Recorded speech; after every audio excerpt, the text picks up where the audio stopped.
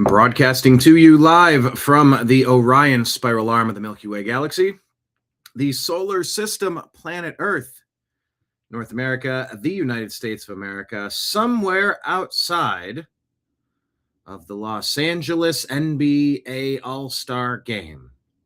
My name is Brian Engelman. Today is Monday, February the 16th, 2026.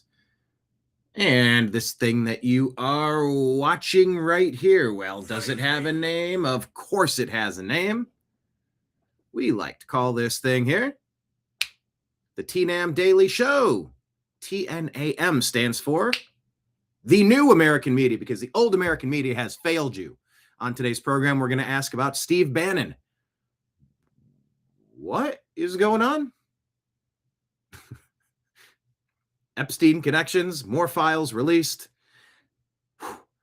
You know, in honor of Scott Adams, not in honor, but like I kind of watched what Scott was doing. He was doing a show a day on Coffee with Scott Adams. And when you take a Saturday off and a Sunday off, my, oh my, do you miss a whole bunch of important stories, don't you? So I'm going to be kind of curious to see just how much content I've been sharing on Saturday and Sunday, and I have to deliver to you on Monday. So we're going to move to it with expediency. At least I'm going to try to. We're also going to discuss the Save America Act, of course. It's going to the Senate. They allegedly have their 50 votes. Are they going to end the zombie filibuster, or are we going to get endless excuses from Leader John Thune? Also, Barack Hussein Obama confirmed aliens? Did you happen to see that? Obama confirms aliens. So all these stories and more on the program.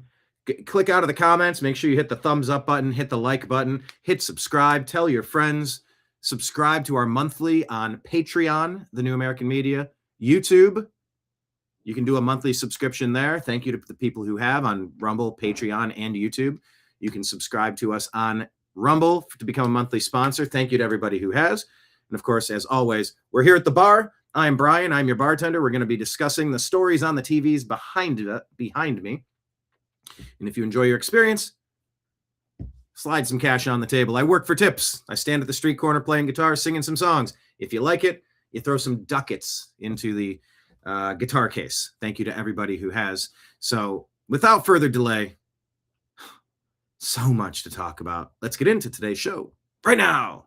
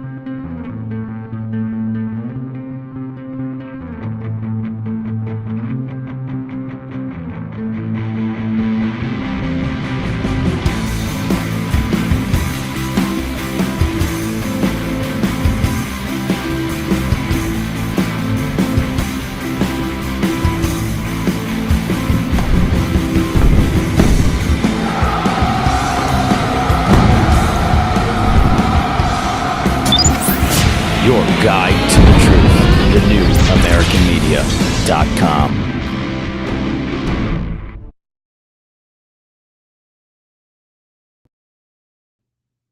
Thank you all so very much for being here today. Tell me in the comments, did you do anything interesting for Valentine's Day? Anything fun for Valentine's Day? I want to hear your stories. Additionally, this is red like a heart. Red like a rose. It's specifically red, white, and blue. Red, white, and blue. If If you would like yourself a mug, we're on Venmo. Just shoot me a Venmo for $40. That includes $10 of shipping, continental United States, shipping and handling, of course. And we will deliver you a mug for The New American Media. It's a way to support the program. Also, if you want some coasters to set it on, look at that. Oh, it fits so nice. That's our Ohio-shaped The Unhappy Hour sports show. Ohio-made wooden coasters, sets of 4, $30. That includes your shipping. Usually about $5 or $6 shipping. This one here, if you want these on Venmo, just shoot me $30 and say circle. Shoot me $30 and say Ohio, along with your address, and we'll mail them out. But we could do 2 sets. These would be 8 wooden coasters for $50, 8 for $50. Throw in a $25 pin for the Unhappy Hour Sports Show, $75 for all 3 of these. And if you want a $40 mug, add that in. Shoot it on Venmo. Let me put it up on the screen. But we have merch, and I want to sell it to you. It helps fund our operations. Right here at the bottom of the screen. But Venmo is the best way for this. Just put your address and tell me what you want. We got merch, and I want to get it to you. But yeah, what a great way to set your the New American Media mug on your The Unhappy Hour Sports Show coasters. Look at that. Oh, so fantastic. Yeah, I hope you spent your Saturday with your loved ones, had a good time. And you know what? If you don't have enough loved ones in your life, you're only one conversation away from starting a new chapter. All you got to do is put yourself out there in the public. All you got to do is do it, you know? I often say that this world is much like a video game, like Legend of Zelda or Baldur's Gate or Final Fantasy. You walk around the environment, and when a little bubble over somebody's head pops up, you press the X button and you talk to that person. That could be the new love of your life. You never know. You never know. So if you had a great Valentine's Day, that's fantastic. And if you're looking to add someone special, just look, keep walking through the environment and saying hello. Remember, be interesting. Ask somebody to tell you about themselves. Get them talking about them. It's not really like, what do you do for work or something? You got to kind of just engage with people when you're out in an environment, a music venue, a restaurant, a bar, any sort of place where people gather. Chop it up with anybody around you. Become the energy vortex. Of course, that's easy for me to say. I mean, you watch me do 3-4 hour shows with ease. I love chit-chatting with all of you. By the way, speaking of all of you, let me put your comments up on the screen here. Wait, it's not supposed to be doing it this way. My God, it makes me change it every time I do the show. It's kind of annoying. Let's see, settings. It looks so stupid here. Background opacity will go black. Oh, I can go top or bottom, can I? That's what she said. And we'll go back to rounded. Okay, there we go. Now it looks close to normal again. But yeah, become the energy vortex. If you go out to a bar and you're sitting next to a bunch of dudes, imagine you're a dude that's into chicks, for example, and talk to the people around you. Talk to the guy sitting next to you about something. He's wearing a Boston Red Sox hat. Bring up something about the Red Sox. Someone sitting next to you over there. They're on their phone or they're in a conversation and you overhear them say something. You repeat it back to them and go, I know, right? You just get into banter. And then when you become the energy vortex of conversation, anybody around there can then pop into your vortex and you talk to them. Maybe that could become somebody significant to you. You know, just little tips and tricks. I don't even know how to describe how to be how I am, because I just am who I am. But as soon as I've been able to put a microphone in my hand, I've grabbed a microphone in my hand. And I like talking, and I like talking to people. And I've been a server, I've been a bartender, I've been in sales. I just like to talk. I like to listen too. Everyone's favorite topic is themselves. So get them talking about themselves. It's not just how's the weather and what do you do for work. Like, just be creative. And it's okay. You swing and you miss. You make it to the Hall of Fame in baseball by striking, by not getting on base 2 out of 3 times. 1 out of 3 is a pretty lousy track record, but not really. If you're in sales, if you get 1 out of 3, you're doing really well. So anyway, happy Valentine's Day, everybody. Say hello to everybody in chat. Trash Panda is in the house. Marion is here. Droopy Dog John. Lake Leon. Low Battery Guy. What's up, Low Battery Guy? Thanks for finding us on Kick. Make sure you're all hitting subscribe on whichever platform you're finding the New American Media. We're on all the platforms, or well, we're on a bunch.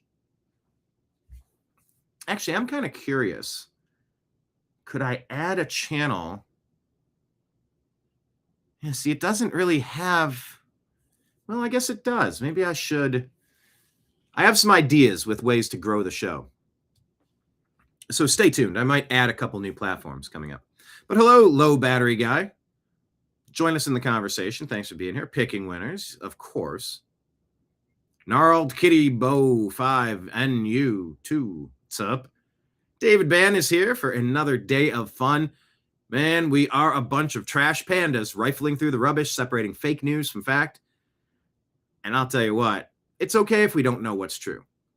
Let me just give the normal preface to today's program. We're going to listen to a lot of people who are talking about a lot of topics. A share is not an endorsement. Even Cher herself is not an endorsement of Sonny Bono. I don't know. What's a Cher song?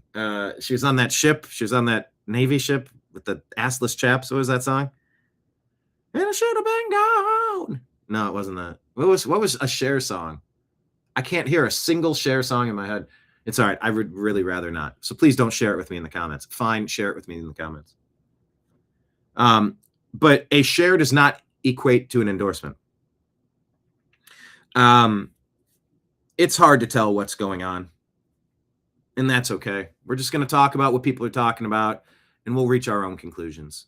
And if we know that we can debunk something, type it in the comments. If my spidey senses sense that something is off, I will often during this show try to debunk things that I shared. I can't believe you shared that. You shared that thing and you're just so intolerant. You don't even know what I'm talking. You don't know my opinion on it. You didn't take the time to ask me. I wanted to specifically say that incorrectly. You got to take the time to ask me, okay? I've had people get upset with me. 2 that I'm thinking of. One lady, one dude. One lady was upset about, I don't know, LGBT issues, and someone else was upset with Jewish issues. And I'm like, okay, what do you want from me? What do you want from me? And you don't even know my opinion on it just because I'm sharing it. Wow, this. Okay, well then tell us in the comments. Well, you shared it. I share thousands of stories a week. What do you? And? Yeah, but I can't believe you would put something like that out there. People are talking about it, so let's talk about it. That's what we do here on the TNAM Daily Show here on the New American Media. We try to give you something a little bit different.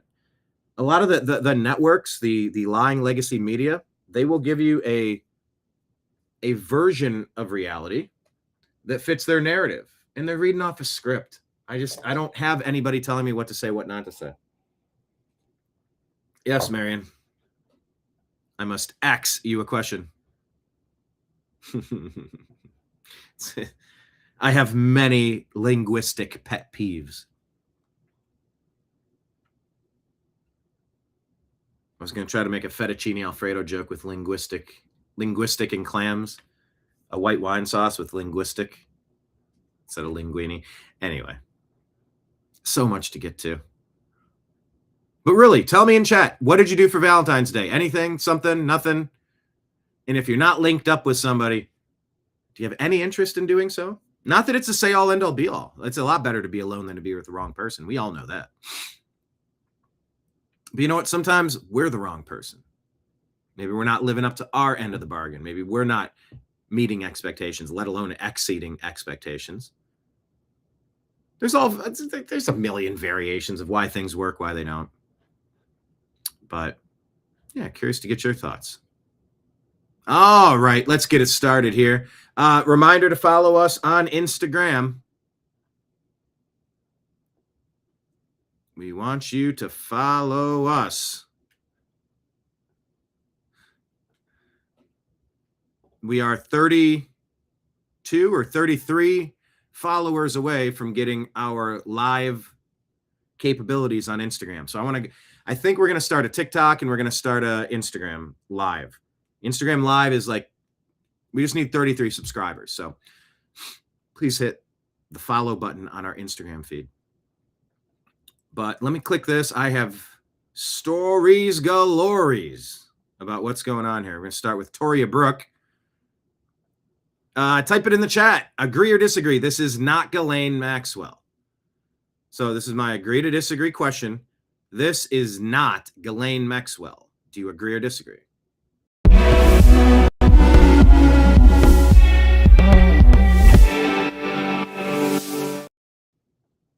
Okay, Marion telling us her Valentine's Day stuff. Our local animal shelter raised $30K for dogs. Okay, cool. But how much for cats? Glad you're helping dogs, but I'm a cat guy. No, I'm not going to make this about me. Also, I make everything about me. You're the narcissist. No, that's awesome. 30K. Bravo, bravo, bravo. That's neat. Lake Leon says, no, that's not her. He agrees. So let's watch this. That's Toria Brooke on the bottom. This is it looks like Mike Myers wearing a wig. I digress, but let's take a listen to what she has to say. No way this is Ghislaine Maxwell. This is the most recent photo of her released on Monday, February 9th, 2026. When you do a side-by-side comparison, the noses don't match. The noses don't match. The eyes aren't the same. The left eye looks the right eye. The eyebrows. Yeah, that nose is different. I mean, did she get her nose busted up in prison? Could have. And either do the eyes. Narrower. Well, with glasses, without, your eyes might squint and narrow. Looks like they've got the body double fitted with a cheap Amazon wig. It looks like a wig. Huh. But of course, why wouldn't it look like a wig if you're in jail? It wouldn't be just a train wreck. Marion says, yes, I'm a cat person too. Cat man do. A cat fan do. A cat fan too. Okay, now let's compare to the Epstein stuff. They said this was allegedly Epstein. They took one or two pictures of him. And you go, huh? We've seen this before. Not only that, but the Friday before this picture was taken, New York Post conveniently got footage of Ghislaine Maxwell walking the yard in prison. And what do you know? They are now handing out umbrellas in jail. You know, to make sure her skin doesn't get damaged, or maybe so we don't see her face. She was put up in a posh 5-star prison, though. The question now is, did she ever actually go to prison? Did she ever even exist? Okay, she probably existed, but did she even ever go to prison? That's a great question. She may have taken these photos in 2020, but the video from that same day seems to be somebody entirely different. It looks like Kamala Harris. It looks like, who was the one that Roseanne talked about that got her canceled? Valerie Jarrett. Looks like Kamala Harris, doesn't it? So, what do you think? Did Ghislaine's appearance completely change in the last 6 years since she's been in prison? I shared this with one of my research groups. I'm in a lot of these groups. And their response was, years in prison will change a person. And you go, yeah, I know, but it doesn't really look like the same person. David says, to me, a lot of these criminals don't look the same anymore. How about Biden? He disappeared for 5 days and he came out. He was like 11 feet, 14 inches tall. Yeah, I know. That's 12 foot too. And then you'd see all the mask that he was wearing. It would start peeling off at the side. It would crumple up and you could see it popping up behind the ear. Like, is this a robot? Is this one of Elon Musk's robots? Just Joe Biden out there walking like R2-D2? That's how he walked anyway. You look at the old pictures of Biden, you look at the new pictures of Biden, you're like, that's not the same guy. Or did they swap her out with a bad body double? As always, I want to hear down below. There is no way this is. All right. So I feel like you're suspicious as well in the comments. Make sure you type the comments in the comments section. This is from Billy Madison. This is what it's like having the conversation, or at least listening to the Democrats ramble on. Ramble on.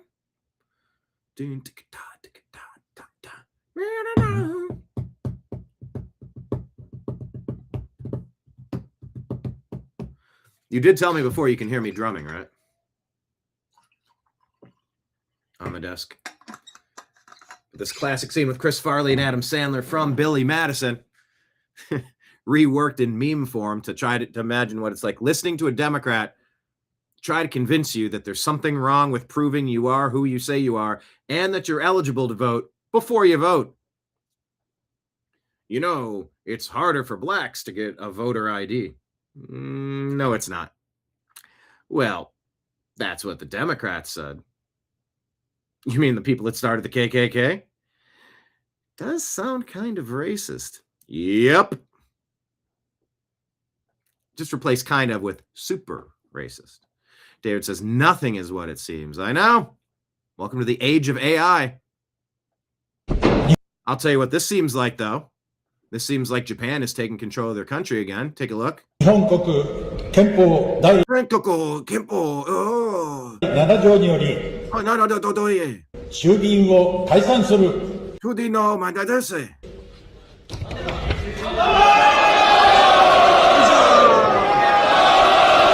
Careful, don't do the Elon Musk hand gesture.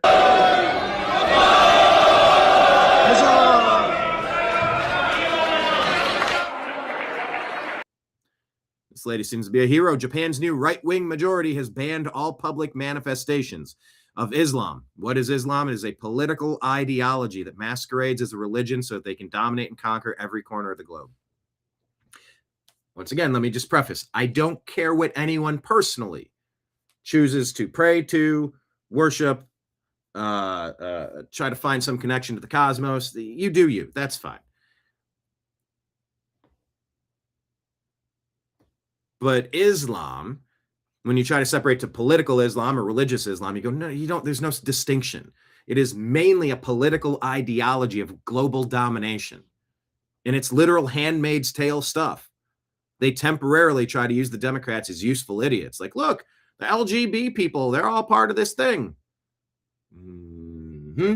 Yeah, free Palestine and pro-Islam. They would throw you off a building the first second they got. They're not your friend, pal. They don't like anything about you and your lifestyle. But they say the enemy of my enemy is my friend. And I say, not really. Not really how it works. But there you have it. It's being pushed back upon in Japan. So all public manifestations of Islam, including the call to prayer, street prayers, large mosques, and has blocked the production of halal food and Muslim cemeteries. Japan has a self-preservation instinct.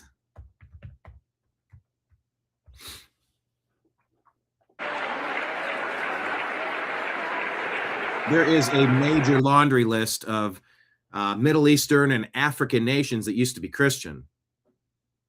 And if you got a problem with Christianity and want to point to this or that or something bad, and you go, that's not the teachings of Jesus Christ. That's not true Christianity. If there were abuses that happened, those are one-offs and not indicative of the entire religion. When you look at the oppression, the violence, the threats, the intimidation of what the Islamic countries have done to overthrow all those Christian nations with force, with power, with mayhem, with death, with butchery, with savagery, with violence and abuse of basic civil liberties. It's incompatible with the American civil liberties, Bill of Rights, Constitution. It's incompatible. And we're going to play you a clip at Zoran Mamdani's New York now, just 25 years after 9/11. They're playing a call to prayer. They're doing. The takeover of New York is happening. They're trying in Texas. They're trying all across this country. And you wonder who the 40 million illegal aliens who were shuffled in under the Biden robot regime, what the goal is, what the purpose is. And if you want to have a problem with ICE removing people that snuck in, you got a problem with the wrong people. There's a process that you have to go through to become a United States citizen, and these people are bypassing that. And it's not okay. When I say these people, I mean these 40 million people, many of which are trying to impose radical ideas that are incompatible with our live and let live society. Mutual respect. They don't have mutual respect if you're not a member of their chosen religion. A lot of people say the same thing about Jews. If you're not a member of their chosen group, they have disdain for you. They'll call you a goyim. And you can say, oh, no, that just means like Jews and Gentiles in the Bible. And you go, no, there is a difference. Goyim is used like you're cattle. You're less than. You're a slave. You're a useful. You are a peasant. You are subhuman. We are the supreme Jews, they will say. Islam will look at non-Islamics and say, well, you either convert or we're going to kill you. And you say, oh, well, then I guess we've got a problem here now, don't we? I didn't have a problem with anything you were into until you decided to push that stuff on me. That's a big difference. I didn't ask for any of this. They're the ones pushing for it. So don't let it get twisted. Japan appears to have a self-preservation instinct. David says, I'm wondering about Adam Sandler. Where does he fit in all this? Yeah, I mean, Adam Sandler released Happy Gilmore 2, and he had Bad Bunny as the caddy. And I think on the screen share on Netflix, and he's got a whole Netflix series. Netflix, we know, is not a good company. And he's done all those videos with Jennifer Aniston, and Adam Sandler's been talking about their pizza parties with Ellen DeGenerate. Yeah, Ellen's been called Ellen DeGenerate for 30 years. And at one point, I'm like, you're being too harsh on her. And then you go, By the way, remember Anne Heche? Remember what happened to her? Her demise? Oh, was that weird? Got up out of the zippered bag after a car accident. They shuffled her off to the morgue anyway. Like, we watched it happen. Adam Sandler. Adam Sandler's kind of funny. He makes some movies with some endearing stuff. I don't know. Is the jury still out on Adam Sandler? The jury's still out on almost every one of these people. I think we know there's a laundry list of like people we assume are you know, we've got a laundry list, all right?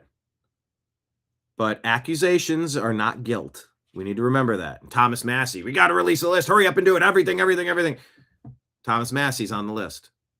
Good job, Thomas Massey. Now you smeared your name. Well, no, he's just on the list for calling for the list. Nope, he's still on the list. You know, there is a little bit that can be said for like just releasing these random things without enough evidence to prove anything. It's just going to slander and libel all these people because of a loose affiliation. Now, if you have a Lucifer affiliation, if you have actually documented evidence of people doing wrong stuff, well, then that's not good. But just being on the list is a little different. But Japan, right-wing majority, and they're saying, you are not going to conquer Japan. Maybe somebody in Europe needs to watch this. Europe has been conquered by Islam. Europe. Remember what the Crusades were? You might have grown up in an American education system that said Christians are bad and the Crusades were bad and oh, it's so bad. Or you could just say, no, they were repelling an attack.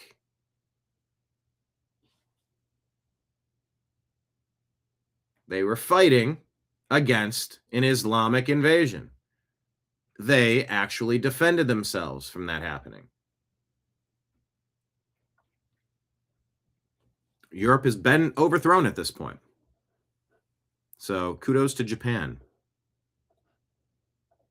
All right, what is this? Devotum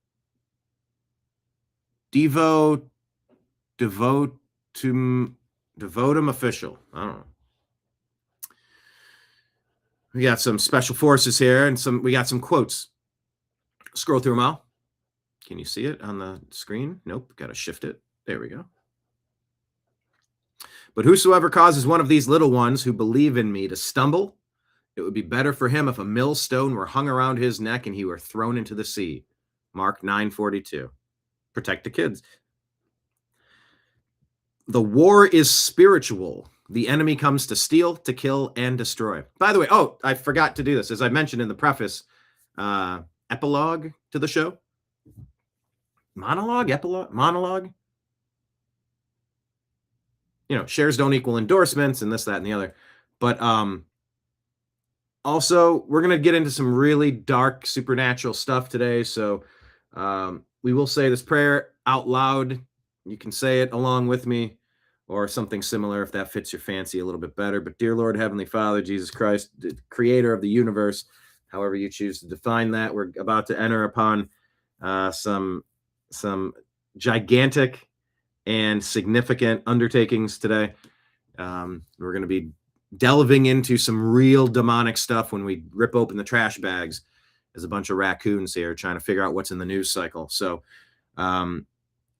continue to keep your angels near all of us good people who are trying to battle the evil forces here so that they can't take a foothold and harm any kids or any innocent people anymore. So keep your angels close to protect our persons, our homes, our cities, our states, our country, our planet, our solar system, and also guard us spiritually. Keep the armor of your protection over our brains and our hearts so that the evil, toxic stuff we're about to touch won't harm us in the process. In your name we pray, amen.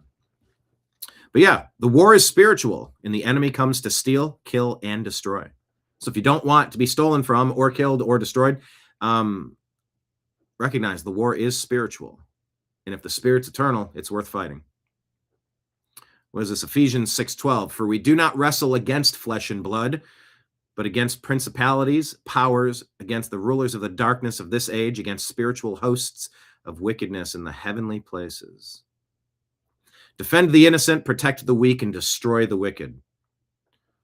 I don't want to hear any Christians preaching this stuff about a lamb and about turning other cheeks. You will not use a couple of passages against me to roll over and take your crap. Nope. I can, you know what? I will apologize to my maker if there is a maker. Yeah, we'll see on the other side. I would rather apologize to my maker for a little too fervently fighting evil forces than sitting back and watching it happen. Because they say all it takes for evil to succeed in this world is for the good men to sit by and do nothing. So forgive me if I'm going to go a little too hard in the paint here. So yeah, defend the innocent, protect the weak, and destroy the wicked. Do not make peace with evil. Nope. No quarter given here. Let's talk about why let's talk about some of the reasons why the United States might have withdrawn from the World Health Organization. Who's this? Peace Pukchong? Jonathan Nart? I don't know who this is. Not following him, but here you go. Here's a thought. This is the second most important email from the Epstein files. Second most important email. Subject line, prepare for pandemics. Yeah, I didn't feel like that whole pandemic thing was orchestrated, and they've been talking about it so much. You wonder what type of involvement they may have had. Well, I think it's likely more than zero. I do think it was intentionally released. I call it potentially intentionally released by China from their bioweapons lab. And by the way, dig into the bioweapons labs in Ukraine. Look into it. But in the Epstein files, they're talking about pandemics. Written on March 19th, 2015. In that email, it says, let's discuss next steps. For example, how to involve the World Health Organization. I hope we can pull this off. Then in 2019 came Event 201, a simulation of a global pandemic to see how each organization should react. Like how to counter the anti-vaxxers and the spread of misinformation. That was sponsored by Bill Gates, by the way. And in early 2020, the COVID-19 pandemic happened. One of the biggest scams in modern history.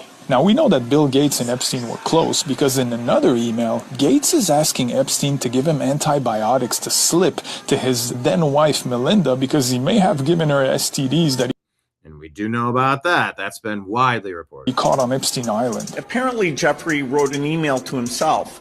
What? And then they gave that guy the mandate to push vaccines on all of us. And to add insult to injury, we the people have to watch his ass walk freely and lecture us on climate change at the World Economic Forum. Now, this is not a moment for us to tell the people who didn't believe us, I told you so. It is. No, it's also a time to say I told you so. It can be both. I think it's fair for it to be both. Because if you don't say I told you so, It's a moment for all of us to come together and push back against these evil, deceptive, miserable rats. Yeah.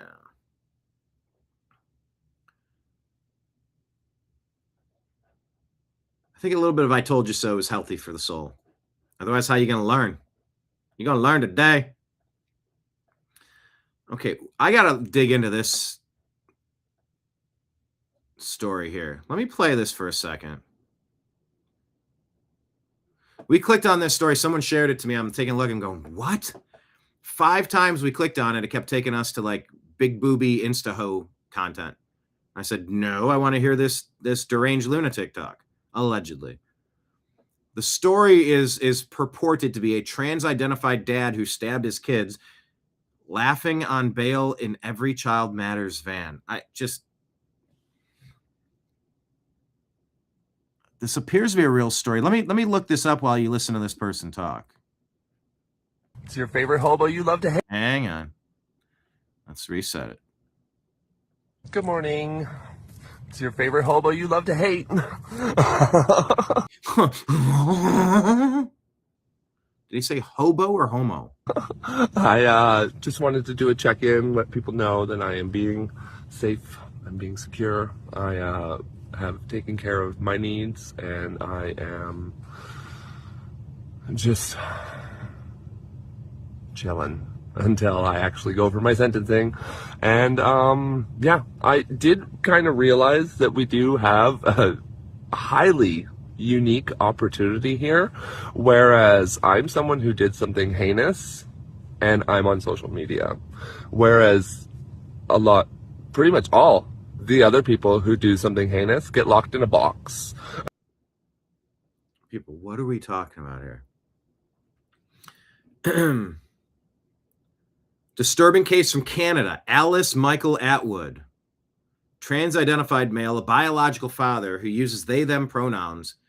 Shouldn't some of this stuff mean that you take the kids from into child protective services to protect them against someone who's having a break with reality? You're not a female, you're a guy, you're the father of these kids. You're not they, them, you're one person. These are mental illnesses manifesting. All the signs are there. Atwood was charged with aggravated assault after allegedly stabbing his 2 young kids, 8-year-old daughter, 7-year-old son, with a knife. Daughter suffered severe injuries, including severed esophagus, requiring emergency surgery with a feeding tube for months, and throat neck wounds leading to breathing issues via tube. Despite the severity, Atwood was released on bail, pending trial or sentencing. Sources vary slightly on the exact status, but consistently note release under Canada's bail system, often criticized as lenient or catch and release. Living and traveling in a minivan, hand-painted with Every Child Matters, a phrase tied to Indigenous child welfare and reconciliation efforts in Canada, making the optics particularly inflammatory. Videos circulating online reportedly show him laughing and behaving erratically, with self-admissions of being unstable and dangerous to society. Story spread widely on social media, framed to criticize bail laws, public safety priorities, and sometimes linking it to broader debates on gender identity and mental health. Outlets like Redux reported on it in 2025 when charges were first filed, and viral attention with the van and the behavior. Seems to be a real case. Violent offense, weird, ironic van messaging, split personality. Like, How in God's green earth do you let someone crazy out like this? Yet they're crazy and violent. You don't let crazy violent back into general population. And blocked out from society, and they don't get to talk to them. So, like, does it put me at risk? I'm already at risk. So whatever, I guess. This person is laughing like that Canadian school shooter. There's that video where he's just rocking back and forth. Another person that's having a split with reality, a guy that thinks he's a girl, laughing like the Joker maniacally. Humans are worthy of love, but you have to love the peace and tranquility of the general population more than you love letting crazy people just roam free. The judges are mentally ill also for allowing this. Yes, David. This is Canada, man. I don't know what you guys got going on up there. David is from Canada. Yeah, sure, it does. But also, I know that I'm going to do everything in my part to not hurt anyone else in society. For sure. Like, no, I'm good. That was a horrible, horrible, horrible error and a bad decision that I made. And I shouldn't have ever done it. I never will do it again. And if I could rewrite history and make it so I didn't do it, I would. But that's not going to happen. So I definitely have to answer for it. And we just have to, I guess, deal with it. So what do you think? What should we do with this opportunity? An opportunity? You send the local dog catcher, you put out the net, you put them back into the cage, and you don't let this person out, and you get them the mental health treatment that they need. And maybe they're never allowed to get back into the general population because you're a little too cracked. There should be safe facilities for people to live in without abuse. And if they stay peaceful, you should have you attend a university, you're on a jail campus. That's where you live now. You kind of screwed up a little too bit. You don't stab your two kids and just get back to laughing maniacally in your crazy van. That's what we do with the opportunity. Because since we're connecting. Anyway, that's it. That's all. Peace, love, and unicorns. Alice Michael out. Good morning. Peace, love, and unicorn. It's your favorite hobo you love to hate. I just wanted to do. I think he did say hobo, like Bo Jackson, I think. Holy crap, Canada. Get your priorities in order. Why would a judge let that person out of their cage? All right, David Harris Jr. shared this. Who's this guy? They're not putting his name out, but I think this guy represents us. You know, does it feel like we made a mistake participating in this stuff? Maybe. Well, just let him cook. So I just made the biggest mistake probably that I've ever made in my life. Last night, couldn't sleep, looked at the files, started with documents, moved on to video, and my God, bloody hell. We're living in bloody hell. I had to stop because I can't unsee what I saw. In my life, I've watched horror movies, not even close. Yeah, horror movie, and I stopped watching horror movies because I recognized what it was. I didn't want the ideas to sit there. I didn't want the images to haunt me. You know, that's why I do pray for protection on these shows, you know, to guard our hearts so that we can compartmentalize. We can take these topics, take them in, discuss them, and then set them up on a shelf and let them be. Set them up on that shelf and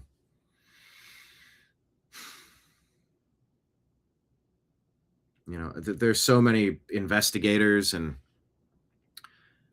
in law enforcement have to just do horrendous things, tracking down horrendous people. And, You know, pray for them too. Pray for first responders that have to show up at crash sites and see things that they can't unsee. This dude's like all of us right now. Blood-curdling screams of young kids, the fear in these children. These people are the devil walking earth. The devil is on earth. It was horrible. Yep. Unaliving of children. The idea that they've been unaliving children, cutting up intestines and eating them, unaliving babies, violating, essaying these children. I mean, I've never in my life, if you had told me in my wildest dreams, I swear, maybe I'm naive. Am I naive? But if you told me in my wildest dreams that this kind of thing was happening in this country, or in, with the Vatican and all this whole circle of pain and power, I wouldn't have believed you. I wouldn't have believed you. There's no way I would have believed you. I said, there's no way. Full of shit. I had to go see for myself because I keep taking, third-party accounts of this thing. And yeah, my solution is that whole government that's allowing this to happen, the leaders need to go. They need to be taken out of their positions because we can't trust them. Our whole system is being undermined. We're looking like the fool of the earth. Everybody's laughing at us, and we sit here and do nothing. This is my activism. But if people want to rally or do whatever it is, I'm in. Go to the Capitol, I'm in. Because this is bad, man. I feel like ashamed to be human. And we're just letting it go. As I said before, if this was Obama, oh my goodness, what are we doing? Thoughts and comments below, please. I want to hear your opinions. Because am I the only one that's feeling like this? And I can't even go look another human in the face right now and feel... I want to ask them, what do you think? What are we doing? So I just made the biggest mistake probably that I've ever made in my life. Yeah. Scotty says, I thought it was a hoax, though. No, it's so much worse.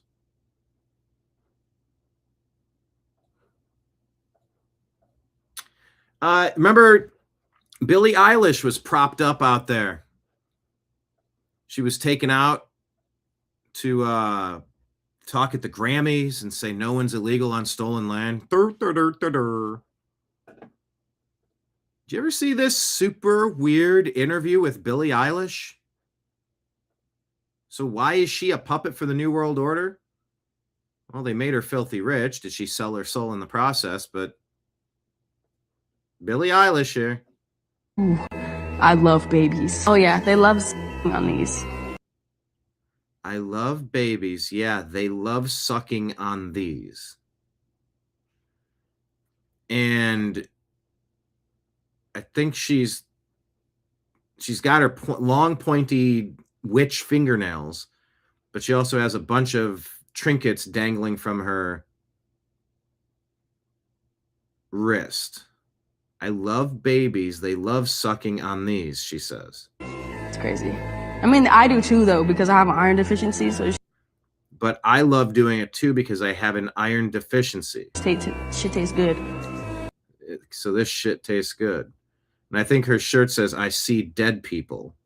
Like, do you guys like the taste of blood?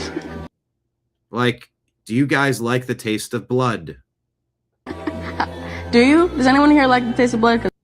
Do you? Does anyone here like the taste of blood? Because I like it. Ooh, I love baby. Yeah.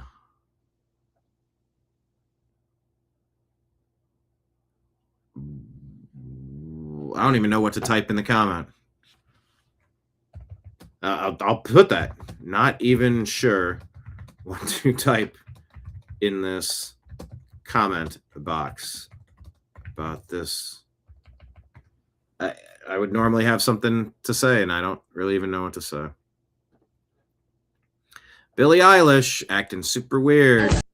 Let's go back to this moment President Trump was asked this question about all this Epstein stuff. At the crux of this theory is this belief that you...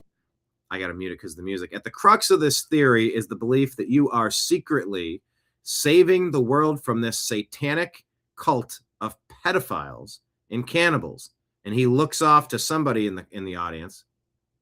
Cannibals. Does that sound like something you are behind? Does that sound like something you are behind?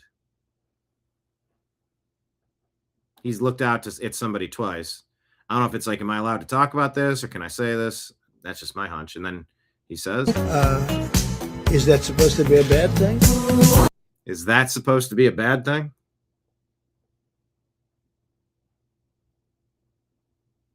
I mean, what's this? CAG says Trump just psyoped the entire world into taking the red pill about Pizzagate and Epstein. Q doesn't sound so crazy anymore, does it? Enormous scale of events are currently ongoing.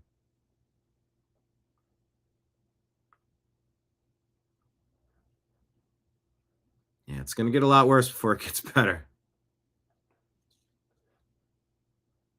Yeah, we're saying TikTok demons, your time is up. Lord willing. And we'll bring this to you. Do you remember this song? Tell me in the comments. David says, please put Billie Eilish in jail and away from performing for kids. So many of them. Are you fans of Temple of the Dog? Actually, now that I'm thinking about it, where did Temple of the Dog get their band name from? Temple.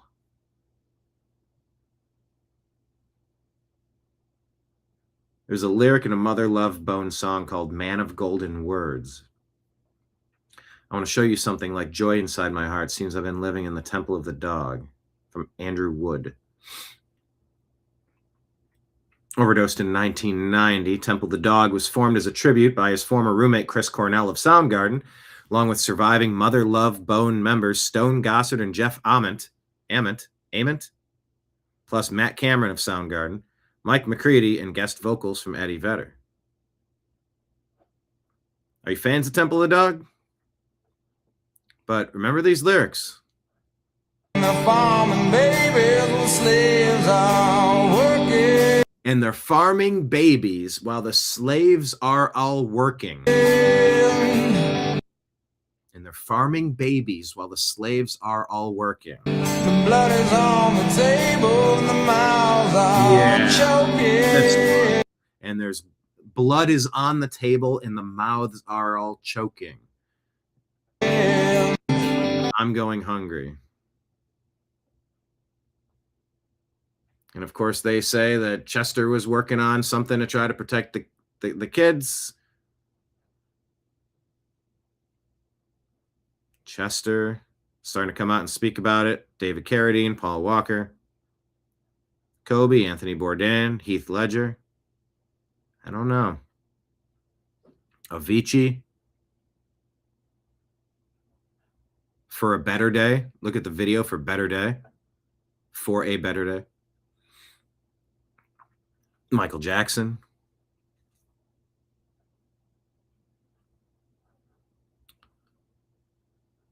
Whew. Hunger strike.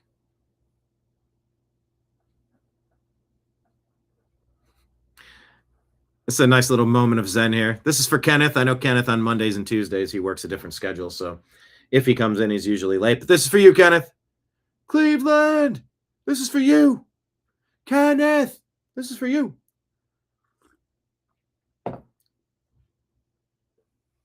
She says, you came home at 7 a.m. for the third night in a row, and you smell like hookers and blow.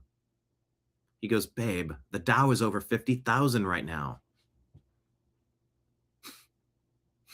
Here's your Pam Bondi. David says they were definitely good to listen to. Yeah, Temple the Dog. I was living in Los Angeles at the time. The Temple the Dog got back together, and I was like, should I go see it? I talked myself out of it. You know, if you don't see your favorite artists while they're around, don't be upset when they're no longer around. Like, nobody's around forever.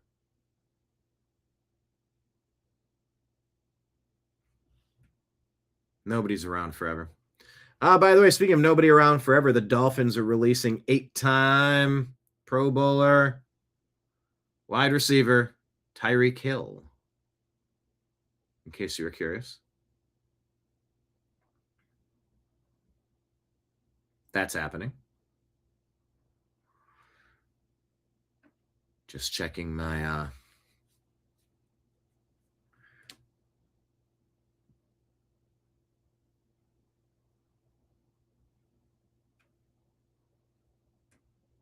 checking my messages here. A lot of messages come in while I'm doing the show.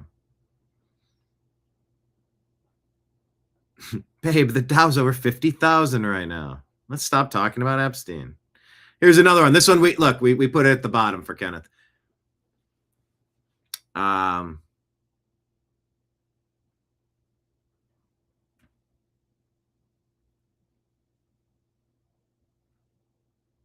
Still scrolling messages. 1 second. Oh, I did receive a message. What's that message? We said this is specifically dedicated to Kenneth to balance out the terrible stories we have to cover on the TNAM Daily Show with a little humor today at noon. He asks us for a vibe check. Do the vibe check. If I get a little too upset.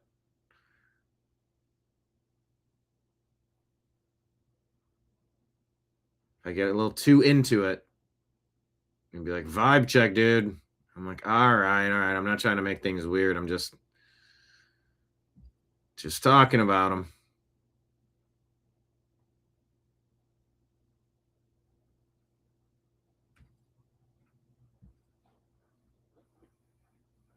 But this one here is from Star Wars. Anakin, Chancellor Palpatine is evil. Anakin says, the Dow is over 50,000 right now.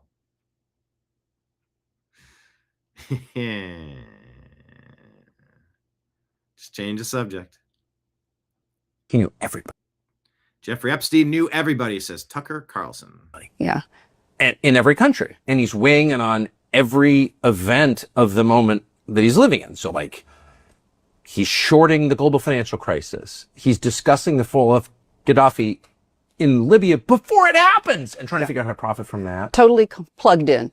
Like, at a level that, you know, as someone who just, like, covers government, I feel like I know plugged in people. Never met anyone that plugged in. Yeah. So what is this? He represents no government. He clearly works for Mossad. He clearly works for CIA. He clearly is in contact with both, and clearly British intelligence. So he's not working for Israel. He's not working for the United States. He's not working for the UK exclusively. He's not working for anybody, really. He's kind of this independent power broker working with a series of other independent power brokers together who form some kind of supra government above all representative government in the West. That's the clear, you know, so like, what is that? Yeah. Do you think we'll see arrests? Well, it's been almost 20 years that some of this material has been in the custody of governments. Most of it is still hidden, and there have been no arrests. Instead, there's been a consistent, over decades, effort to shield the people exposed from arrest. So, no, I mean, there may be performative arrests. But the big question is not, was there blackmail? Yes. Was there sex with minors? Of course. Was there some kind of weird religious practice that we would describe as witchcraft? Oh, yeah. But the bigger question is, like, what was this? It's clearly an informal governance body over what the rest of us consider the authorities, which is to say governments, nation states. He knew everybody. Yeah. And in every country. And he's weighing in on every event of the moment that he's living in. So, like, he's shorting the global. All right. Yeah. A supra government above representative government. Who the hell was he? And by the way, don't be surprised if he's still around. Don't be surprised. It would not surprise me at all. This Jillian Michaels digging into Epstein. one is between Epstein and Bannon.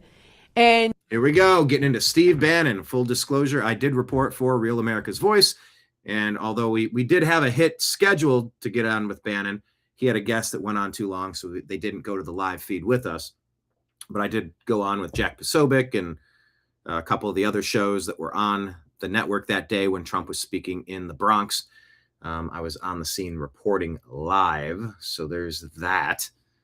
A lot of accusations about Epstein, isn't it? And he's talking about, okay, the subject. And Bannon, what was his role?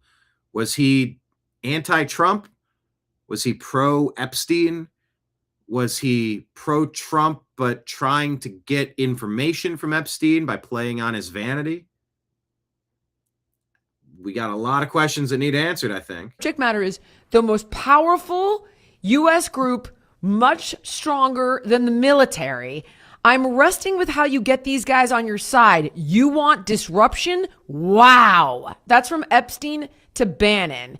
They all need the China speech as they are enamored with the size and naively do not recognize the ruse. Bannon, do you know these guys? Epstein, some of the founders and organizers, they're the most dangerous force in today's society. All caps, by far, exclamation, exclamation, exclamation, bioweapons. What other 60-year-old tech frightens you? Space Frontier can't operate without software. Bannon, this group, most dangerous, question mark? Wow, you know these guys? Question mark, question mark, question mark. What's the 20K reference? Do you think I could get an invite to speak? Epstein to Bannon. There are 20,000 hackers showing up at the same place. They will be sharing ideas on hacking crypto exchanges, voting booths, medical records, crypto wallets, denial of service attacks, competitions as to which team can break a secure code, a Jeopardy-style competition, rebreaking phones, networks, hacking self-driving cars and planes. Bannon, get it. Marjorie, what kind of evil is this? What kind of evil? Like, and I listen, I appreciate everyone. Like, it's disgusting what happened to these girls, but this is, what is this? Tell me what this is, dude. Help me. What is the evil? How is it? How are this many people this evil? What? It's I know. It's really, it's terrible. It's honestly, it's power and money. It truly corrupts and it rots people's souls. And I think that's honestly what everybody's getting to look at in these Epstein files. But of course they can't come out though. I'm sorry to interrupt you, but of course they can't come out. Didn't Bannon help Trump win in 2016?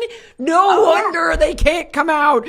Look at this. I'm unraveling. He said my friends. He said, my friends will get hurt. Yeah. He said, Marjorie, people you know. This one is between Epstein and Bannon. My friends will get hurt. And that's why Trump is saying that, like, I know people that are going to get damaged by this. And you say, well, then let them get damaged by it. Marjorie Taylor Greene and Thomas Massie are kind of exposing a lot of stuff, it seems.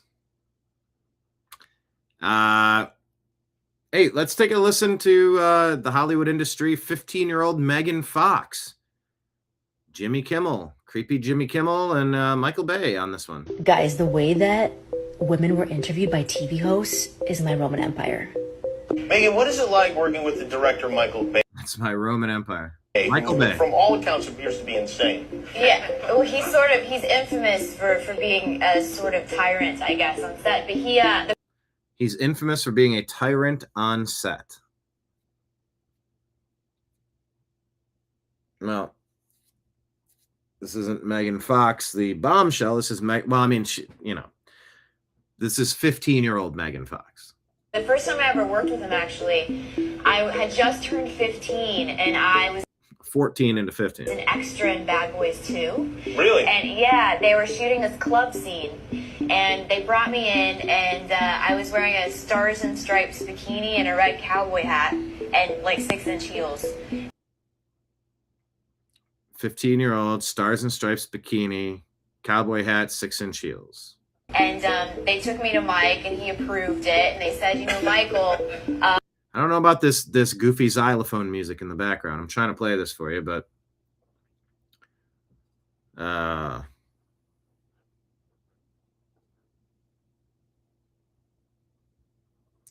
they told Michael Bay. She's 15, so you can't sit her at the bar, and she can't have a drink in her hand. So his solution to that...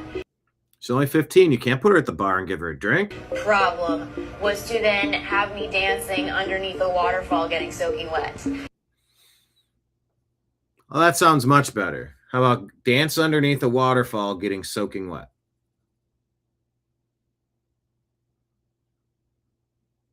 How about that? Listen to Jimmy's reaction. And that's Perfectly wholesome. at 15. I was in 10th grade. So that's a microcosm of how Bay's 10th grade. Jimmy's reaction. mind works. Yeah, well, that's really a microcosm of how all our minds work. But some of A microcosm of how all of our minds work. Jimmy Kimmel.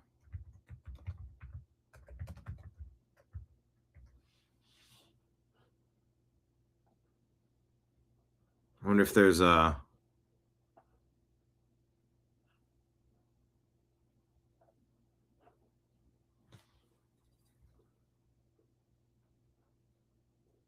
microcosm of how all of our minds work. us have the decency to repress those thoughts. Excuse and me? pretend that they don't exist. What? He, Okay. Some of us have the decency to repress those thoughts and act like they don't exist. So, the craziest thing about the situation is that Jimmy's making Megan feel super comfortable. He's like, yeah, that fucking Michael Bay guy is a psycho, right? And Megan's like, yeah, let me give you a little example about how he was on set, right? He sexualized me when I was 15 years old. That was like his solution. Like literally pump up the volume from a bar to her being like... Yeah, go even further. Basically naked underneath a waterfall when she's a minor. And she thinks this is a safe place because, Jimmy said it. Jimmy was the one to be like, this motherfucker is crazy. Yeah, sets it up to make fun of Michael Bay, then he's acting kind of just like him, right? Instead, he's even worse. He's like, nah, like we all would have sexualized you at 15. Yeah, we would have been a little bit more subtle about it, but that's just the way all our minds work. I mean, Megan Fox is like one of the foxiest ladies. Let's talk about adult Megan Fox. The Transformers movies.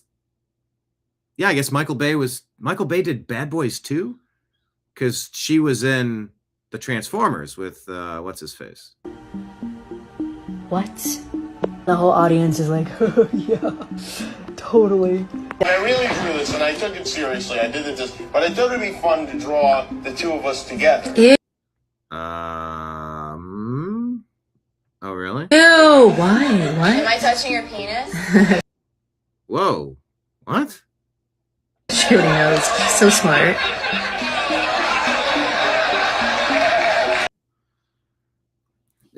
Would you wager Jimmy Kimmel's going to be on this list?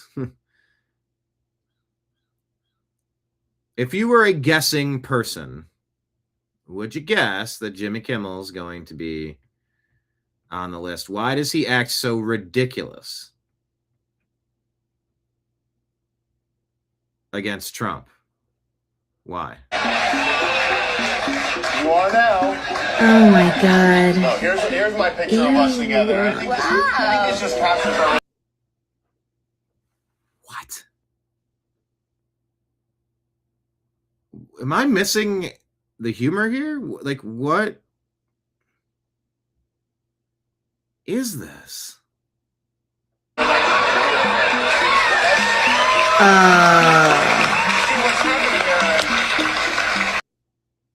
don't really understand this. Sexual assault? Is she 18 in this interview? My tongue out there. You can see my body hair is... She's literally terrified. Yeah, Jess says, difficult to work with is code for not willing to play along when objectified. What do you think of that?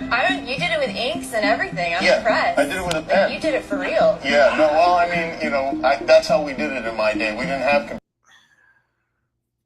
Jimmy Kimmel, everybody. computers and stuff. All we had was ourselves and a mirror. Guys, the way that...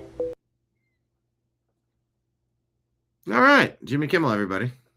women were interviewed by TV hosts is my Roman Empire. Megan, what is... All right. I'm finding all these weird clips as, you look backward on some things and try to make sense of it. In order to figure out where we're headed, you got to look backward a little bit. Backward being the key phrase. And I do grant some leeway to comedians. You have to. I like to perform comedy. And sometimes it's kind of whatever. Kind of wonky, kind of sketchy, but anyway. Jake GTV, who's that? Says that there are 3 million Epstein files that have been withheld and redacted that directly coincide with 9/11. Remember when trillions of dollars went missing right before the Twin Tower attacks? This might explain why. Epstein Files 2001 Canyon Forensic Volume Audit. Verified EFTA Dataset 9 correspondence updated February 14, 2026. They say there's a gap of 25,000 missing serial numbers between 99 and 2001. Why was that? DOJ identified 6 million pages, 3 million redacted.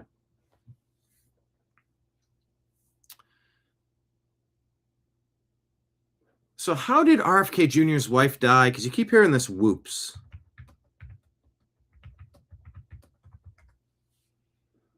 Jeffrey Epstein apparently used the code word whoops.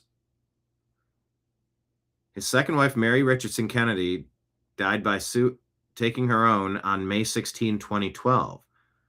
She was found in Bedford, New York, in a barn outbuilding on the property. Official cause was determined by Westchester County Medical Examiner autopsy. Asphyxiation to hanging, ruled self-inflicted. Used a rope tied to a rafter with details like stacking crates and a ladder to reach it. Evidence suggested she attempted to save herself, fingers caught in the noose. Oh, God. Antidepressants in her system, no alcohol. She was 52 at the time, struggled with depression, alcohol, drug use for prior years.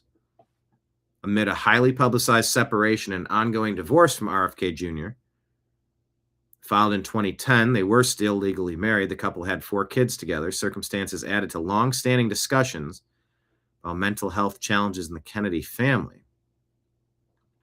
He remarried actress Cheryl Hines in 2014. No credible evidence suggests foul play. Epstein said whoops after finding out RFK Jr.'s wife was found dead hanging.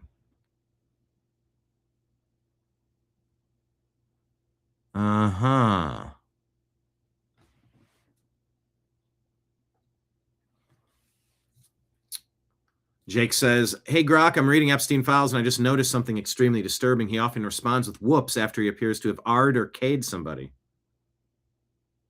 Will you look at the times he said that, whoops, and tie it to my theory?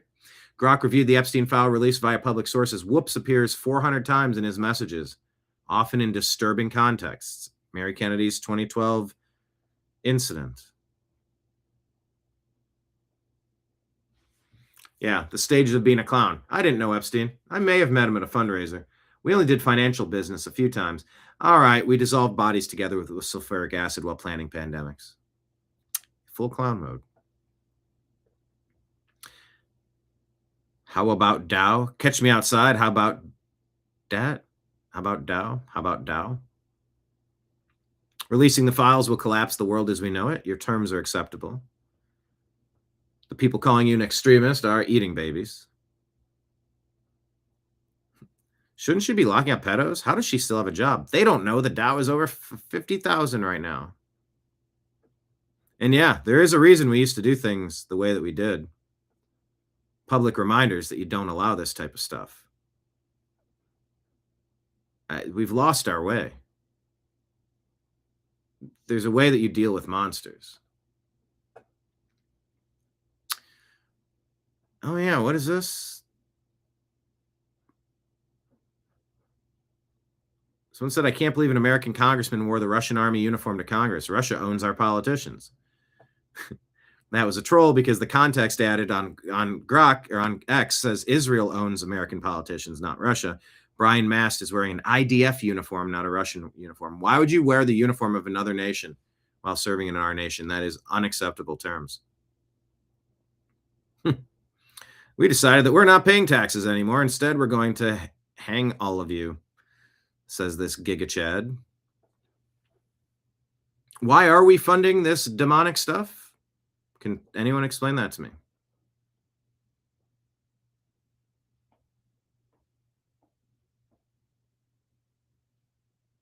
That one cool uncle. People are noticing.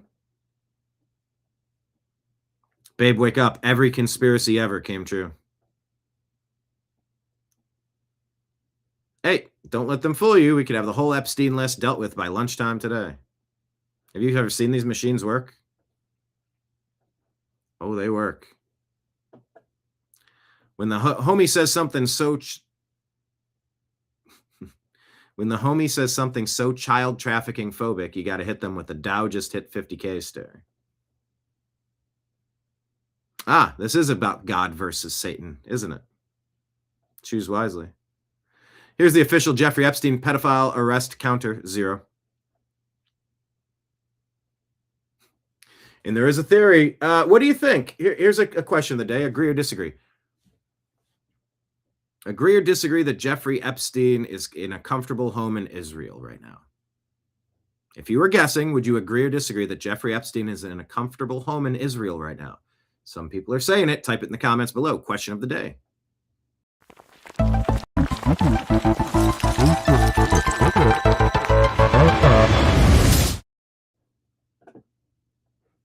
There you go.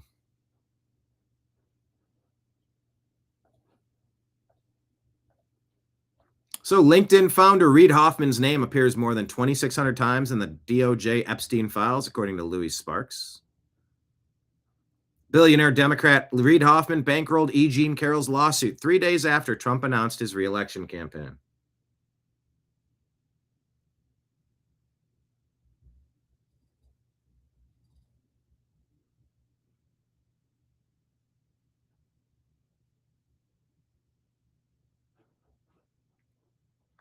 Discussing visits to Epstein's private island, New Mexico ranch, and New York apartment, Reid will spend the night at 71st. Reid Hoffman will go to the ranch for the weekend. Jeffrey will fly all to St. Thomas. From St. Thomas, they hop on his heli and fly to his island. Yeah, Reid Hoffman is LinkedIn founder, people. Blah. Look, I'm connecting a lot of dots today. I guess X will give us some of the breaking news, but this is a lot of dot connecting here. Remember the Anthony Weiner laptop. And remember Huma Abedin just went from Anthony Weiner over to George Soros's kid to marry him. How about that? Weiner's laptop had kill switches in it. It was filled with crap that wasn't supposed to be there. We never get to see it. Supposedly 9 cops watched the videos on Weiner's laptop. They had to keep leaving the room because they couldn't stand what they were seeing. And all 9 are now dead. And there's names and faces and deadness, right? There's a lot of music on this.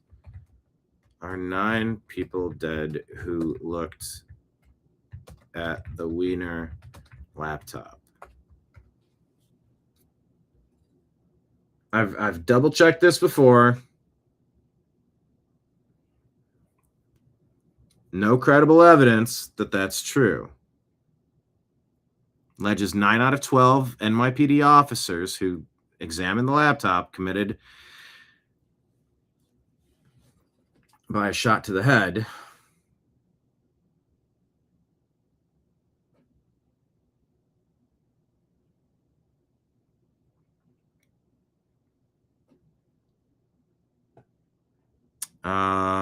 What actually happened?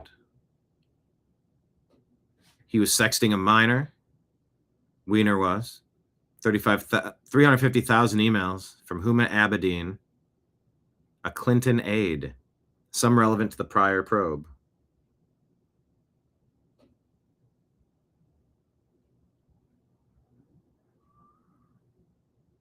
FBI vault documents confirm the focus were the emails, not graphic videos or conspiracies. NYPD did experience a spike in officer SSIdes. Some reports noting 9 to 10 that year. Conspiracy posts cherry-pick these, falsely linking them to the laptop. No evidence connects any of those events to the laptop.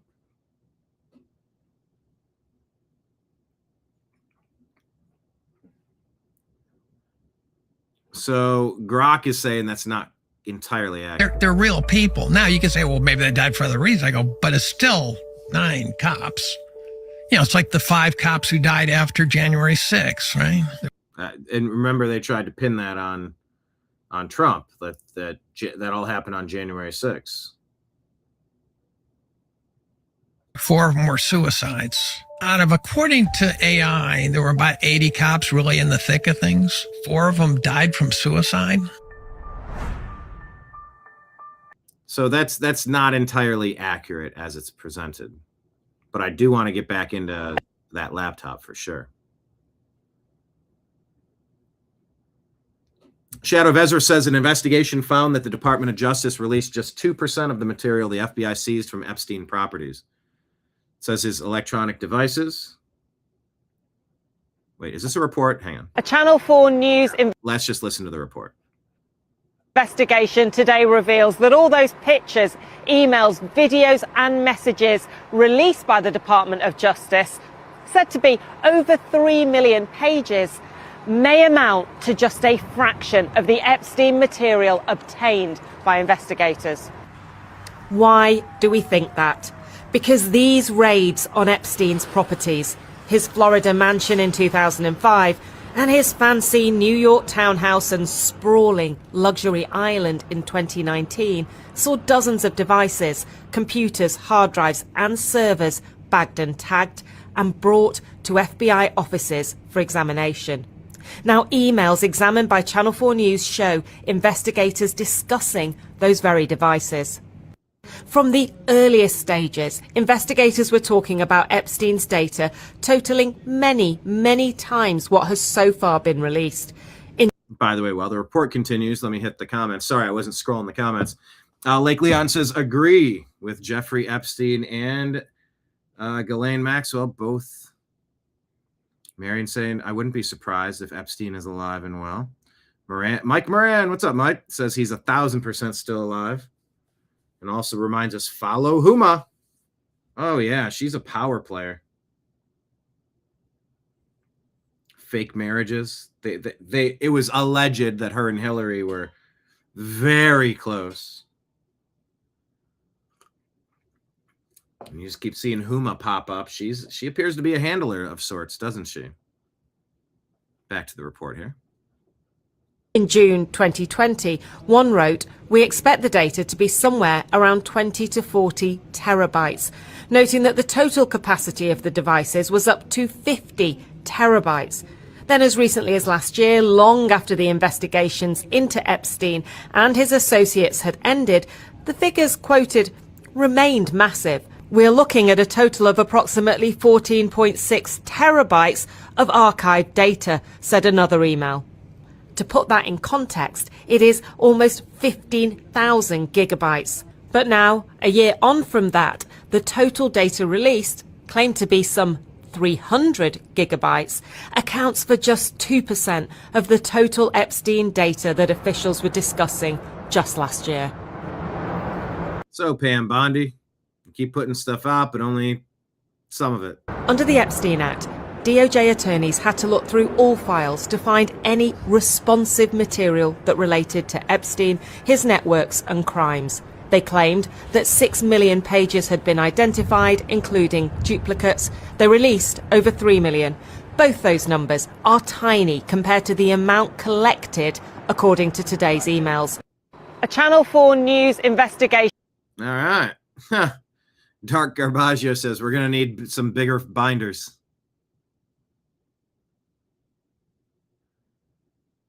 Oh, boy. Scott says they released a bunch of horseshit meant to titillate and distract, while the real meat of Epstein's crimes, both as a predator and a foreign intelligence asset, are hidden. The biggest 5-star binders we can find. Andy says they're clearly slow walking this because the worst will be the last, easing it in to manage the chaos. I mean, I think that is possible, people.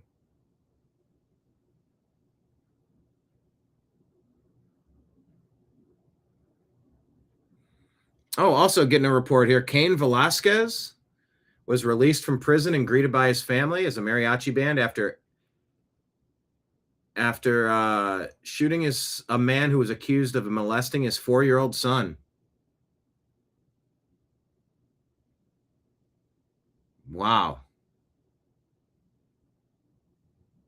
I don't know how you could ever fault somebody for going after someone who's going to harm a kid.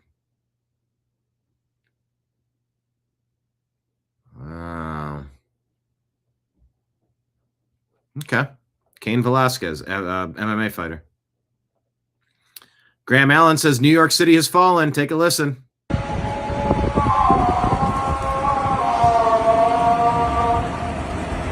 Sounds like a yak.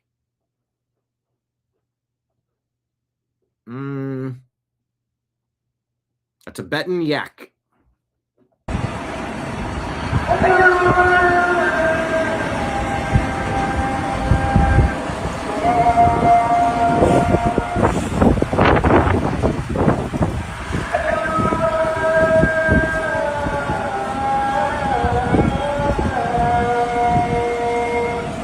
New York City, 25 years after the Islamic attack that took 3,000 lives. Now they're playing this stuff. I'm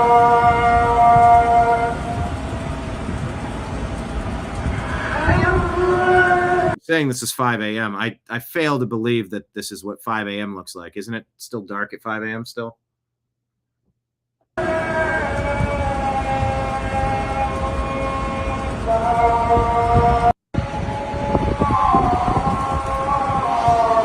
All right, New York. Did you really vote for that? Francisco says that Sandy Berger flew to Epstein Island on a flight purchased by Jeffrey Epstein in 2005, 2 weeks after being sentenced to 100 hours of community service after illegally removing highly classified documents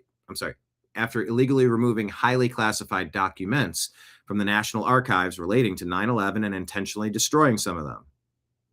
Oh. Who is this? Anathema shared this? Sandy Berger.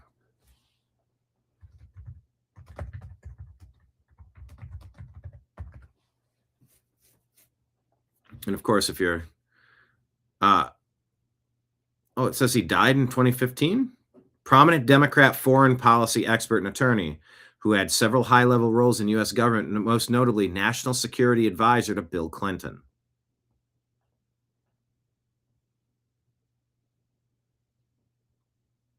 One of the most influential national security advisors since Henry Kissinger, praised for his pragmatic hands-on approach. Controversy in 2005 after mishandling classified docs from the National Archives, which he pled guilty to a misdemeanor and paid a fine. Sandy Berger has entered the chat. By the way, hit like, hit subscribe, share the show, copy the link, put it out on Facebook, text it to one of your smart friends, 2 of your smart friends, and say, hey, we meet at noon and we unpack the news.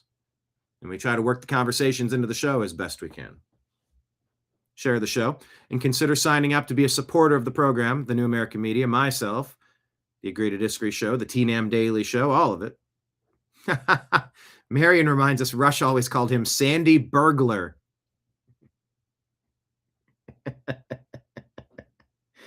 Sandy Burglar. Oh, Rush. Yeah, broadcasting giants gone. Rush Limbaugh, Scott Adams, Sandy Berger, everybody. Epstein file. Dissident media says this Epstein files email was sent 7 days after 9/11. Philip Levine to GMAX says, where is the real pilot? Oh. Connor Method says, just 1 week after 9/11, Ghislaine sends an email titled New World Trade Center Building! Exclamation mark. And they're talking about going to flight school, not for Boeing. The planes crashed into the World Trade Center, but for helicopters on how to crash and survive. Huh. New World Trade Center building. What do you think of this architecture? I designed it myself. Just kidding. A friend sent it to me. That G-Max. Who's G-Max? That's Ghislaine Maxwell. I'm sorry. Oh, Thomas Pritzker has entered the chat.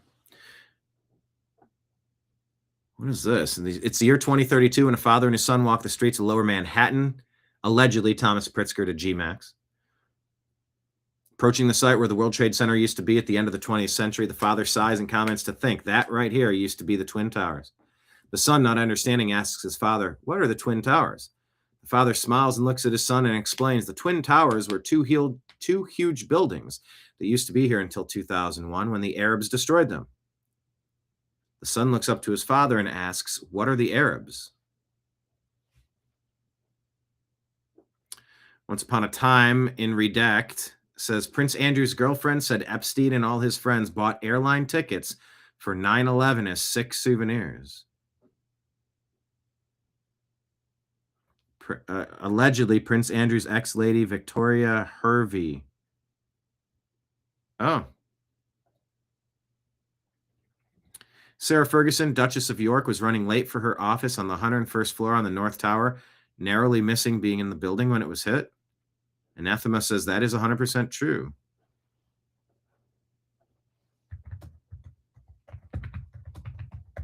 Did Duchess Ferguson barely miss Twin Towers death?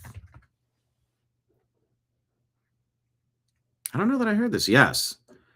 Sarah Ferguson, Duchess of York, narrowly escaped being in the North Tower of the World Trade Center, one of the Twin Towers, during the 9/11 attacks. Her charity, Chances for Children. Every time I hear these charities, I just feel like they're abusive. Anyone else get that vibe now? Every NGO is money laundering. Every nonprofit is money laundering. Every child charity is just abusive. Maybe I'm cynical. Maybe I'm jaded.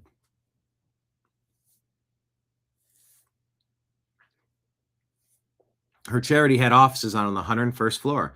Scheduled for a meeting that morning, she was at NBC Studios for an interview with Matt Lauer on the Today Show. The interview ran long. She got caught in traffic afterward, delaying her by about 20 minutes. This meant she was still en route when American Airlines Flight 11 struck the North Tower at 8:46 a.m. Her staff was waiting in the lobby to escort her up, but she arrived just after the impact, quickly gathered them, and left safely. Near-death experience. Now she takes every minute as a blessing. I don't know that I knew that, but I don't pay attention to duchesses and queens and princes. I don't give a shit for any of that stuff. Her charity's mascot, a rag doll named Little Red, inspired by a burn victim from the Oklahoma City bombing, was in the office and was found intact in the rubble the next day. It's now displayed at the 9/11 Memorial and Museum as a symbol of hope amid tragedy. Little Red, a burn victim from Oklahoma City, which many people do not believe was the story that you think it was. Duchess Ferguson. Oh, I mean, what do they call her? Duchess of York, Sarah Ferguson. Fergie. Okay. Didn't know that either.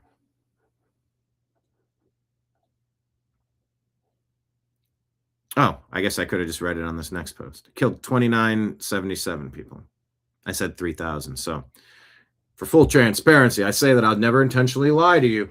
It was 2,977. It wasn't 3,000. You know, I might have misspoke there. What's this one from the Epstein files? Allegedly, according to cognitive dissonance, if there is a grand jury on 9/11/01 and Epstein, then Berman knows they connect. What is that supposed to mean?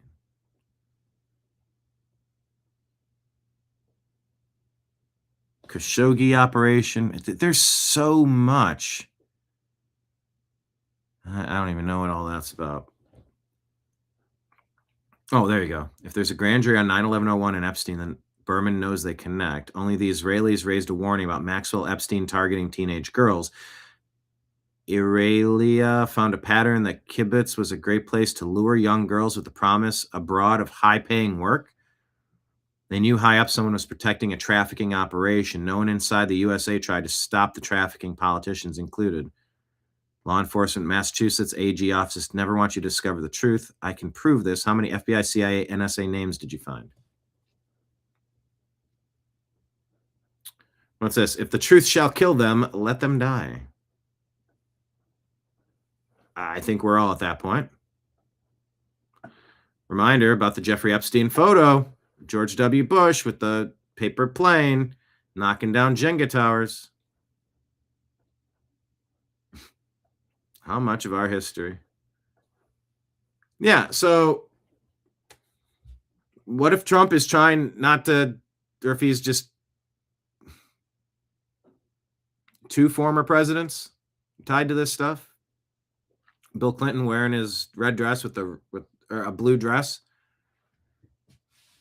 that he got his stain on Monica Lewinsky's dress, wearing the red slippers too, like Dorothy. George W. Bush sitting on the ground like Alfred E. Newman. That's what it was. Alfred E. Newman from Mad Magazine. Meanwhile, we're all just a bunch of non-playable characters watching sports ball. Myself included. Hit like, hit subscribe, share the show to a friend, please. All right, Paul Sperry tells us that breaking Georgia election watchdog Garland Favorito of Atlanta-based voterga.org just told me that the FBI raid of Fulton County's ballot warehouse will show that Fulton certified mostly Biden votes for which they have no ballots. There are 17,852 certified votes for which they have no digital ballot images and likely no ballots. In 2020, Biden's alleged, you should put alleged margin over Trump in Georgia was under 12,000 votes.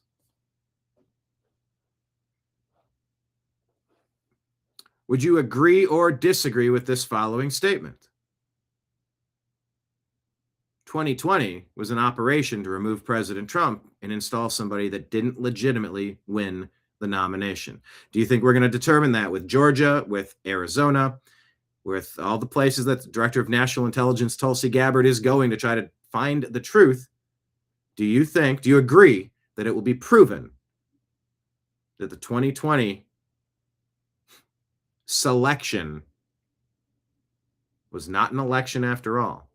Completely invalid, and it was known. Do you agree or disagree with that they're going to determine that?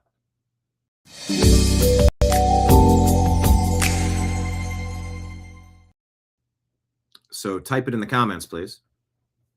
Hans Monkey says this is the search warrant affidavit that was released today that aligns exactly with what is being described here. Amazing how those missing 17,000 ballots magically reappeared overnight. On the day of the deadline to report the recount results, Fulton County reported a recount totaling 511,000 ballots, 17,000 ballots fewer than originally counted. Oh. Following day, Fulton County then reported a total of 527,000 ballots counted. Oh, really? Yeah, Chamberlain says the entire world knows that it was rigged. Oh, yeah. Also, how many illegal votes were counted for the Senate seats?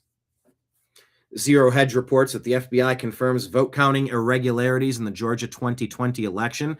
Will President Trump be vindicated? Type it in the comments, people. Question of the day. Alex Jones is making claims and getting dragged. What do you make of it? He had meetings yesterday and today with talking about President Trump had meetings. His cabinet. Oh, okay. You mean Trump had them this morning? Okay. This is exclusive. Yeah. No one knows this. I've talked to multiple people, one that was in the room and other people that heard about it. And also people that were delivering my message, which I'm here in Florida delivering to the family. Like, listen, you're committing political suicide, self-inflicted wound. We know you're not in there. I had Mark Mitchell go 3 months ago to the White House, show him the numbers. This is what's killing him. We know he's not involved already. We know it was over the stock market because I was with people that were at the meeting over a year ago, 13 months ago when he's president-elect. And they told him this, and I've said it probably 1,000 times on air. Folks, I don't agree with it. People said I'm covering up for it. I was just saying with their idea, their mindset. I'm not agreeing with that. It'll crash the stock market. You got hundreds of head bankers, heads of universities, heads of brokerage firms, the royalty, not Bill just Gates as well. Bill Gates. Oh, it just goes on and on. You know, all of top Obama's people. It's all Democrats, 99%. But they came to Trump and they said, if you bring this out, it'll bring down the stock market. I probably said, let's not exaggerate, 500 times the last year and a half that expect this to happen, because I was already told, don't expect this because this is what happened. And I said, you're making a mistake. They're going to stab you in the back. They said, no, they're not. And I said, that's wrong. But notice Bondi 3 days ago, or Thursday, was in that congressional hearing. Yeah. And she goes, it'll crash the stock market and bring down the system, I tell you. And people got the clips of me saying that like 100 times. So, but finally Trump got, oh my God, it's going to crash it anyways. I've been double crossed. So this morning he said, you're all fired. This is people in the meeting. Wow. He said, you're all fired. He said, I want, by the way, behind the scenes, Trump used to cuss something else. You've seen when he's hoarse, he goes, I'm sorry, but screaming people. He said, listen, motherfuckers, I'm sick of being tied to this shit. I'm the one that dropped a dime on him 18 years ago. He goes, you're all fucking fired if it isn't fucking released. Do you fucking understand me? They released the whole list of anybody in his files. They released 3 million more files, and Trump said, I will fire every goddamn one of you. Because they came to him and said, sir, they say your wife's a hooker. All this stuff that was all recycled from 9-10 years ago, which I said it was, and it came out. They said his wife's a hooker. We're Epstein. That wasn't true. He had a modeling agency that she was at. She wasn't at that. So they were fucking with him and telling him, you don't want to do this. They tricked him, and now Trump went thermonuclear. He finally listened to us. He finally listened to Roger Stone and others. And this, and the pushback I got after sharing this, Marion says, question of the day, yes, agree the votes were rigged. Type in the comments, do you agree that 2020 was rigged? And the second part of the question, that the investigation by the Director of National Intelligence, Tulsi Gabbard, is going to prove. I mean, how many states? 5 or 6 states? Michigan, Pennsylvania, Wisconsin, North Carolina, Georgia, Arizona. I believe those were all states where Trump was up by hundreds of thousands of votes when they magically stopped counting and then flipped everything.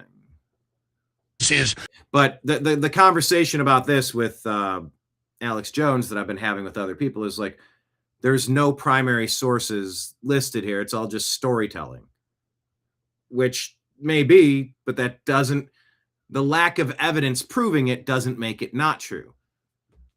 But Trump's unwavering support for Pam Bondi is a little confusing, a little concerning if you don't have the context. Historic. And I'm told, Congressman Tim Burchett and others have said, they have already been access to this, okay?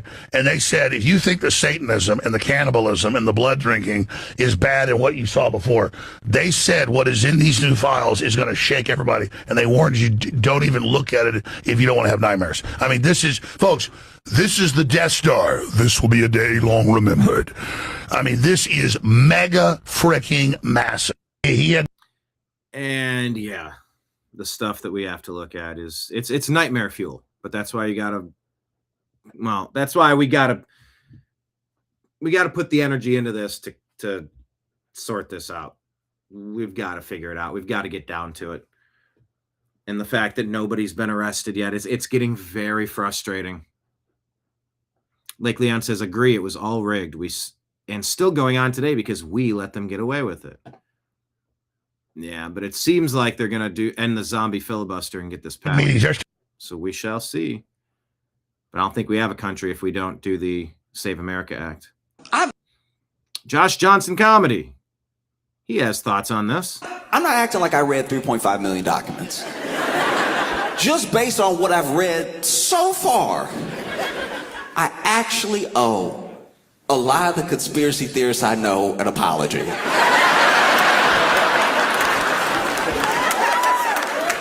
GIB, it's very hard for me when it comes to the everything's connected people, you know?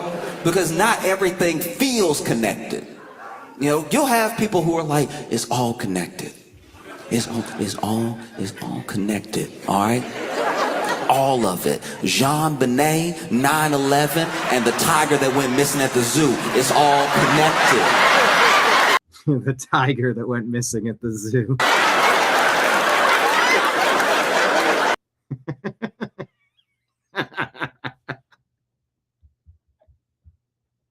That's kind of funny. That's the other thing about my friends who say it's all connected. They stare, and it's like, if you would stop, if you would blink, if you would blink.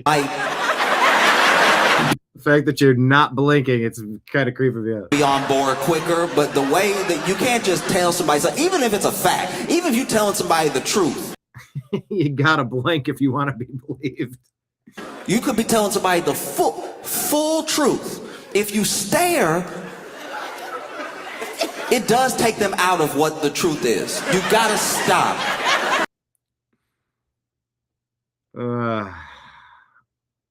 It's all connected.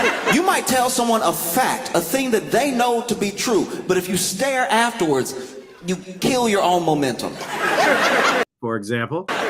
You could be looking at your friend. It's Tuesday.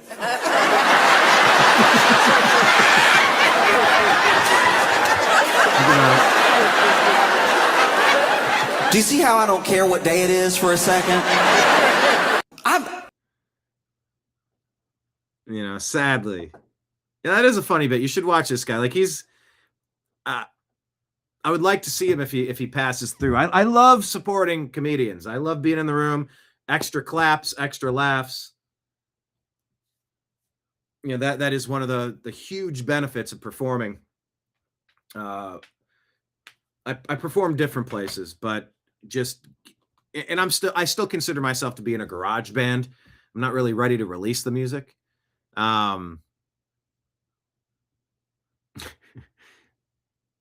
But when you perform at some places, they let you in. Like, you don't have to pay a cover charge. So it's like, I'll go to anything that's remotely interesting. Because it's a hassle. It's a hassle to drive to a location. You got to pay too much for a beverage or get an appetizer or something. Spend some money at the club. You got to find parking. It's a whole thing. But I love supporting comedy. So this guy, I've watched a few things of him, and I do like it. What's his name? Josh Johnson Comedy. 2.2 million followers. All right, he's getting big. I didn't know that. Oh, this is a wild topic. Have you heard this one? The first place I went to see what they were doing was it's this xylophone music again. I don't know if it's... Here, let me try something. Let me ask Grok. Is the music in the background? Let's try this. Of this video. Copy written music that would cause a strike or a copyright claim on my YouTube channel? Or is it fair use? Let's see if Grok can do this. I gave him the link. How long would it take to listen to it?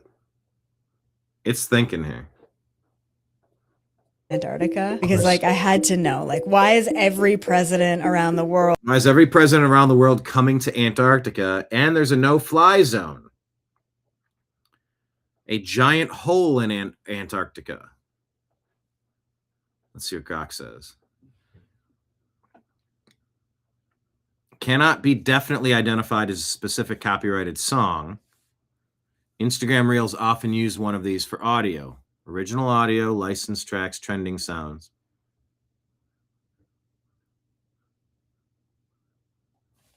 Is it royalty free? Bottom line, we don't know. Err on the side of caution. Thanks. So there's a hole in Antarctica, and they talk about Captain...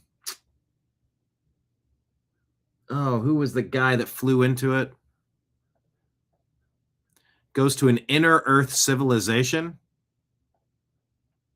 Beardmore Glacier. That's what it's called. So it's Beardmore Glacier. It's like a massive hole, right? Yeah, massive. Massive hole. Hang on. Am I on the right screen? Let me make sure you can see all this. I went back to the hole. Check it out. And they have a sun down there. What if most of the stuff that we think is going on this planet isn't accurate? Is that interesting or terrifying? There's a question. Type that in the comments. Would it be more interesting or more terrifying that like everything we've been conditioned to believe, it's all bullshit. It's all connected. It's Tuesday.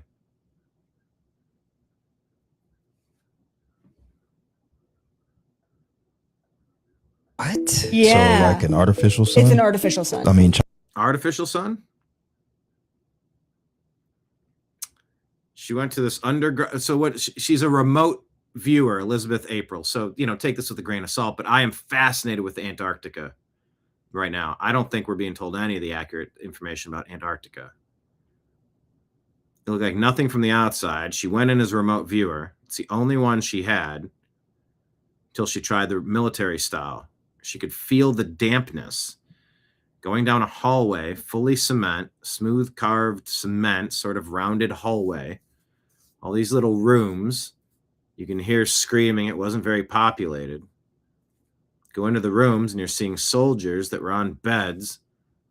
Most of them pretty deformed, but they look like mutants. Oh boy. Genetic experiments and sounds. Back in 2010, she did that. Didn't speak up until a couple years ago.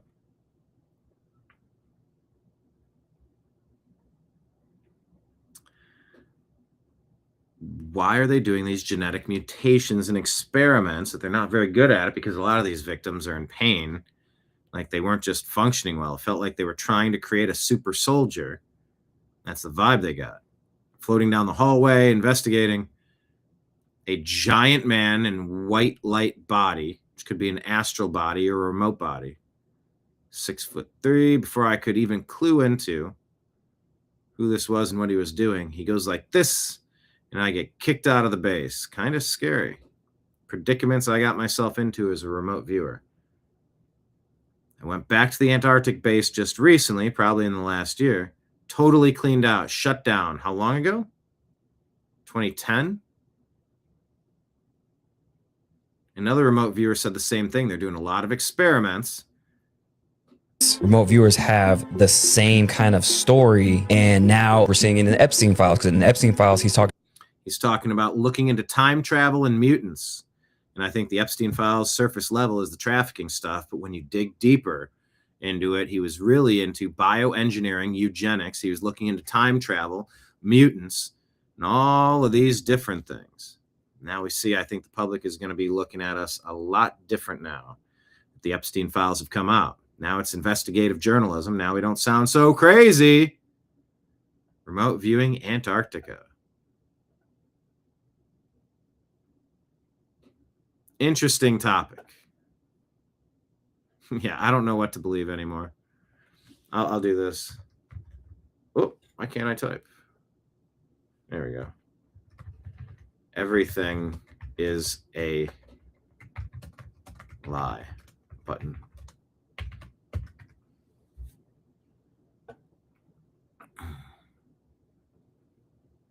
I'm fascinated with Antarctica right now.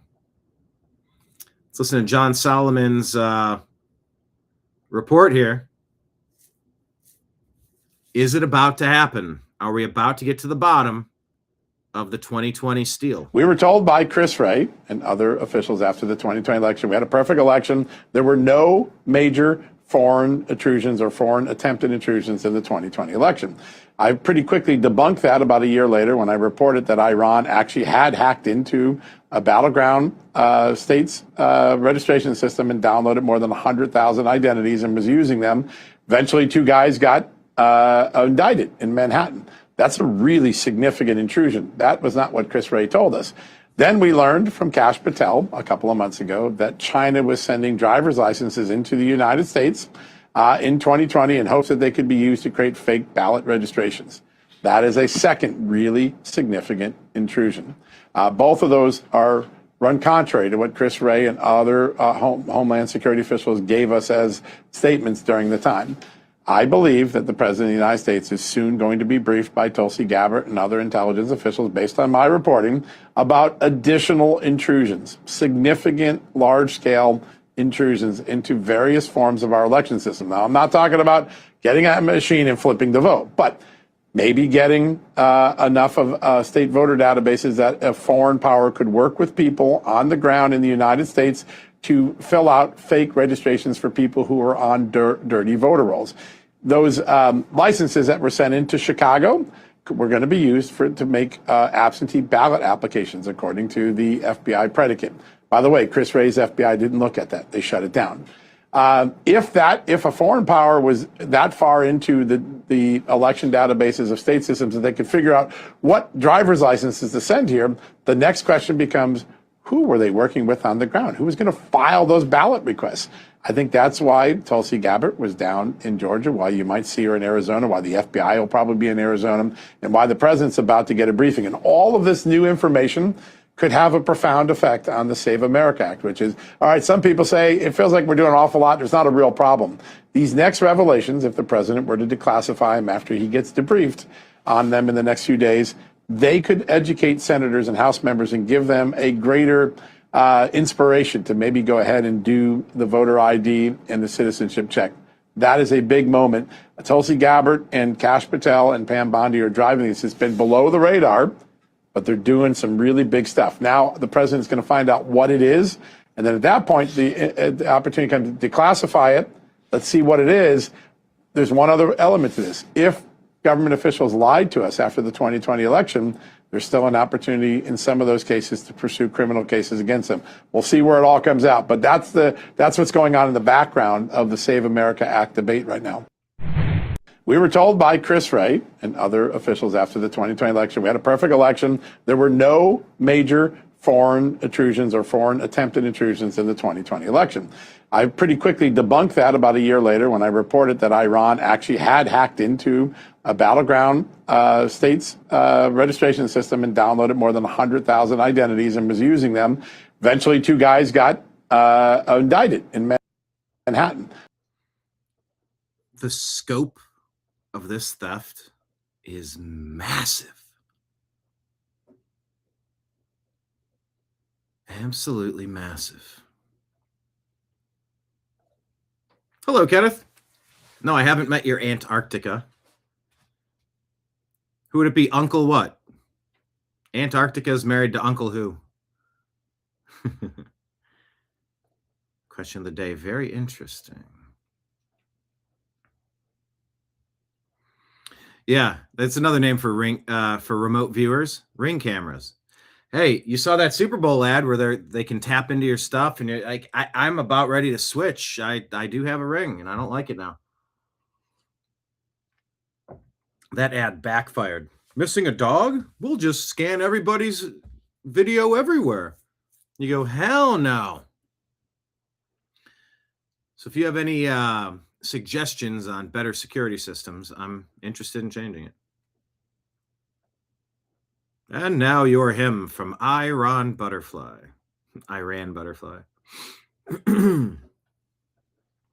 Welcome, Kenneth.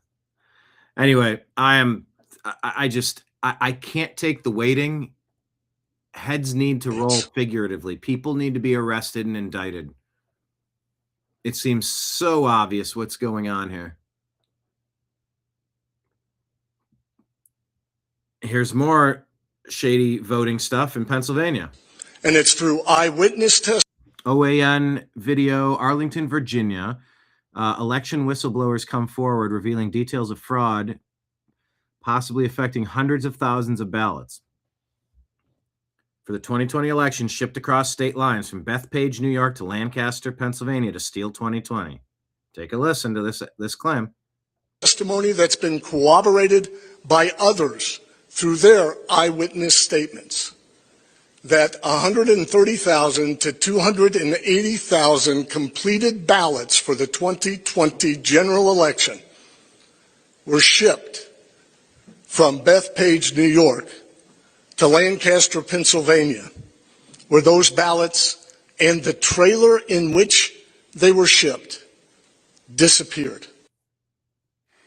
What happened on October 21st was a series of unusual events that cannot be a coincidence. I know I saw ballots with return addresses filled out, thousands of them. By the way, yes, Marion, we are so tired of waiting for accountability. So tired of no accountability. We got to wake up at one of these mornings. We've got to wake up and find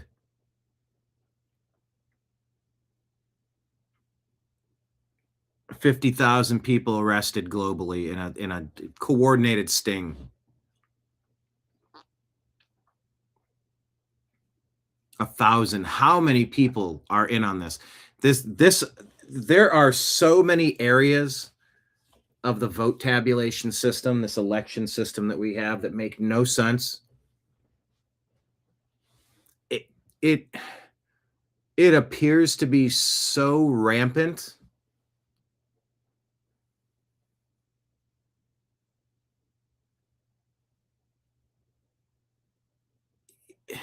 It has to be. If any of this stuff is true, it makes almost all of it true.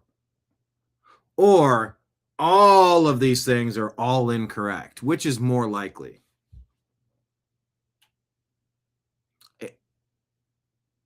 It seems way more likely. And I was talking about this topic the other day, and I think what's going to get them is that they felt invincible. And they got really sloppy and lazy with a lot of the stuff that they were doing because they thought this is the way it's been. It's the way it's always been. Nobody's going to catch us. We can get away with anything. And I think they got really sloppy and greedy. Lord, I hope so. I hope we can call it out. Thousands. Loaded onto my trailer in New York and headed for Pennsylvania. At first, I didn't think it was a big deal. In fact, I thought it was really awesome. I really did. I was like, sweet, I'm doing something for the presidential race. You know, this is cool.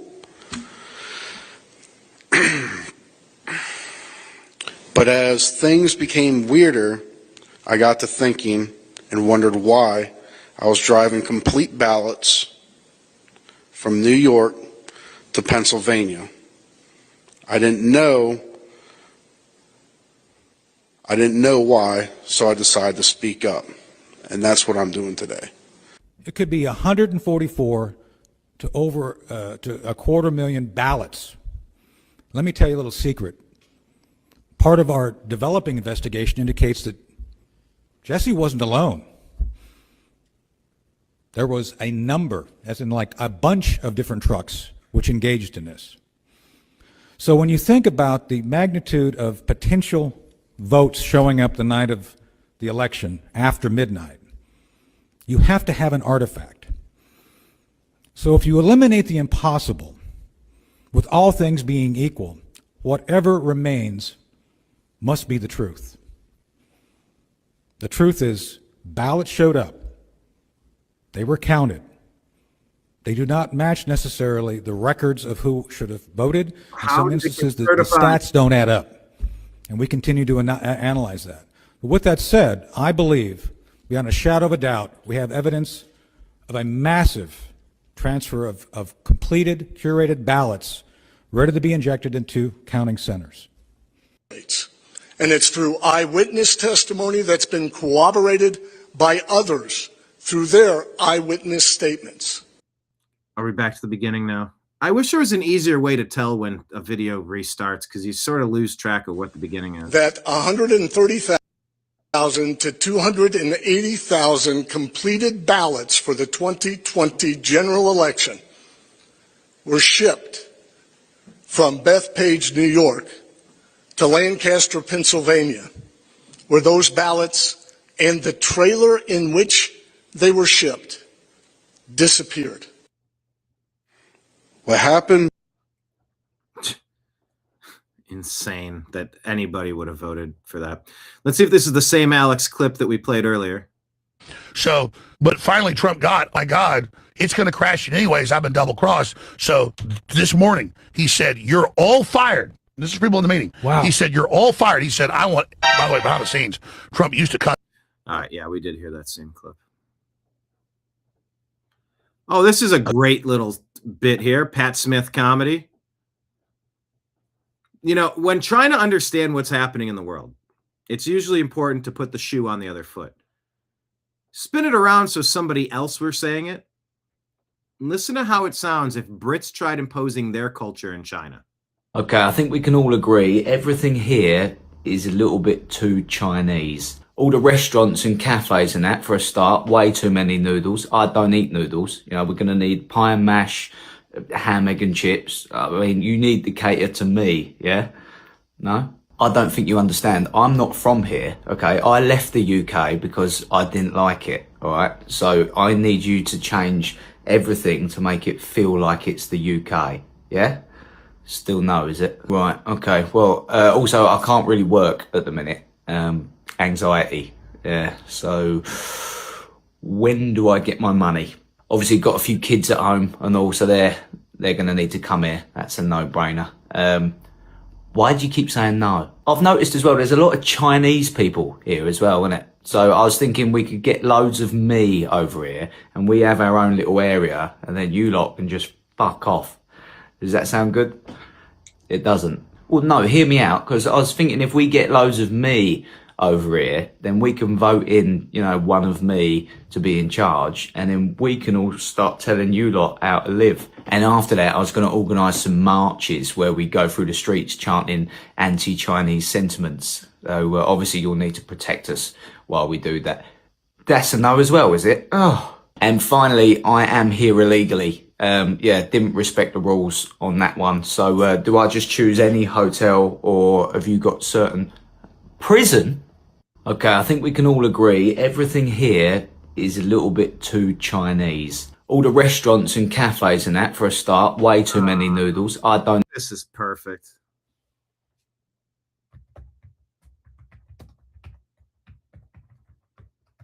Perfection. Hey, Nimbus, you want to come up? You want to come up since I'm doing the show? Huh? Yes? No? Okay. Yeah, I'll just pet him. He doesn't want to jump up. That was awesome. That's exactly what it's like to invade all of the UK. And we just say it backwards like that. It makes so much sense.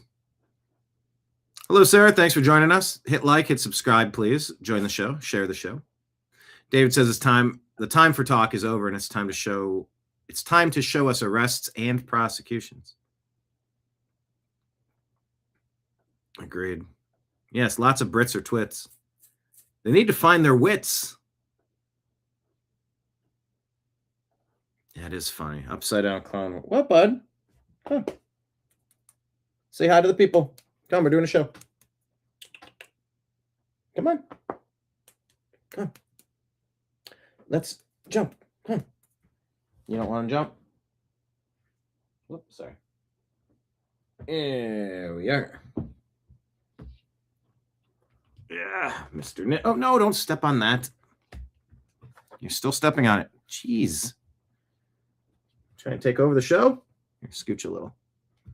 Just a little forward. There we go. No, Nimbus is not the cat that can drive a car. That's Toonses. That's Toonses. Everybody say hi to Mr. Nim. My body.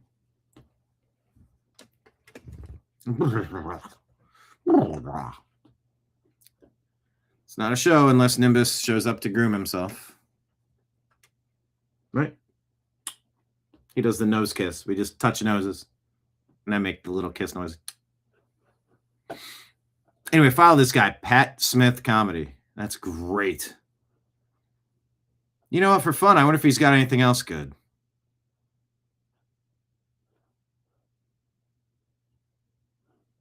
He's got an Epstein file. Let's do if doctors were honest first.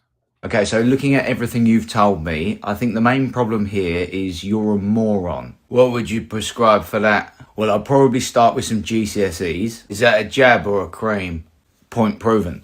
Under the question, do you eat 5 portions of fruit and vegetables per day? You've put, my crispy beef comes with carrot. It does, yeah. And I always get spring rolls. Also true. And that's a serious answer, is it? I never joke when it comes to Chinese. Okay, and under units of alcohol, you've put loads. I am a unit. I'll level with you. Please do. I'm not sure we need you. What do you mean? Well, you're not working because you feel terrible. You feel terrible because of your own actions, and I don't think you're capable of change. Oh no, I am capable. I'm just not willing. Exactly. I'd say keep doing what you're doing. If anything, do it more to speed the process up. Consider it done. And what about after that? After that, you won't have to worry about anything. In fact, you'll never have to come here again. Oh, perfect. Cheers, Doc. My pleasure. And remember, keep doing what you're doing and don't come back. Okay, so looking at... All right. Epstein Files one. See how that is. Honestly, I didn't even know him. Jeffrey who? Yeah, the emails said you were best friends. I think this friendship bracelet would say otherwise. We've got endless evidence that you did loads of fucked up stuff. Weren't me. There's quite a lot of testimonies. They definitely said it was you. Nah. They ID'd your picture. This is just a classic case of not me. I mean, you were there though. Yeah, for like 3 minutes. Takes me 5 to get a boner. Right, okay. Well, it's just, that's what all of you have said. Well, that's because none of us were there. You were all there. Oh, yes, for a little bit, but mostly we just went to the gift shop. There isn't a gift shop. Look, I remember exactly where I was when all them crimes happened, all right? I was at home eating spaghetti with witnesses, all right? Ask anyone that I've paid off. They'll tell you. I haven't even Ask anyone I've paid off. They'll tell you. told you the dates yet. Why did you delete all your emails? Oh, that's nothing. I routinely delete my emails every 30 years. Oh, just a coincidence, was it? Exactly, yeah. Plus there were loads. I thought it'd be easier for you to check them if they're all deleted. Right, what about these pictures? Oh, I can explain the pictures. Go on then. What, now? Yes, now. I'm just going to speak to my lawyer. Not because I'm guilty. Not a great look. Honestly. Anyway, I'll follow this guy. Okay, I think we can all agree everything here. I love the one. Brits imposing their culture in China. There's a moment of zen for Kenneth. Zen for Ken. Was this Asman talking about more Epstein client list? Client list naming everyone in Epstein's trafficking ring.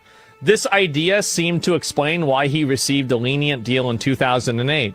This was all a natural fit for members of the MAGA right, who already believed that Trump had been sent by God to expose pedophiles.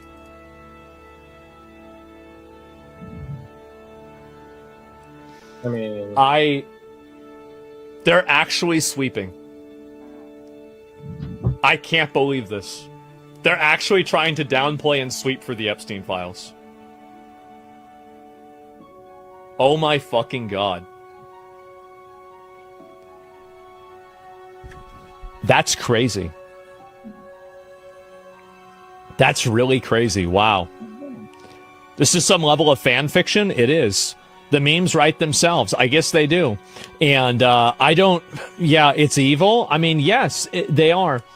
Even though Trump was president when Epstein died, and the client list naming everyone in Epstein's trafficking ring, this idea seemed to explain why... Fan fiction. It's messy and dark. A lot of lore.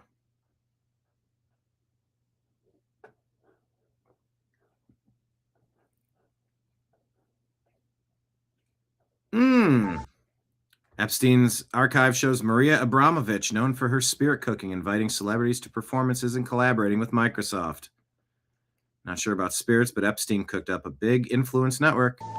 I believe that art of the future is art without objects. It's just pure transmission of energy between the viewer and the artist. To me, mixed reality is this answer.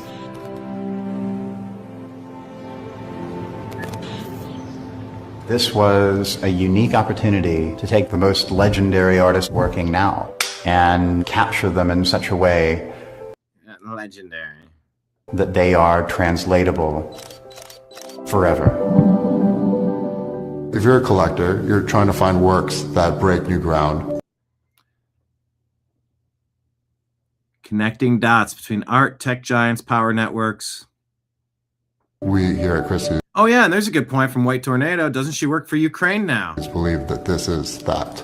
And it will be the first time that a mixed reality artwork is sold at auction. All right, there's a little bit too much piano in here. But they're simping for... We can have the Yeah, an ambassador to Ukraine. Get involved with kids. Shocking. Trap House. Oh, that's a good name. Oh, there's a lot of followers on this one. Okay, I'll follow. I don't know. Former Norwegian Prime Minister Thorbjorn Jagland was arrested at his home in connection with the Epstein case, according to Trap House. First arrest of a high-ranking government official in connection. Let me just double check this. I don't know what the hell Trap House is. True? Question mark. Former Norwegian Prime Minister Thorbjorn. Yes, it appears to be true. Credible.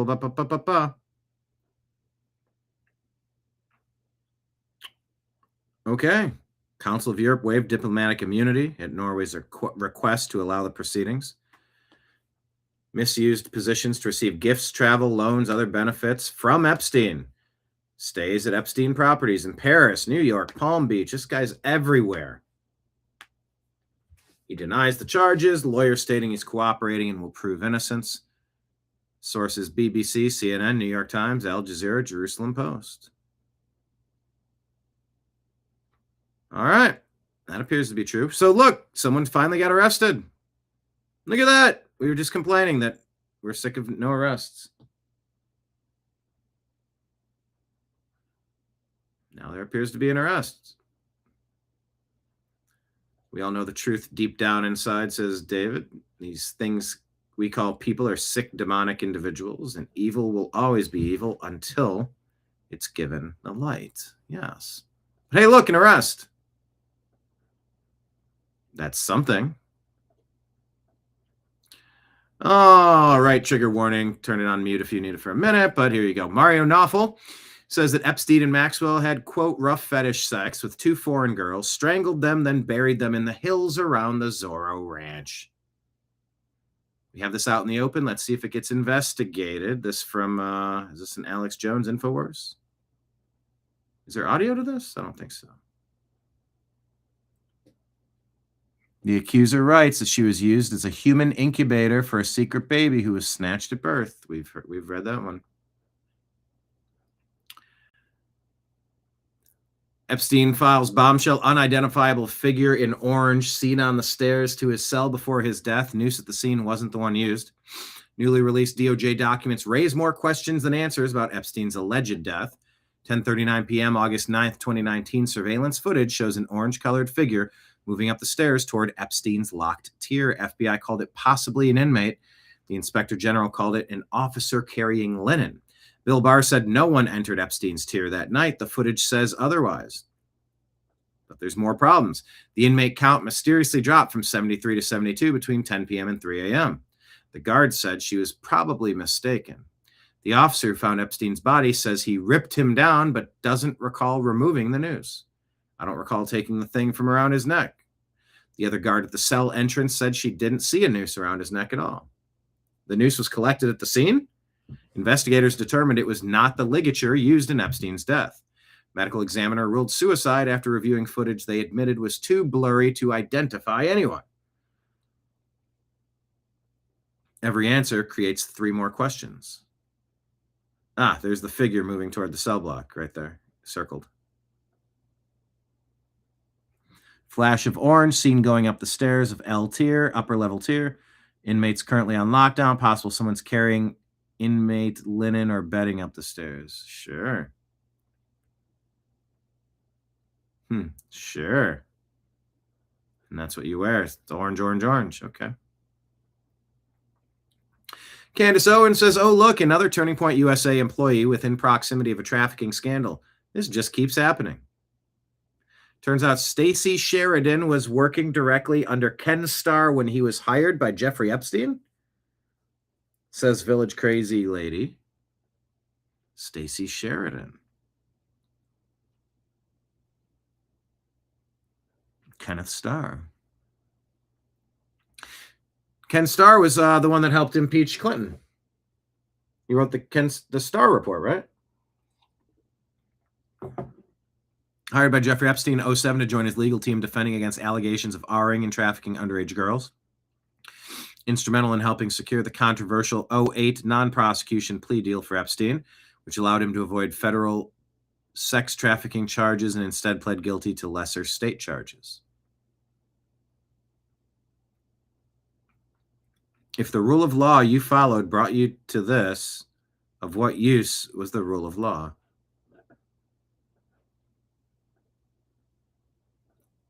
This is actually what question of the day. Are you watching the Olympics? Yeah, the Zorro Ranch. I got a story about that it's in a different, someone bought it. I forget who just bought it. But yeah, they need to dig that whole place up, obviously.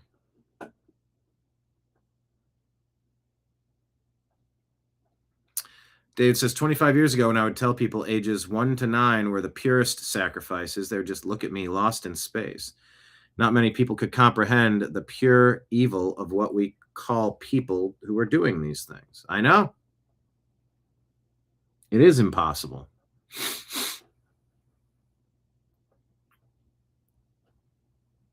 But are you watching?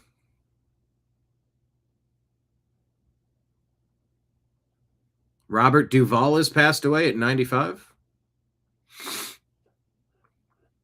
Are you watching the Olympics?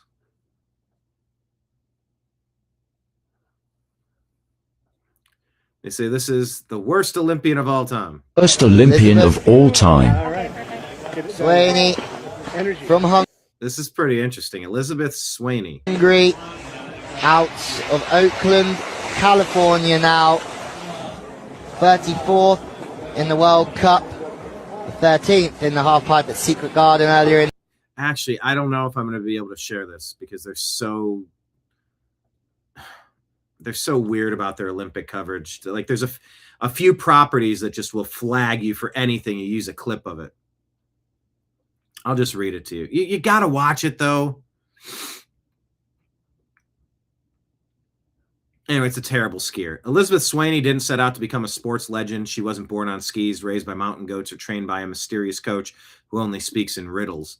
No, Elizabeth had something far more powerful: relentless optimism and a Wi-Fi connection. One day, while scrolling the internet like any normal person avoiding chores, she discovered a delightful loophole. If you entered enough qualifying freestyle ski events and simply didn't fall, you could earn enough points to reach the Olympics. There was only one small complication. Elizabeth Swaney could ski, yes, but freestyle? The flips, the spins, the gravity is optional energy? Absolutely not. Her style was more Sunday stroll than death-defying. But she didn't let that stop her. She showed up to competitions, slid calmly into the halfpipe, and delivered the most wonderfully average runs the sport had ever seen.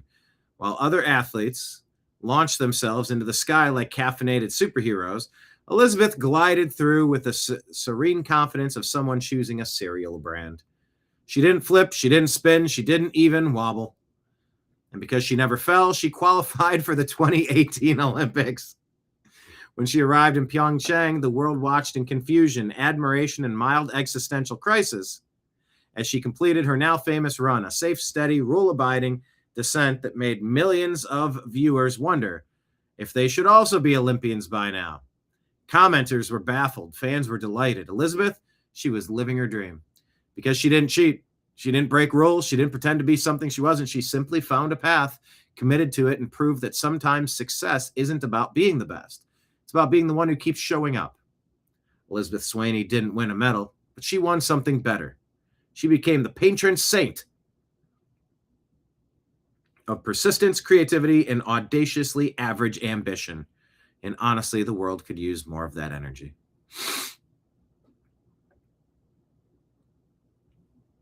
And of course, she's being compared to Rachel Gunn, who stole her spot in the Olympics for breakdancing. Oh, they work with this person, coworkers. That's great.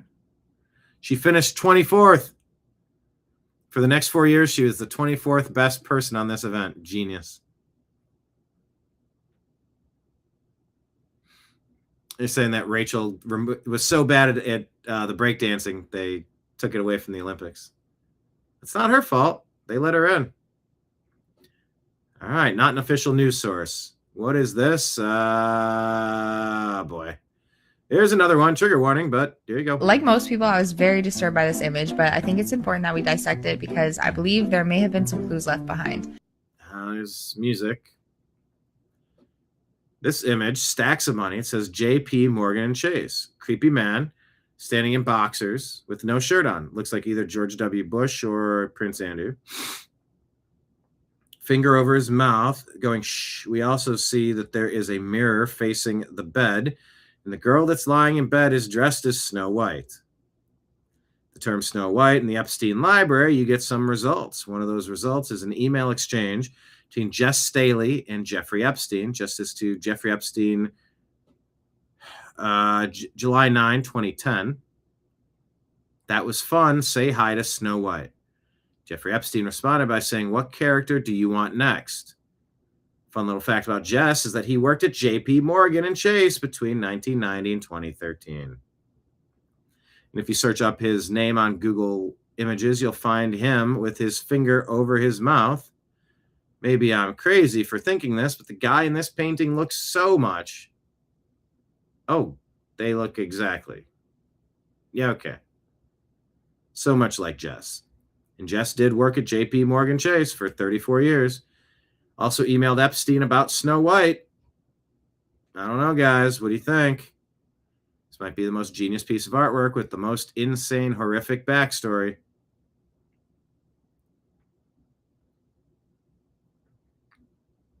Okay, Jess Staley. Is that one of the guys that fell off a roof or resigned after all the indictments started to become sealed?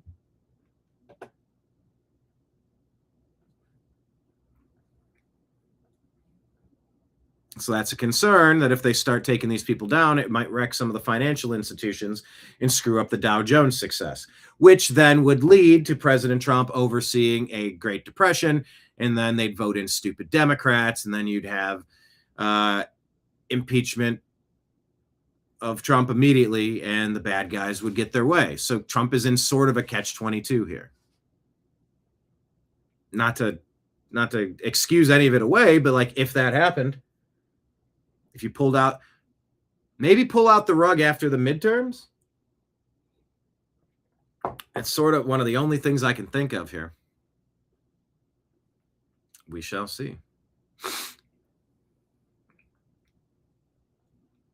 Mario Knopfel says, hold on, Epstein told Steve Bannon that he's going to a SCIF talk tomorrow, and we're meant to believe he's not intelligence? A SCIF is a sealed room used by U.S. government agencies, CIA, FBI, military, for discussing classified intelligence, and it requires high-level security clearance. And to make things crazier, this was in 2018. In 2018, Epstein was already convicted sex offender. Nicole Junkerman emails, disturbing, will you have a baby with me? German biotech investor Nicole Junkerman in 2010 emailed Epstein with a subject line asking where the best place would be. Top fertility specialist Zev Rosen walks, but an appointment wasn't made until February 2013. Junkerman went on to have a daughter in 2017 with husband Fernando Brache Peretti, but dozens of emails with Epstein mention her daughter Vita in ways that raise big questions.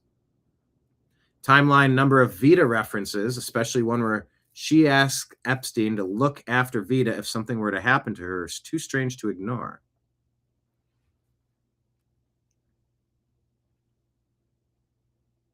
Okay. Interior designer, architect hired by Epstein to remodel his home on Little St. James Island. Designed a bedroom specifically with pink furnishings, decor, and bunk beds appropriate for teenage girls.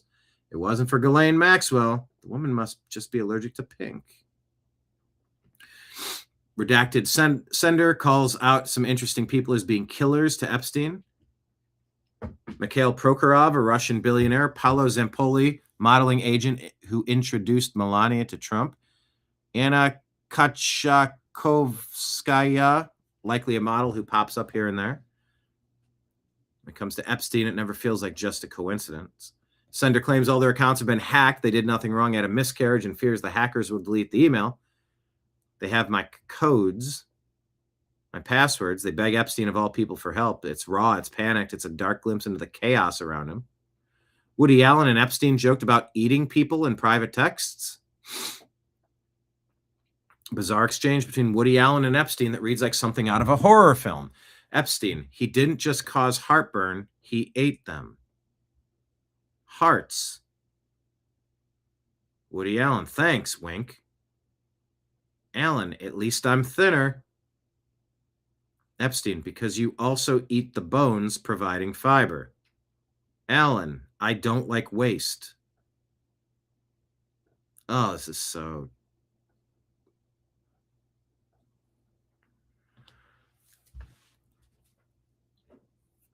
Did the former mayor of Miami Beach ask Ghislaine Maxwell, where is the pilot a week after 9/11? Yes, but there's context seen in another file. Full context doesn't look as alarming, but why is the email in two separate files? Maxwell was asked by Ed Epstein, any interest in being on the Shadow Commission of 9/11? The membership list is secret.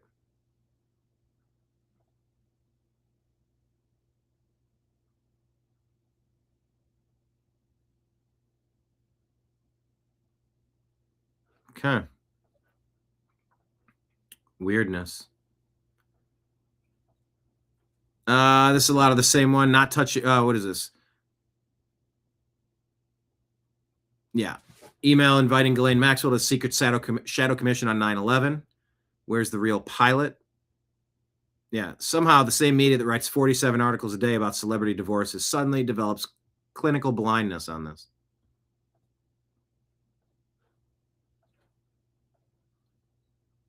Catherine Rummler, you know that name. She ran Barack Obama's ethics department and vetted his entire cabinet. She just resigned in disgrace from Goldman Sachs over her thousands of emails with Epstein.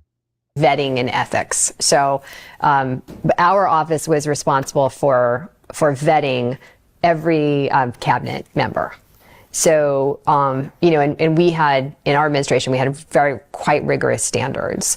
And so it would be a big failure if someone turned out to have, not filed their tax returns appropriately, or, something like that. Or, a big issue that would come up would be with household help and people not paying taxes on either a nanny or a housekeeper or something like that, or landscaping people, that type of thing. I'm really disheartened by what I think is sort of the devaluing of the office, or in some ways almost a debasing of the office of the president, which is something that, Yeah, the debasing of the office. Resigned in disgrace from Goldman Sachs over thousands of emails with Jeffrey Epstein. Thousands. I like this one. It says, God has been protecting you from things you don't even know about. Stay faithful. That's pretty nice. That's a good sentiment. What is that? So number one. ADL head Jonathan Greenblatt says Americans who criticize Jews in Israel will be monitored by the FBI. Huh? We measure and track. Number two, we monitor and disrupt. We have a whole apparatus. I have 40 analysts working full time, 7 days a week, 24 hours a day, monitoring extremists. We monitor them online, social media. The ADL is a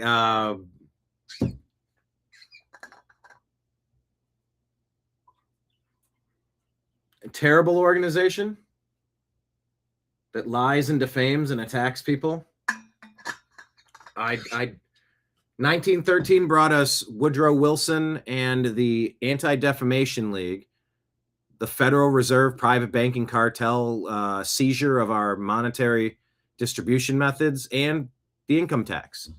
1913, Woodrow Wilson and everything affiliated with it can go straight to hell, in my mind. messaging apps, video games, cryptocurrency, podcasts, short form video, Wikipedia, LLMs. We monitor these people and we share the intelligence with the FBI. You saw last month, you heard about the thing that happened at Wilshire Boulevard Temple. Our analysts investigated what happened. They said they were Koreatown for Palestine, this group of people. They weren't. We were able to ascertain they were from a group called the Turtle Island Liberation Front. Turtle Island is how like left-wing activists refer to the United States. They don't call it America, they call it Turtle Island, like the Iranians call it the Zionist entity, or they don't call it by its name. The Turtle Island Liberation Front, we gave them a whole dossier. What is Turtle Island Liberation Front? What are their ideas, their goals? Who are they? We identified the people who were in the synagogue. This was on Wednesday, December the 10th. On Monday, December the 15th, this is going to ring a bell. Kash Patel announced they cracked a terror ring where they arrested 4 people who were planning New Year's Eve bombings. Turtle Island Liberation Front. At least one of the people I know for certain was in the building at Wilshire Boulevard Temple, vandalizing it and disrupting the event. So we're monitoring left-wing radicals like the DSA and the anti-war crazies and the pro-Palestine crazies. We're monitoring right-wing extremists like white supremacists, armed militia groups. We're monitoring political Islamists and Christian nationalists, all of them. And then we train. We're the largest trainer of law enforcement in America, extremism and hate. We train 20,000 officers every year. So number one, we measure. How do you feel about that? Makes me feel a certain way.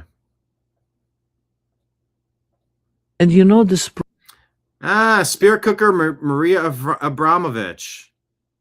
Well, I guess her life has changed a little bit. She used to be on top of the world with photo shoots and people kissing her ass, but now Problem is that I have started having bodyguards because I had the opera 7 Days to Maria Callas in Carré Theater in Amsterdam, and I lived there for 30 years. I had to be bodyguard every single day to go to theater and back. I had to get bodyguard to go to theater and back. Because there was announcement, the alarm that there will be people in the weapons in the theater when I'm there. Because of the Alex Jones stuff? All of this, yeah. Then when I was leaving, it's not because of you and what you do. It's because of the boogeyman, Alex Jones. Gotcha, witch. Okay, right. No, it's not because of who I am and what I do. It's because of some guy named Alex Jones. Go get him. No, it's because of you, who you are, what you represent, what you do, what we've watched you do, what you've been proud to do. The last day of performance, there was enormous, beautiful made from fresh roses, the heart in the front of theater. And the heart, the one that you cut out when you're doing spirit cooking. She kind of sounds a little bit like Ilhan Omar if she was 80 years old. And I was thinking this was for me, finishing the work. And they said, no, this is a protest for the children you just eat. Honestly, it's not fun at all. And I am. It's not fun at all. Oh, it's not, you fucking vampire? Allegedly.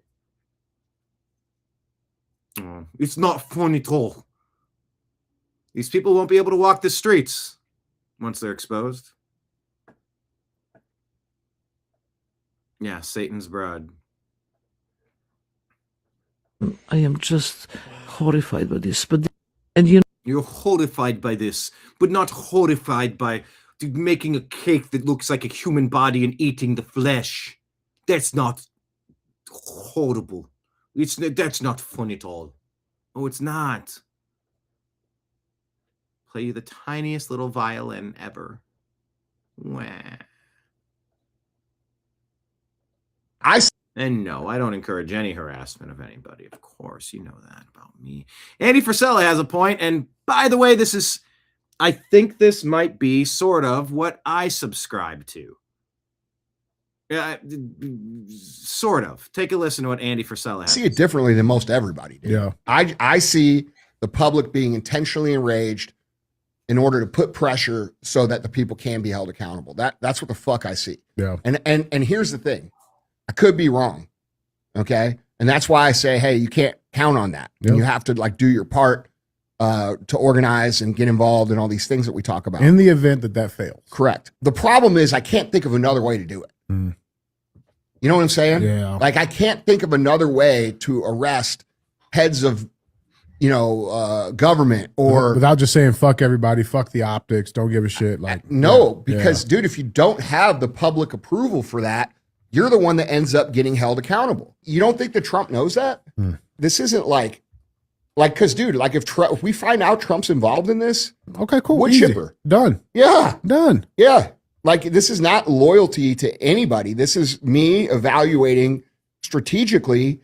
I see it differently than most everybody. Dude. Yeah, I see the public being how you would actually do it in real life. I mean, we all like to say, fucking do it.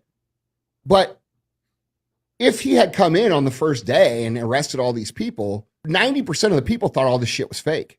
Right. Okay. And most people have no idea how deep the fraud has been. Yeah. Those 2 points are 100% true. You want to come back up here? Come on, you can come up. You just jumped down though.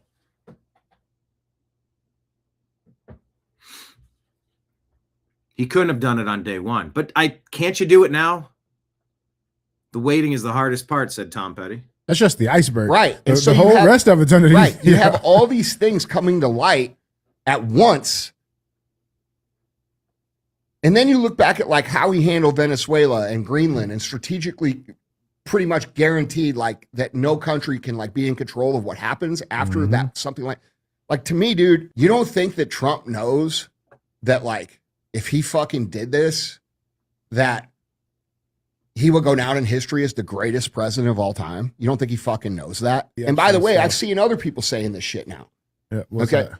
Saying what I'm saying right now, that this is a strategic play. But let's just remember who said it first. How you would... No, Andy, I don't know you. And far be it from me to tell you to shut up, but come on. I think I speak for millions of us. Are there actually millions? I don't know the number, because I don't think there's as many people that have been down the rabbit holes like we have at the New American Media and in our circles. Let me just say, I think I speak for a lot of us.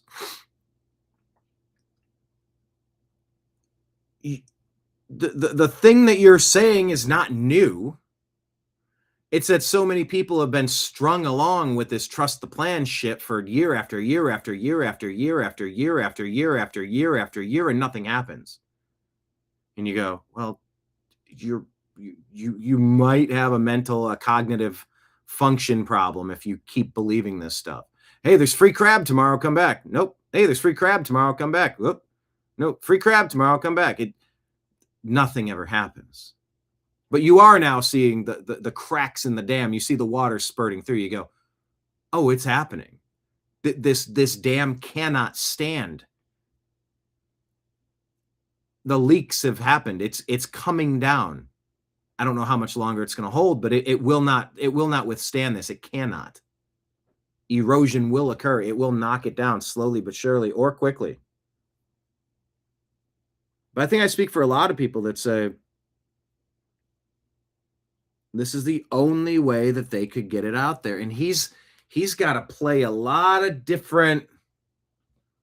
There are so many moving parts, so many connected people. How do you sacrifice the bad people while maintaining the institutions?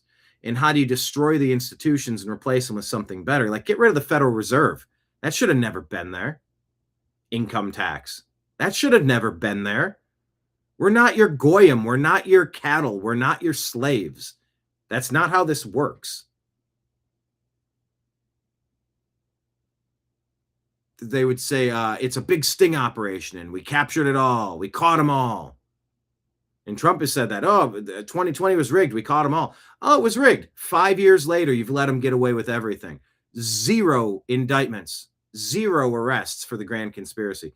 There have been a couple here and there, and nothing significant. Nothing significant. But no, I'm just saying, Andy, this isn't your idea. It's not like you're a genius for coming up with this, but like it's something a lot of us have been talking about and hoping for a very long time. But if you hope in one hand and crap in the other, see which one fills up faster. But with every frustration that Pam Bondi and President Trump create by not doing everything at once, all it does is demand more and more from the Democrats. They're desperate. Americans hate the Democrats. They're traitors to this nation. We see it loud and clear right now. How can you see something loud and clear? It's called synesthesia. You can see colors. So compare how much info we had today to a week ago, to 2 weeks ago, 3 weeks ago, 4 weeks ago. The people who have been on this stuff since Pizzagate 10 years ago, we've been covering this. It felt accurate, legitimate, honest, awful from the beginning. All this crap. And now other people are waking up to it. So I don't know. It's just, it's not like it's your idea. Now other people are saying it. Like we've been kind of saying it for a while. Like, what if? I talked to AJ about this anomaly. We were talking in Anaheim, and he just kind of like snapped about like the Q and the trusting the plan. It's like, it's so stupid. He went on about it. He's like, I'm not saying you that, like, I'm not like saying that. I'm not mad at you for saying that. It's just like, I hear people say that. So I was like, well, what if it's part of the plan and you got to let them go through it, and through them thinking they got away with it, you track down all their networks, all their financing, all their funding, all the puppet masters, and you just build the dossier, and one day you wake up and there's been 10,000 global arrests. It all happened overnight. So I'm still hopeful that could happen. I'm not going to hold my breath. I'm going to act as if that's not happening. But it's sort of the only thing that would make sense of all this crap, that would make it all worth it to stop this. David says, bring it all down and bring in the new money that they have waiting too.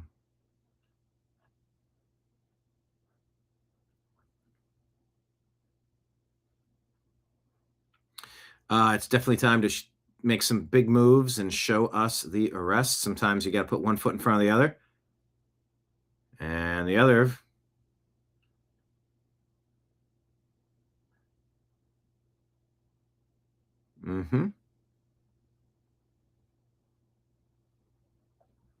I know. I still have some faith, but I'm not just going to sit back and not do anything hoping someone else does it. I'm here trying to. I exist here at the TNAM Daily Show and the New American Media to light brush fires in the minds of men and women and Kenneth.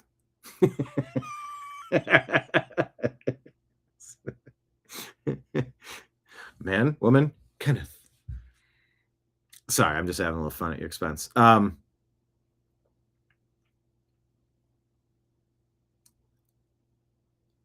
going to choose to have some hope and faith, but I exist to light brush fires in the minds of men, to give you courage, to give you the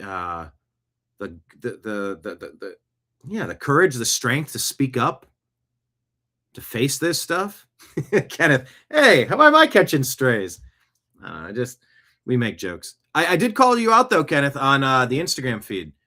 We put a funny joke about Star Wars, and we said for Kenneth. Maybe I'll scroll back to that just to show you now that you're here. Chat, you can tell him that I did actually do that for a vibe check reason. Anyway, just my point. It's not like it's just you saying this, Andy. Like a lot of us are. It is happening drip, drip, drip, drip. And then one day there's going to be the flood. Actually do it in real life. I mean, we all like to say, fucking do it. But if he had come in on the first day and arrested where nobody was fucking saying shit. Yeah. whenever, because now we're starting to see other people with podcasts. Oh, I get it. Who are now. very popular saying what I'm saying. And all right. Once again, come on. Don't make this about you, because a lot of us are on the same train here. would just like to remind everybody that that was my fucking brain that thought that out. Yeah, it's not your light bulb, big dog. Right. It's where nobody. Yeah, well, whatever. Not accurate, but whatever. There is a reason we used to do things the way that we did. I think we need to get back to hanging the bad guys publicly shame them, publicly erase them, set an example of what we're not going to put up with. Here's one of the weirdest ones I saw. Wait, that's not the one I shared, but I guess let me check out the dump. Chase says the correct moral response to the Epstein files is the overthrow of our government, but we are not a moral people. I'm not having fun anymore, says some of us are. We are not divided 50-50. It's 500 people versus 8 billion. Everything else is just theater. Shipwreck says, I don't want to hear shit about midterms or economy, inflation, Dow, stock market, Nancy Guthrie's mother, voting, fakes tax breaks, Democrat, Republican, until the gallows have been raised. This from John Brock, allegedly from John Brockman, Thanksgiving news to Epstein. Happy Hanukkah. P.S. You missed the big event Saturday. A party with a dozen beautiful East Side girls. Well, a dozen 1-year-olds.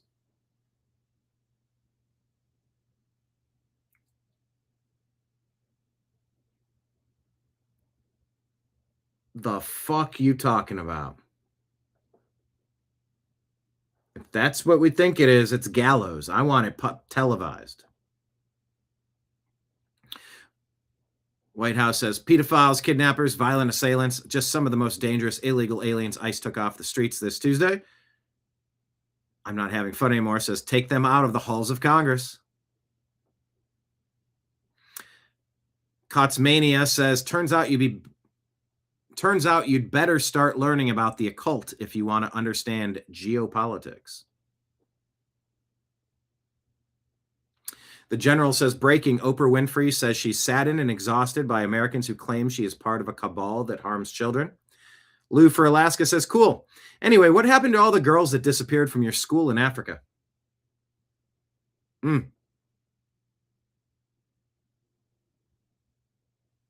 way people think these men have blackface on when it's actually much worse than that. I can't copy this. I wonder. Let me ask Grok.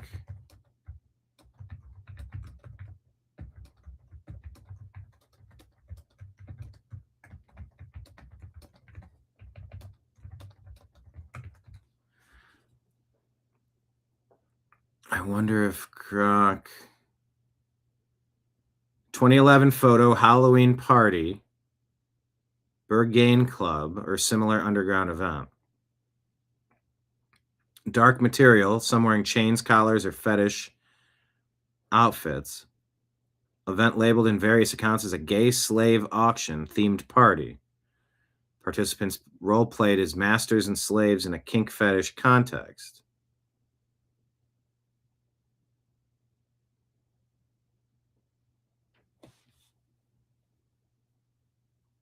Okay.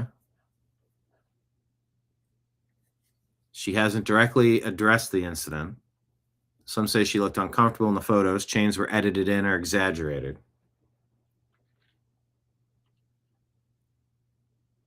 Oh, chocolate for scat themes. Oh. The photos are authentic and have been verified in multiple fact checks and old reports. Okay. I haven't watched that before. Okay. Iran Military Daily says in Iran, pedophiles are hanged. In America, they become a head of state. Tar feathers wood chippers, says Michael White. These are the bull markets I want to see emerge in 2026. Adam says Americans are realizing they can go to court for minor tax mistakes, but every pedophile on Epstein list is still free. Tim Young says, or, and hear me out, we could stop being civil and nice with the people who want us dead. Kobe Bryant, January 22nd of 2013, put out a tweet that says, youthful metabolism. I'm fresh of pepperoni pizza and grape soda.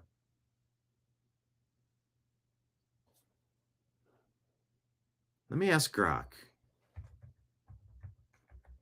Explain Kobe tweet pizza. So grape is minus the G. It's code word. Pizza is kid bad stuff content. Literal and harmless origin. The night before his 81-point performance against the Raptors, he described his pregame meal the night before. He ordered and ate an entire pepperoni pizza with grape soda. Youthful metabolism. Youthful metabolism.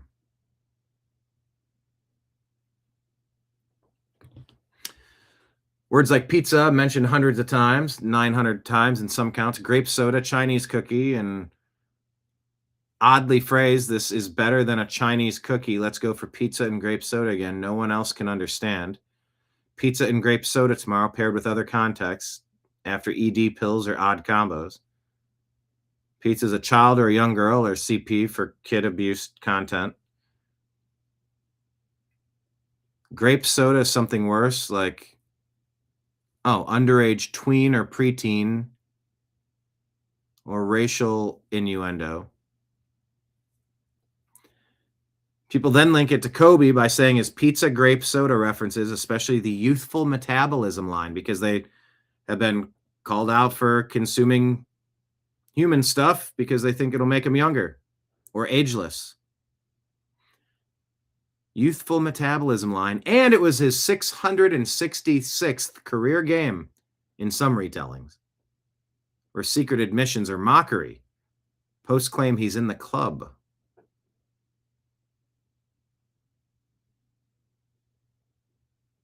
And some even drag Michael Jordan's flu game in. He reportedly ate pizza too. Kobe's not in the Epstein files. No mentions, no flights, no accusations. The pizza mentions in the Epstein doc are literal, often literal. But that beef jerky, come on. Kobe's comments predate the current file drops by years and decades. Aligning with his known habits, he repeated the story multiple times without secrecy.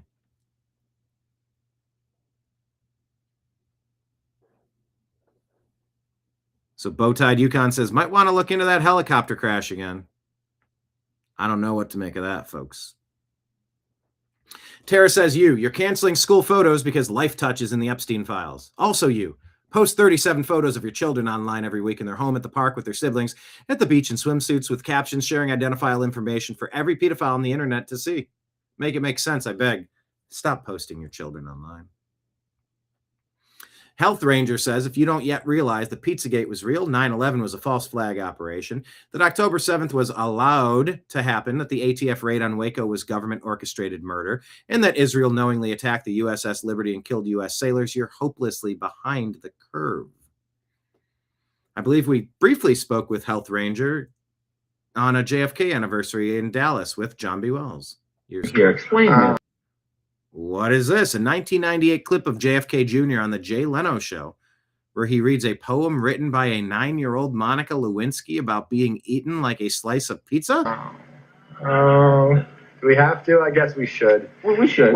We happen to have someone who sent us Monica Lewinsky's poem that she wrote in 9th grade. Actually, no. There is a lot of strange talk show stuff coming. Not in 9th grade, when she was a 9-year-old. And I know I'm going to rot in hell eternally for this, but can I maybe just give it a sample? Yeah, give us.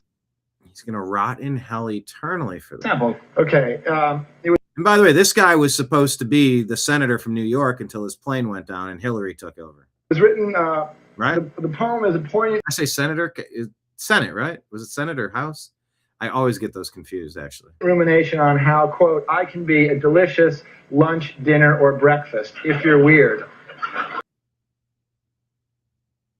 I can be a delicious lunch, dinner, or breakfast if you're weird. She goes on to describe herself, quote, as a round and flat piece of dough with lots of topping. I am a mouth's best friend. I make you say, yum, yum. It's amazing how kids know at a young age what they're going to do with their life. Here, explain. Oh, Seinfeld was next to him. I believe it was in 1997 that Seinfeld was out with his 17-year-old girlfriend. Remember that? Having a lot of conversation. We had Megan Fox talking about being 15 years old. And by the way, if you glance at the clips, she doesn't appear to be 15. Megan Fox has been Megan Fox for a while. This stuff is all... Yeah, but Jerry is out there with his girlfriend. He's got the #1 show on TV, and he's got this girlfriend that's got cans out to here. Underage, 17 years old. You know, there's obviously a difference between someone who's 1 day old, a newborn baby, and 1 day shy of 18. There's obviously a difference between a 5-year-old and a 15-year-old. A 10-year, like... Society's got to kind of figure out what direction it's heading in. I remember Megyn Kelly a couple weeks ago trying to have a conversation about this. There's no good way to have a conversation about this. But that's hilarious. He's right there with... let me ask, when did Seinfeld date the underage girl, and for how long? It might not narrow it down. They're saying Seinfeld never dated an underage. Steinfeld. Hey, what's her name? Hang on, it's thinking. Shoshana. They met when she was 17 and a high school senior when he was 39. Lasted 4 years, ending in 97. She turned 18 in August of 93, shortly after they began dating. June, July, August, 3 months. Age gap drew significant media attention and criticism at the time. Oh, but the relationship was legal under New York law, where the age of consent is 17. I didn't know that. That's according to Grok. David says, Brian, you are doing things every day and spreading as much truth and perspective as possible. Thanks, David. Man, I'm trying. I'm trying to make sense of it. I could sit here and go through all this stuff on my own and drive myself crazy, but at least I can do this amongst friends and followers and fans and such. I find it more productive to spend a few hours with you guys and girls and to just be crashed out on my couch or lost in my thoughts on this. You coming back up, bud? You're welcome. You're welcome to come up if you want to. Ben's calling for me. Well, I tried, David. Thank you for that. That's interesting. Do we have to? I guess we should. Because maybe him bringing this up would damage the Hillary Clinton campaign at the time. And I'm a Jay Leno fan, by the way.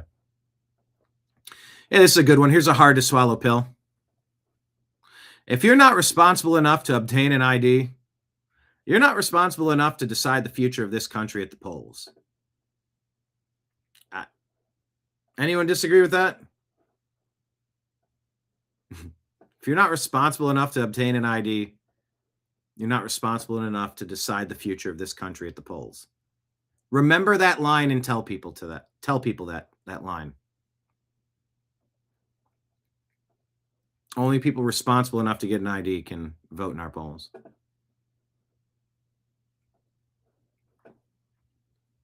Ron Rule, this is another great point. Do any Americans really think that they could sneak into another country, hide for years under the radar, and not get kicked out when that country finds them? Moreover, do you think that country will pay you to be there illegally? The fact that we do this here is absolutely insane. Agreed.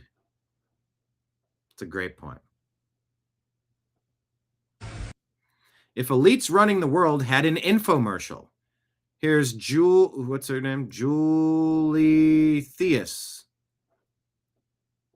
This is what the commercial would look like if the elites running the world had an infomercial. Do you ever feel like you're living in a dystopic Fourth Reich? As if Facebook, pedophilic elites, and Satan are all in a group project?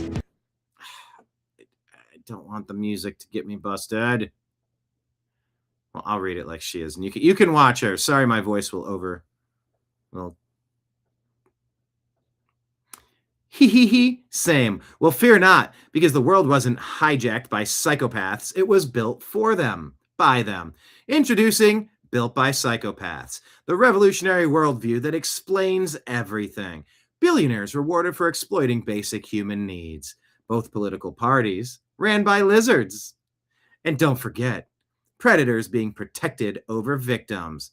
If you're worried about rising inequality, political corruption, Or the potential of your baby being eaten, don't worry. That's not a glitch in the system. It's part of the system.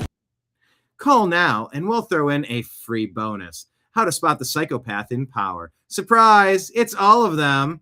And don't worry about those side effects. We'll convince you it's normal. And thank you for choosing Built by Psychopaths. Your misery and blood sacrifice is very important to us. Ha ha ha ha ha! I wish I could just play things. Easy, Lake Leon. Calm down. By the way, Lake Leon, I'll tell you that Strictly Football will be having another show coming up for a draft preview. I don't know when it'll be. By the way, Izzy's coming to visit. Check that out. Izzy's going to be in the hizzy. Izzy in the hizzy. So maybe we'll do some TNAM music videos. I don't know that we want to subject him to too much of our political content over here. I know that we're pretty spot on with all this stuff, but it can be toxic to the bad people when they find out that you're not a normie. So maybe it's not the best time to let everyone know Izzy's not a normie.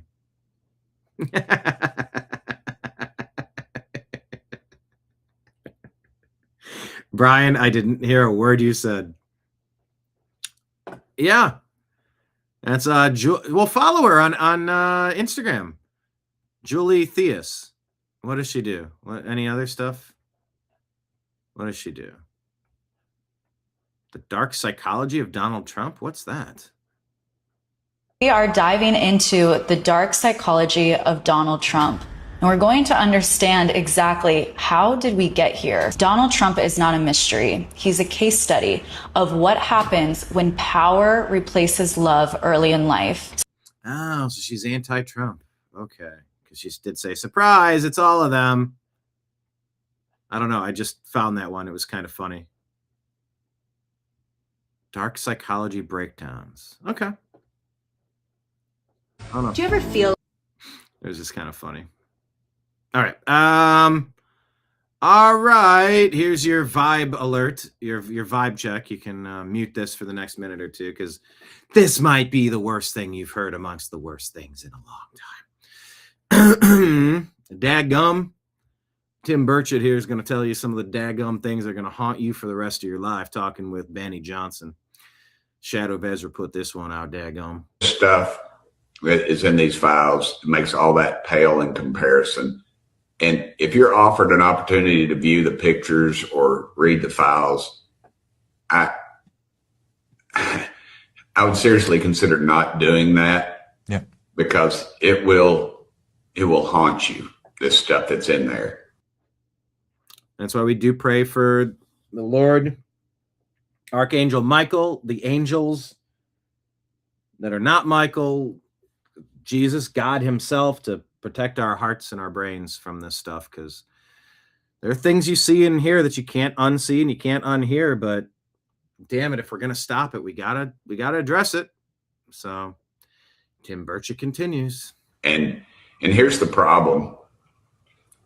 the Biden administration, the Obama administration, these files have been out there forever. And I've said this many times. If they had the goods on Trump, that the Obama administration / the Biden administration, because it never really changed hands. They would have had that stuff out there. And this stuff just goes so deep, Benny, and it is very disgusting to me. And, it's evil, it's satanic, and it's from the pits of hell. And that's where these people, this stuff is in these files. Oh, this wasn't the worst clip. I think that's on X. That'll be coming up here. By the way, say hello to Mr. Bean. Ben, you ready for your spotlight? Here, let me stop sharing, give full screen. Mr. Bean. Nope, over here. No, not your butt. Buddy boy. Say hi to the people. Say hi to the nice people. Oh, he's the cutest little rabbit, isn't he? Don't he look like a... No, now. Look, he's a little rabbit with his pink little nose. Well, hi there, daggum. He's daggum sweetheart, bud. Piece of dadgum. All right. Hit like, hit subscribe to the program. Consider signing up to be a monthly sponsor. You can do so for as little as like $10 on Patreon. I think $5 on Rumble, $5 on YouTube. All of those are big, important monthly Lego building blocks that show up. It helps us because we did just get our $470 yearly Restream bill the same month that I have my $700 6-month car insurance bill. Like, it's just a lot of things are popping right now in the shortest month of the year, 28 days, all these bills coming due. So do please consider supporting your boy down here. YouTube is, look, we're halfway through the month of February, and taking a look at our dashboard content analytics, it does show that our February income from YouTube is just a little over 1/3 of our slowest month ever, which was November. So remember that you can drop Rumble rants and Super Chat tips that really fill the gas tank, if you will, of the program. So consider dropping a Rumble rant or Super Chat in lieu of giving you an ad read about survival foods and solar panels and I don't know, coffee and whatever people buy. I just remind you that we are 100% crowdfunded, so consider hooking your boy up. All right, let's bounce over to our X feed. Someone in the comments talking about someone's cervix. Okay, that's all right. Anyway, I will share this with you. This is the share screen on the YouTube channel. Pinned at the top, by the way, is our Patreon page if you want to sign up. Also, our John B. Wells interview from Caravan to Midnight. It's a great one.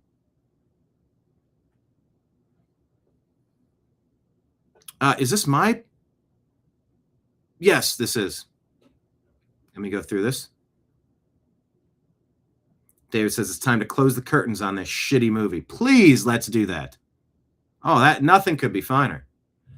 Nothing could be finer. That's a Simpsons joke. I think Kenneth would get that. And Kenneth comes in off the top rope with a big elbow. Kaboom. Tossing a $20 super chat into the tip jar. Thank you, Kenneth. That definitely goes to 1/3 of a gallon of gas, 1/3 of a tank of gas. To go take Nimbus for his meds that are $100 a month. It all matters. It all matters. It all matters. Thank you, everybody. And thank you, Kenneth, specifically. I used to bartend at Joe's Crab Shack, and we had a bell hanging behind there. And when someone would give an extra nice tip, we go ding, ding, ding, ding, ding. I love doing the ding. I go, why do you do the ding? And then it's a chance to tell everyone at the bar. I go, that's when people are very nice to us. You go, hint, hint, and you look at them, you look at the bell, you hint, look at them, you look at the bell, you go, I could ring the bell for you too. It just takes an extra special tip. But thank you, Kenneth. Much obliged. All right, here. Republicans have been robbed of 18 House seats, says Kevin Sorbo, because illegals are counted in the census. And how exactly does this not count as election interference? I don't know the answer to that. For the life of me, I don't get it. It's a 5-minute clip. I'm not going to play you from Wall Street Apes, but you get the point. We got to fix our elections. Representative Anna Paulina Luna says, here's a message to Speaker John Thune from myself and 12 other members of the House. 300 plus days of delay is enough. Invoke the standing filibuster. Debate the Save America Act in the open. Vote, pass it, send it to the president's desk. Election integrity is not optional. The country is watching. Senator Thune. I'll reshare that as a standalone because I shared it in conjunction with Laura Logan. Say, is John Thune listening? Sure hope so. Publius says Pam Bondi could be out as Attorney General soon. Hold on. Wait, I got to, hold on. I got to switch it. There you go. So you can sort of see me. Ding, ding, ding, ding, ding, ding, ding, ding, ding. Would we ring the bell if Pam Bondi's removed? Yeah, she's a lot like Seinfeld, Costanza. Can't stand ya. Can't stand Pam Bondi. I don't like looking at her. I don't like listening to her. Almost zero high-level indictments of obvious criminals. I don't get why President Trump has such faith in her. Unless it's part of some grand plan. Unless we just got to get through the midterms and she's going to drop the hammer. I'm not holding my breath on that. I'm not trusting that plan. But if he has unwavering support for her, maybe it's because when the timing is right, it's going to make sense. I don't know. Lake Leon says he's a big fat no to Trey Gowdy, though. You must be reading it on the screen because I didn't mention it, but you're already ahead of me. Pam Bondi could be out as Attorney General soon with Lindsey Graham. I reckon it's Lindsey Graham. I'm a manly man, Lindsey Graham. Lindsey Graham is reportedly pushing Trump hard to replace her with Trey Gowdy. I remember back in the day, I used to like Trey Gowdy. But then you started getting the feeling it was a lot of talk and not a lot of action, not a lot of completing anything important. So would you support this swap at Attorney General? I said, how about put Matt Gaetz in? I know Bob France was like, yeah, Matt Gaetz is a non-starter. He's got his own underage thing to deal with. Well, he didn't say that, but like that was part of the concern. Bill Gates here, according to Defiant L's. Okay, so let me do question of the day. You know, this is tough. Let me actually change the chat because I can't do this with the chat on the screen. So let me put the chat on the screen. Let me get the over. Oh, God, that's worse. All settings. Now, hold on. Overlay on, overlay off. Rounded, yes. Large, demo. Remove overlay. Okay. Now, it used to show up on the screen.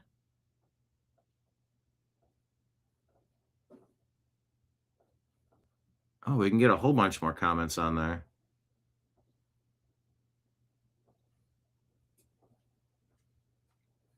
But it's weird because now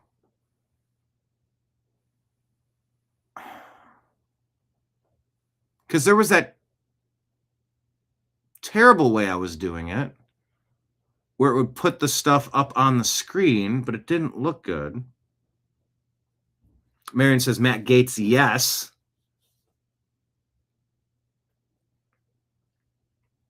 Trey Gowdy, no. David says Pam Bondi is a placeholder. I think before I used to just click overlay. Hang on, let me go full screen. Overlay on, overlay off.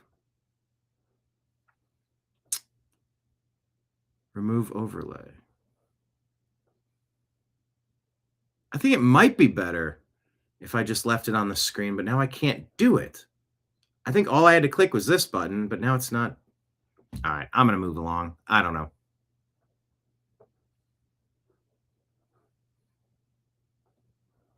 More votes no to Matt Gaetz. Gotcha. Defiant L's put this out and said, Bill Gates says a merge of biometric digital ID, bank accounts, and payment systems is needed to safely monitor people's health records, keeping tabs on farmers and tracking climate problems. Gad said says it's unbelievable. It exceeds Orwell's dystopian vision. That it does. Christian Hines says if the Democrats get away with their gerrymandering scheme in Virginia at the April 21st referendum, which you should be voting no on, their odds of winning the House of Representatives will be as close to 100% as one could possibly imagine. It's pretty clear why when you look at the map of the country, even before we consider toss-up districts that could flip, and there are far more GOP-held seats than Dem-held ones. Democrats are already at a majority based on redistricting alone. That's terrible. And why did Indiana not do that? When you consider existing GOP-held seats that are favored to flip, Dems are on track to win 230 seats in November. Overturning S2 of the VRA would help in 2028, but Democrats would... Excuse me? Daddy's working here. But Democrats would probably be favored to hold the chamber through the next presidential cycle, regardless of who wins. That is horrific.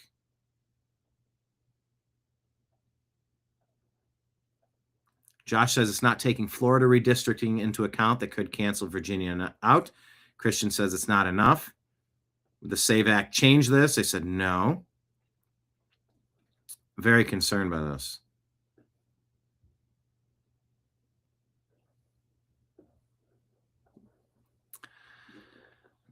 And we said, why aren't Republicans in Indiana and elsewhere doing the same to counter the Democrats? Do they want the Democrats to win? Is it truly a uniparty? Sort of kind of feels that way.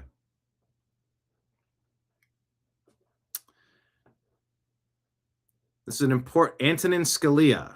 Oh, Scalia, we miss you.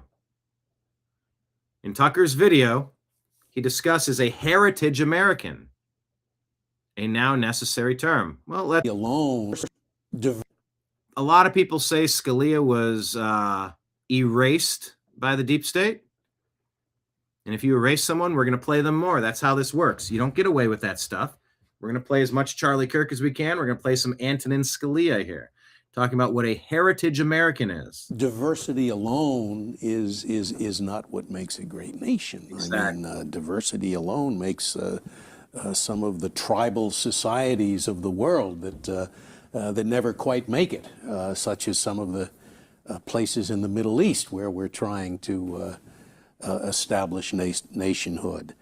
As I said earlier, it's part of our tradition that everybody can be an American, but there has been a common culture. Yeah, you don't have to belong to it, but there has been that. And what is it? What is it? What is it? Okay, you want to know what it is, number one? Okay. Is there a bond? Is there a common culture? I think, let me tell you a story. My junior year of college, I studied in Switzerland, and I used to get really annoyed when the French-Swiss professors I had would refer constantly to les pays anglo-saxons, the Anglo-Saxon countries, meaning England, the United States, Australia, New Zealand, okay, Canada. I said, hey, my name is Scalia, and I'm as American as anybody. Look at this face. Is this an Anglo-Saxon face? I had never been in England, but at the end of my year, I went to England, and I felt at home. There is no doubt that American culture, American common culture, which nobody has to belong to, originates with English culture. And that includes Shakespeare, it includes nursery rhymes that we all know and that we use as examples. That's our common culture. And I think the framers recognized that. Diversity's fine, but diversity does not make a nation.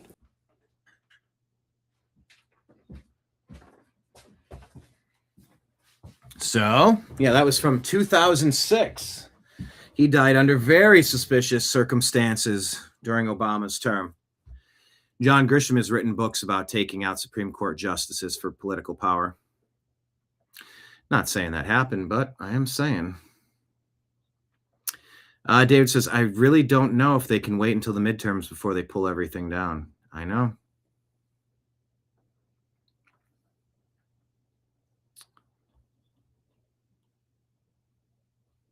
Go back here. Elon said, for a country to survive, there has to be common culture.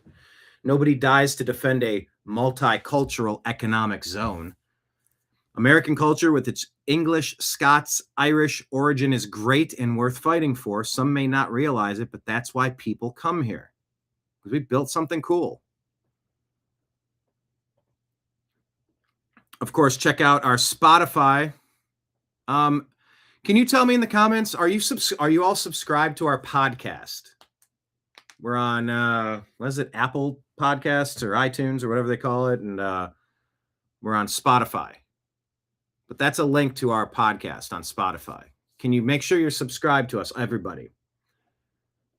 Regulars and first-timers.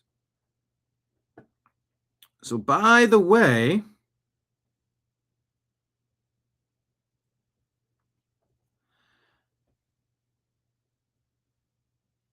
okay, a couple points here. Let me read the backstory and tell you what Obama said about aliens. Aravind says, the U.S. right now has technology similar to what is said about Pushpaka Vimana. That is a large object the size of a car that can simply hover in the air forever without any rotor, aerodynamic, or engine-based thrust, like helicopters, planes, and rockets, respectively. In the next decade, the world will be in awe as such technology is slowly revealed. Of course, with a UFO aliens hype in the media for max psyops to have plausible deniability, yet confuse and scare the adversary. Don't mock me for this post. I know what I'm talking about. Also know that some physics and maths we learn are redacted versions of extended knowledge from select institutions and few humans in them possess. Which means, if you have been programmed that Bitcoin is built on unbreakable encryption based on amazing math, you're being misled. It will be broken when it needs to be in an instant by the same people who developed it and made the world adopt it. Well, shit. That's to say, he continues, last year I posted the U.S. will create UFO aliens hype in the media for max psyop to have the plausible deniability. Now, the alien UFO hype is being slowly introduced using the other side, big influencers like Obama first, the left, because they are the hard ones to sell this to. Obama's been everywhere this week at the All-Star Games. Look at how he's deteriorating. I mean, sometimes I look at me and feel like I'm deteriorating too. And far be it for me just to mock somebody's appearance, but I consider this guy to be truly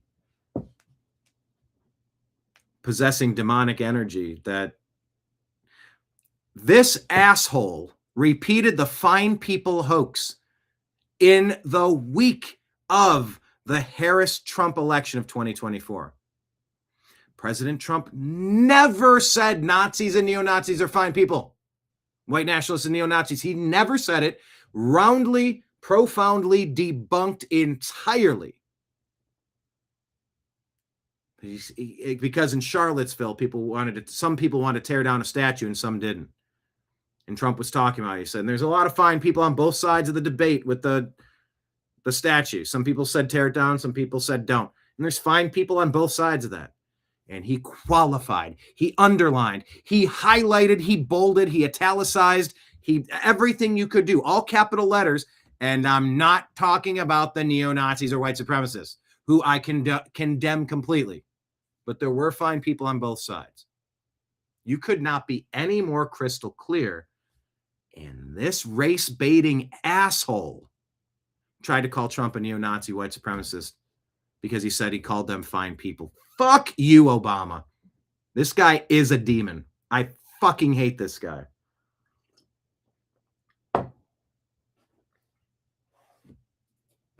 You can get your compassion elsewhere. You can get your forgiveness elsewhere. You can get your polite words elsewhere. I can't fucking stand this guy. This dude set race relations back. destroyed so many components of what made America better than it has been since his damage. This guy has been nothing but a train wreck, a tornado causing damage to everything he's touched. So I guess I don't feel bad about mocking him looking almost like the adrenochrome supply ran out and now you're starting to collapse on yourself. I don't know. Obama still looks like the same old sack of shit to me. Well, he talks a lot of shit, that's for sure. Kenneth says UFO stands for you found out. That's pretty good. Of course. Thanks, Obama. To all the first-time watchers right now, hit like, hit subscribe, share the show with a friend. Like, seriously, text it to someone and go, we gather every day. Dearly beloved, we're gathered here today. But we have ongoing joke about thanks, Obama. You want to blame the Jews for everything wrong on earth? It's just as silly as blaming Obama. Thanks, Obama. Oh, my cereal got soggy today. Thanks, Obama. Jenna Marbles, one of the funniest skits I've ever seen. Because it's simultaneously absurd to do that, but then also it's also like, well, he is fucking everything up that he touches. Strictly talking about Obama in that case. But like, it's an ongoing joke that we have here. Anytime we bring up Obama, thanks, Obama. Thank you, Kenneth. Anyway, he just I am so hopeful that sometime soon I'm going to wake up to news that Obama has been arrested. That he's been indicted for the grand conspiracy. It's treason what he did, working with the intelligence agencies to overthrow, to ruin Trump's first term, to steal the re-election, and to get in the way now. I can't stand this Obama character. You know, the more I learn about this Obama character, the less I like him. I think Norm Macdonald has a similar joke about oh, what's this? A German statesman. You know, the more I learn about this guy, this fella, the less I like him. Anyway, here's Obama with your latest psyop, perhaps. Who's this credited to? Brian Tyler Cohen, X account UAP James. Okay, here he goes. Obama. Oh, that was weird how he looked at him to set this up. He's just looking down. He looks right at him like, all right, go. Look at that look. Starting from here. I don't know. Something evil about that look. Or maybe I'm just imagining it. Ready? Here's the look. He's got the look. I'm due for you. And everything I'd ever do. And I go, la, la, la, la, la. And I go, Obama, ma, ma, ma. He's got the look. Obama, ma, ma, ma. Better stop. Droopy Dog's gonna call the authorities. Brian's at it again. When I hit a silly face. Hello, 911. Brian might be off his meds. Anyway, here's Obama with his Obama, ma, ma, ma. He shoots a look. 3, 2, 1. Are aliens real? They're real, but I haven't seen them. And I have. They are real. But I haven't seen them. They are real. Are aliens real? They're real, but I haven't seen them. Are aliens real? Are aliens real? They're real, but I haven't seen them. And they're real, but I haven't seen them, and they're not being kept. And almost. Hold on. Are aliens real? They're real. Oh no, he goes. hold on, I got this. Are aliens real? They're real. Oh no, there's an extra there. I'll do it right. I can mimic this. I'll try it. One, I'll get it. Are aliens real? They're real, but we haven't seen them. They're real, but I haven't seen them, and they're not being kept in. Doggone it, and not whatever. You get it. Are aliens real? They're real. They're real, but I haven't seen them, and they're not being kept in. What is it? And what is it? But he sucks when he's off teleprompter. I've always called this guy a clown. He gets he's such a great speaker. No, he's not. They're real, but I haven't seen them. Are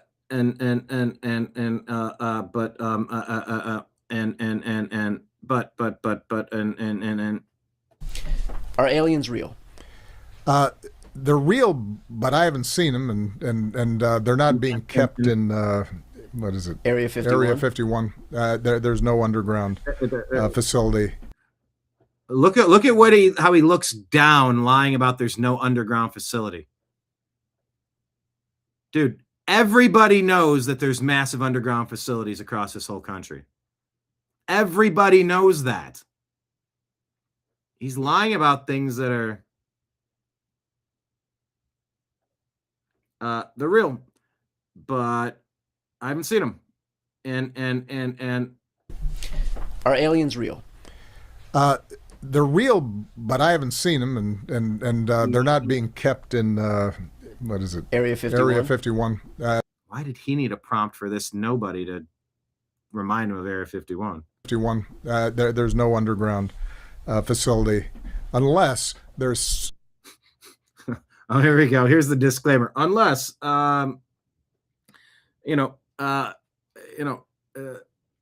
Eisenhower told us about the military-industrial complex. Like in that movie. What's that movie? Yeah, Independence Day. The president goes down into the subterranean, and there it is. There's the craft hovering there, and he looks at him and says, hold on, wait a minute, you kind of gave me the old okey doke here, like I didn't know this was it. How in the world do we get the funding for this? And the actor, I forget who it was. Who is it? The actor, and he says, "You don't think we really paid $20,000 for a toilet seat, do you?" And that just kind of shows you the old okey doke that they run, and they, dark money. Yeah, Tides Foundation, Soros, allegedly, part of a vast right-wing conspiracy, not real, but maybe there's, some of the money. It's maybe I don't know about it, but they're doing it without my knowledge. So when it does come out, I'm gonna be. You gotta, kind of don't holler at your boy. I didn't do that. A lot of people say, look at those roads, look at those bridges. Well, you didn't build that. You didn't build that. Just like, I didn't build that. So, don't come at me when this does come out. There are aliens, but I haven't seen them, and they're not underground. This enormous conspiracy. Hold on, let me reset this. There's. That's all, Obama. There's no. There's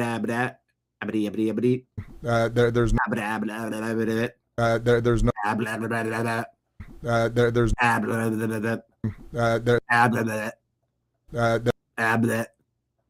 There's no underground facility, unless there's this enormous conspiracy, and they they hid it from the President of the United States. What a piece of shit. What a piece of shit. What a fucking liar. Take a sip. I wonder if anyone bought my bullshit. Takes a sip of coffee. Who holds their coffee cup that way either? What kind of weird way is he holding his coffee cup? Does anyone hold their coffee cup this way? Okay, I'm convinced this guy is an alien or a robot in a skin suit. By the way, if you want a mug, shoot me a Venmo for $40 and I'll mail it to you today. Probably tomorrow.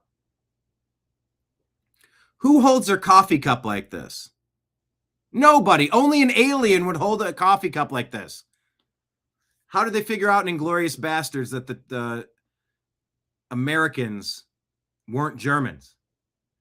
They ordered two more. Or two or three. Was it three? But in German, they do it this way.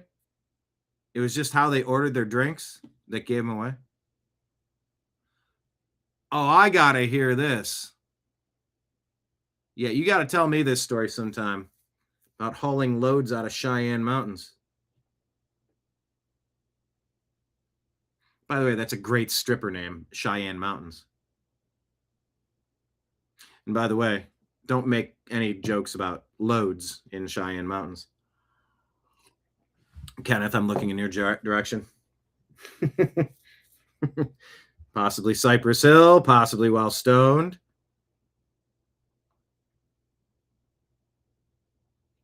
Yeah, you got to tell those Cheyenne Mountain stories. He is so full of it. Oh, this is an act. No underground facility unless there's this enormous conspiracy and they hid it from the President of the United States. What was the first question you wanted answered when you became president? Where are the aliens? Where are the aliens? Look at how mean this look is. Look at how mean this look is. Now compare it to the very last look. This is him acting. As long as you smile. Oh, it's so endearing. Yep. That's the Obama that Democrats think you have. This is the Obama that's real. That is Obama. He's a mean traitor. But they'll try to constantly portray him as this Obama.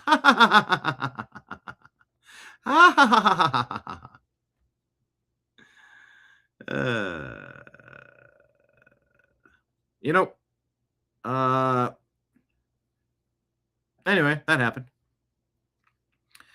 Here's Alexandria Ocasio-Cortez talking about whiteness is imaginary.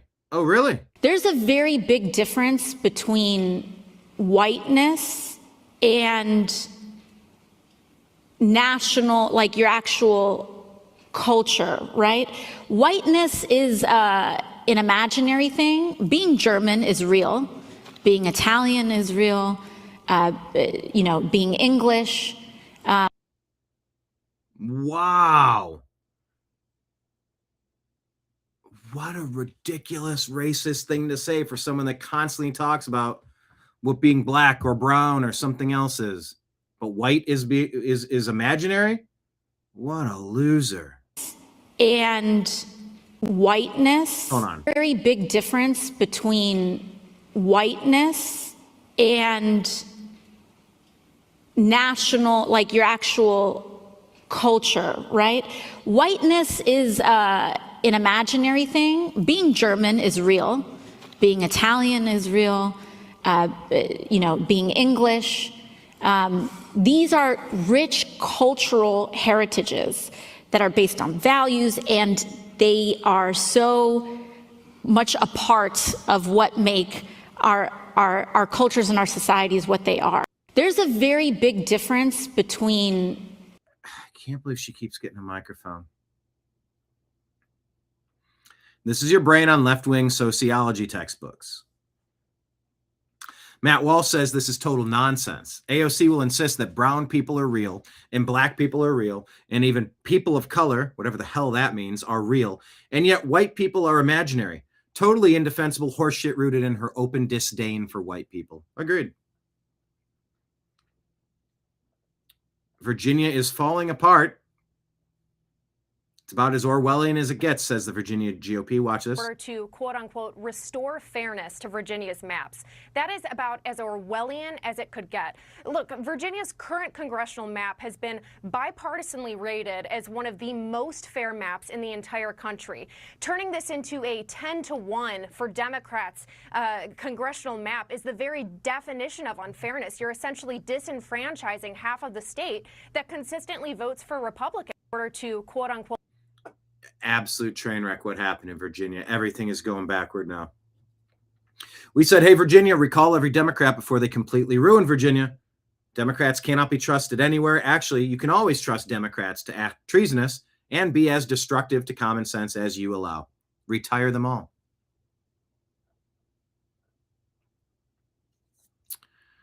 Leading report says the Department of Homeland Security shutdown has left most TSA employees working without pay. You don't hate the Democrats enough. They're the ones doing this. They've done nothing but harass the most undeserving people. Anyway, we just said the Democrats have become domestic terrorists. They're really derelict in their duties over and over again.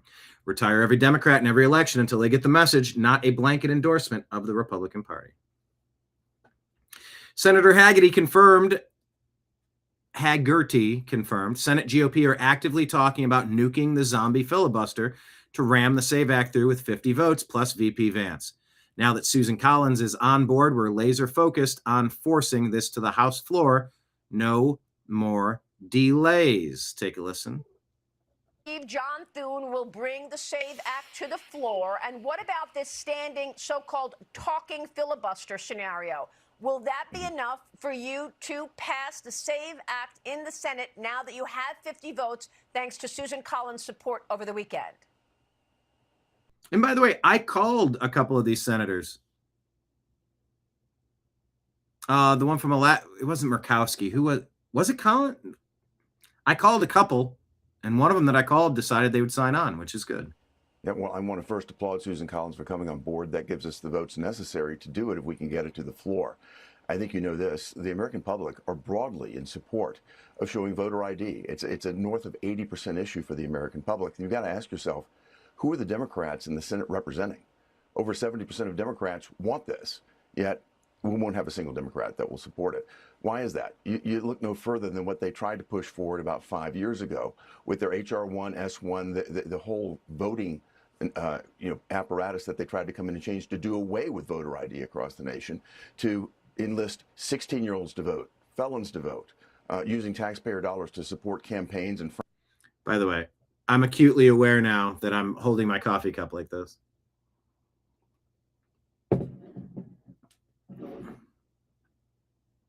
I have a reason though, because when I hold it like this, you can see the logo. Yes, voter ID is a no-brainer. That's why AOC is against it. Frankly, to pay their own only brains may apply. Candidates. So they're so detached from reality, it's just amazing. What the SAVE Act does is very simple. It simply requires what we require here in my home state of Tennessee. It codifies that to demonstrate that you are indeed an American citizen. In order to vote, you have to be qualified.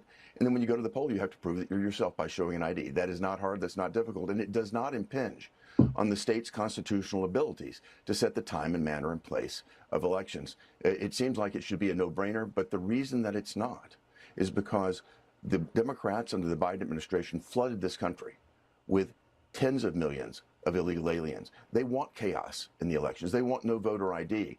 And so you've got to really ask yourselves, who do they represent? Why are they trying to do this?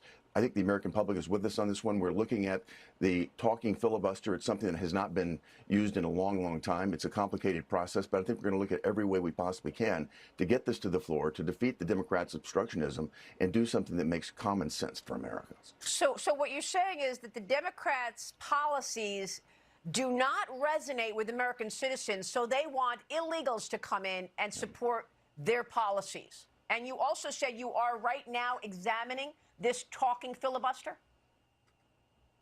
Yes, we're looking. And I guess there is something technically kind of complicated about, yes. Do you see Nimbus put his hand out? He goes like this. He just puts his hand on me. And then he's saying, you want some scritches? Is that what you want? Or no? Maybe?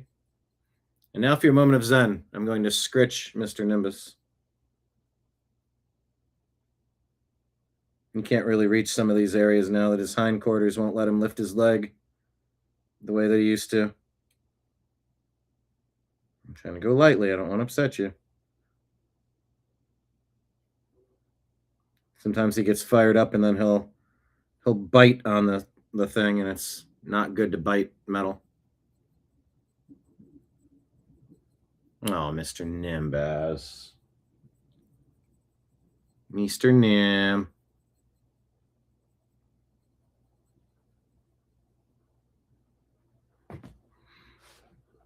Yeah, David, if you have no brain, it will be difficult to comprehend it. Exactly. Yeah, he's got cat scratch fever. Well done. Ted Nugent, right? Yeah, we've gone through it as a conference. Oh, my understanding about the zombie filibuster, though, is that there's a lot of procedural stuff that it's going to be a little bit more complicated to do it.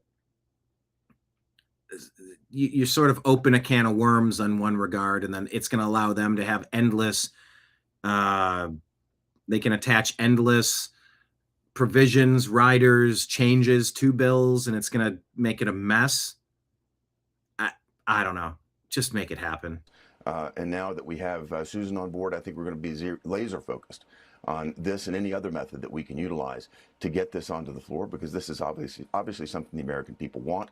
I think what we'll have, if we actually implement it, is a higher turnout at elections, because people will have more confidence that the election of their vote is going to be sacred, it's going to be safe, and we're going to have voter integrity.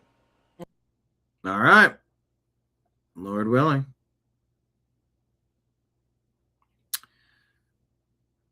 Teacher speaks after losing job over a 2-word Facebook post supporting ICE. Devastating. Chicago area teacher was forced to resign after posting "Go ICE." Well, why was he forced to resign?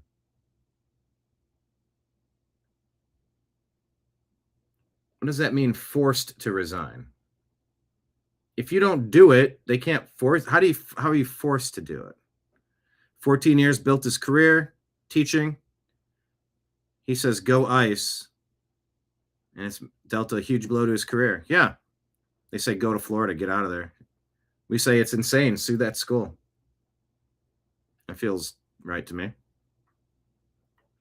Female pastor says she felt God's presence while deciding to end 2 pregnancies, standing at a pulpit wearing a Planned Parenthood stole. Is this clown world or what? Yeah, flee whenever this person preaches. So here you go. Mario Knopfel says Epstein wanted help getting his Belarusian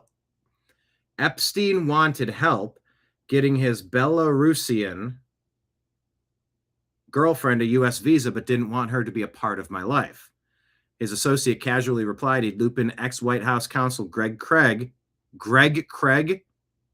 and give Ali Mayorkas over at INS the heads up.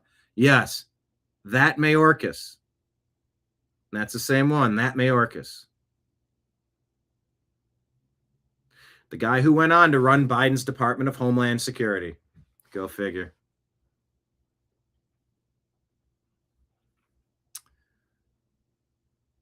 Mark Kelly slams Trump for blowing up the world order as we knew it. This is fire. All right, I guess let's just listen to Mark Kelly. Well, change for a reason. Well, let me start by saying, I couldn't hear exactly what Secretary Rubio was saying, but he was talking about the global world order has changed. Well, changed for a reason. Somebody changed quote, it. The old world is gone. The old world's gone because Donald Trump blew it up. Good. We had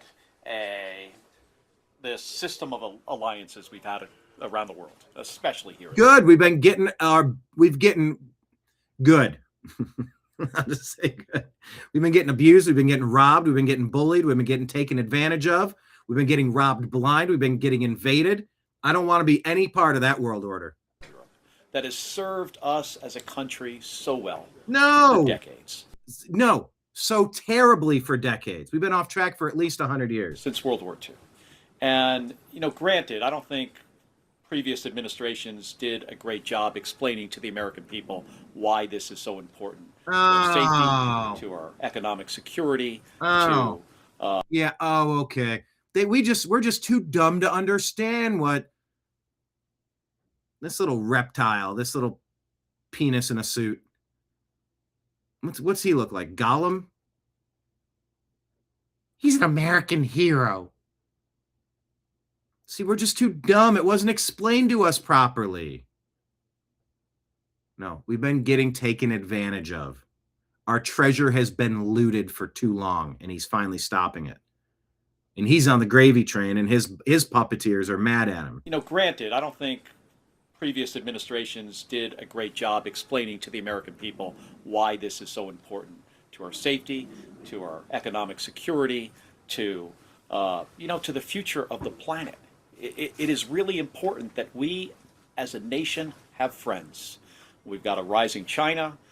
Technologically, they are more than competitive with us right now, and the industrialization and their ability to build things surpasses ours, by a lot. We're trying to catch up. We're trying to do all kinds of things. The thing that keeps us ahead is we have friends, or we had them. And what I'm hearing now is even if we are able to repair these relationships, it's going to take generations before they feel comfortable. We could have a new administration here in 3 years, or Democrats can win the election. There could be a change in the House or the Senate. But what happens 4 years later? I mean, they are now. I got to say, what I'm hearing here in Munich, it feels like some PTSD. Is the kind of vibe that we are getting from our former friends. Former friends. They've been. Cynical Publius says, I don't think they realize that blowing up the world order as we knew it is precisely why we elected Trump. Exactly. Tara Bull here says, last July, Steve Bannon called for Elon Musk to be deported immediately after Musk raised questions about the Epstein list. Is it all starting to make sense now? SpaceX. President Trump tonight should sign an executive order calling for the Defense Production Act to be called in SpaceX and seize SpaceX tonight before midnight. The U.S. government should seize it. If a guy's going to sit there and start making quotes, also, as Stuart Stevens talked back in January, I don't know why we haven't had a full investigation. Look, if you're going to deport illegal aliens, you got to deport illegal aliens. The good go with the good, the goose and the gander.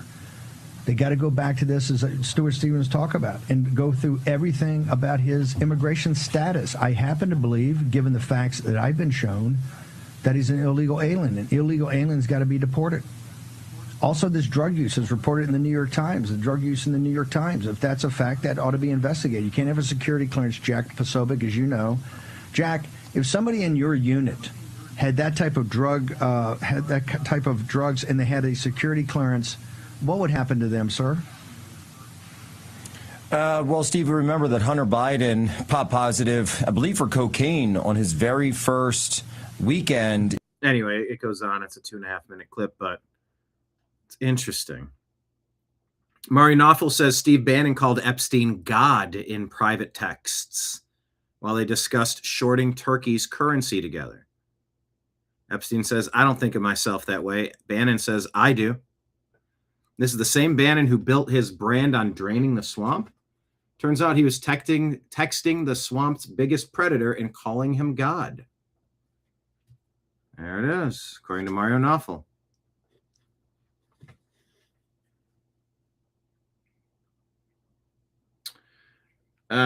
Dana Eden's body has been found by her brother. The Israeli producer of Apple TV spy thriller Tehran has been found dead in Athens hotel. Some breaking news happening.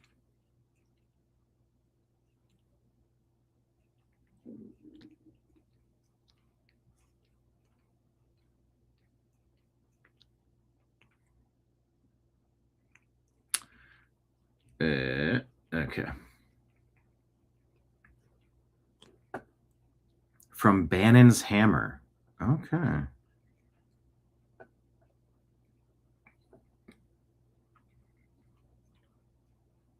What is this? From Epstein, Mario Knopfel, I'll be in New York on Wednesday, Thursday, get some sleep. Somebody, redacted, says, I'm still out at this club, The Box. I'm sure you know it. They have these sex shows. There was one with a guy with fake boobs, and he was sticking a bottle in his thing. What?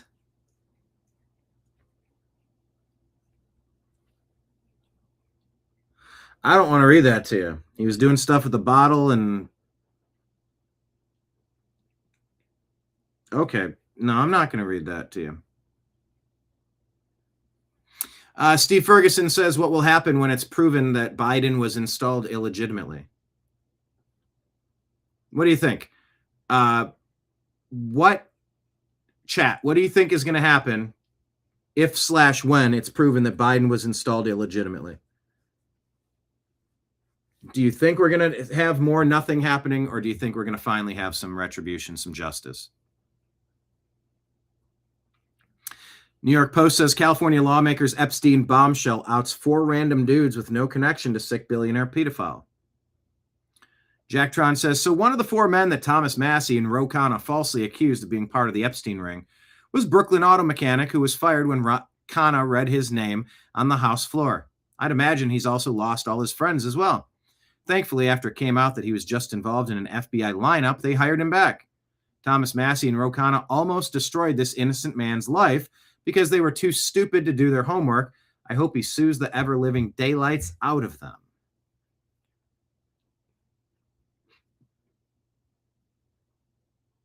Akeem Jeffrey says Democrats will spend whatever it takes in the Virginia redistricting fight.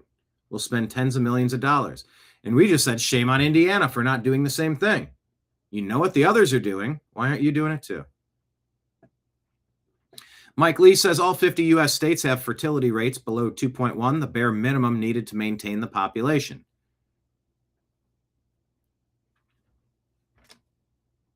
Here, we'll go like that so you can... Oh, okay. Kenneth says hell will become colder because hell will freeze over.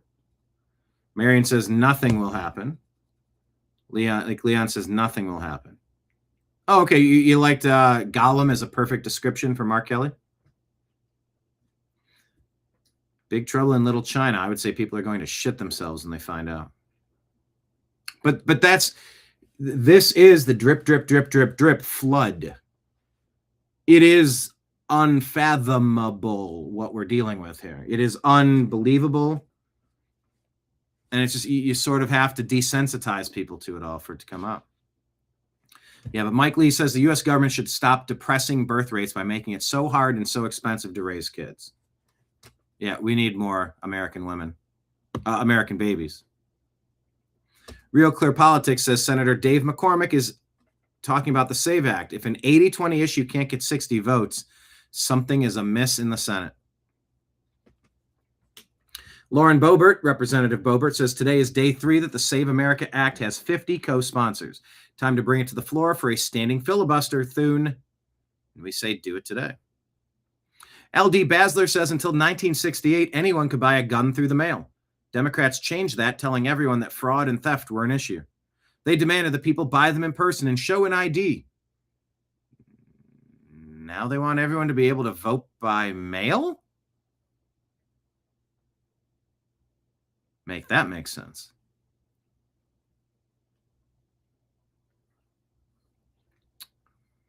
It's a good prayer from Thomas Aquinas. Words fail. Saint Michael, the archangel, defend us in battle, be our protection against the wickedness and snares of the devil. May God rebuke him, we humbly pray, and do thou, O Prince of the heavenly host, by the power of God, cast into hell Satan and all the evil spirits who prowl about the world, seeking the ruin of souls. Amen. Songbird had one. Jesus, please bless and protect. Representative Tim Burchett put a hedge of protection around his family and make his marriage strong as he battles evil. This is the Tim Burchett thing I thought I was playing earlier. This is the one you do not want to hear. So tune out for a minute and a half or listen.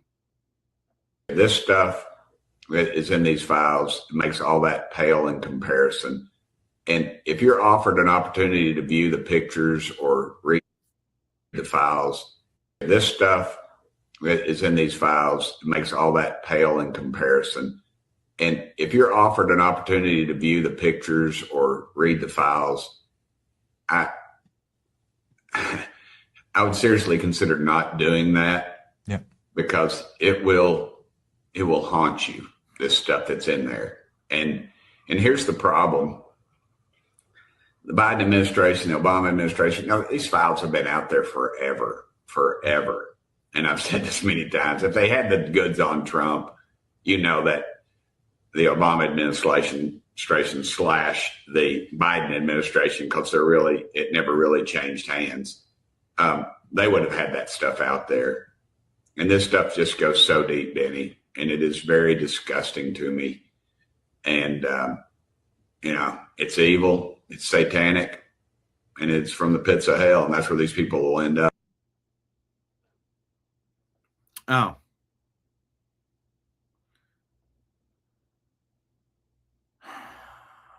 I thought it was going to be in his words. I don't want to read this out loud.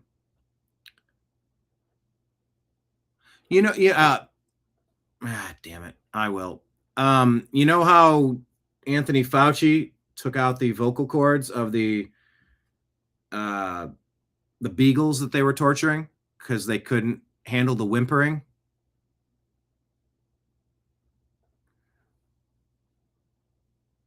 Hang on. Let me just ask if this is. Let me ask Grok if this is what somebody said. I thought Burchett was going to say it.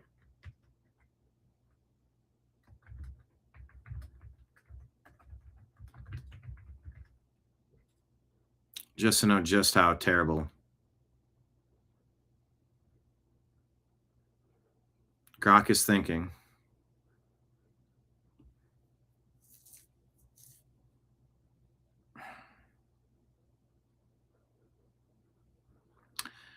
Grok is thinking. Come on, Grok.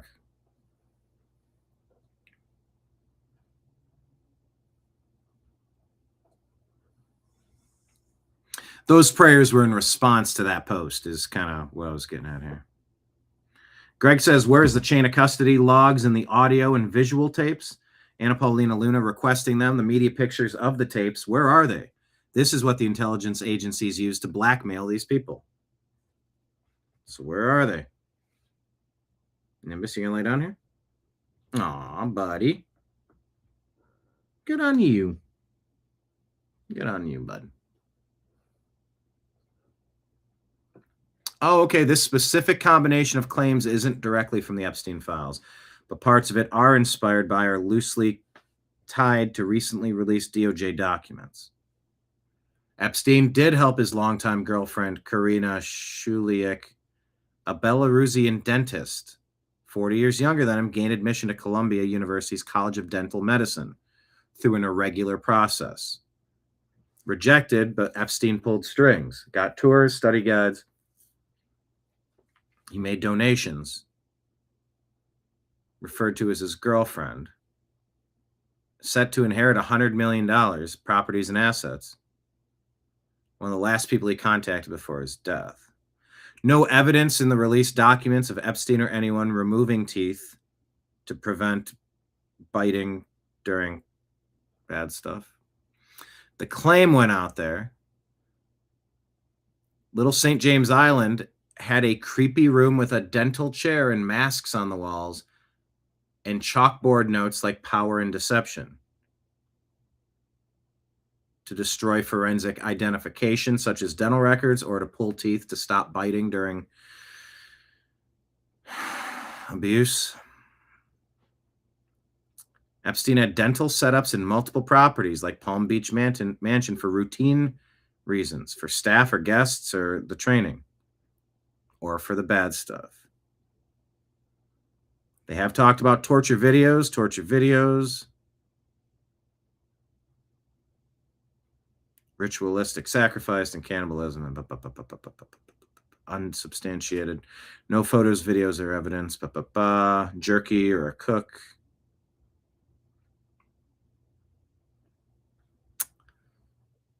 Okay. Well, all right. Well, it seems as though they're putting pieces together, and we don't have that yet. There. And this stuff's just evil. It's satanic. All right. British Patriot says apparently it's now racist to own a dog in the countryside because it offends minorities, according to The Sun. By 2030, the government wants to end racist dogs being allowed out in the public. Will you give up your racist dog to make minorities feel safe? Huh? Dogs should be banned from the countryside so you don't offend minorities. That's just insane.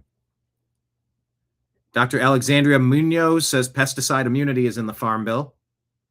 That's not good. Todd Starnes says if Americans do not reclaim their public schools from the clutches of the communists and the anarchists, we'll lose the republic. The president must abolish the Department of Education and return control of schools back to the states and local communities. Eric Daughtry says Epstein associate Reid Hoffman says he conspired to take down Don. Well, just listen to him.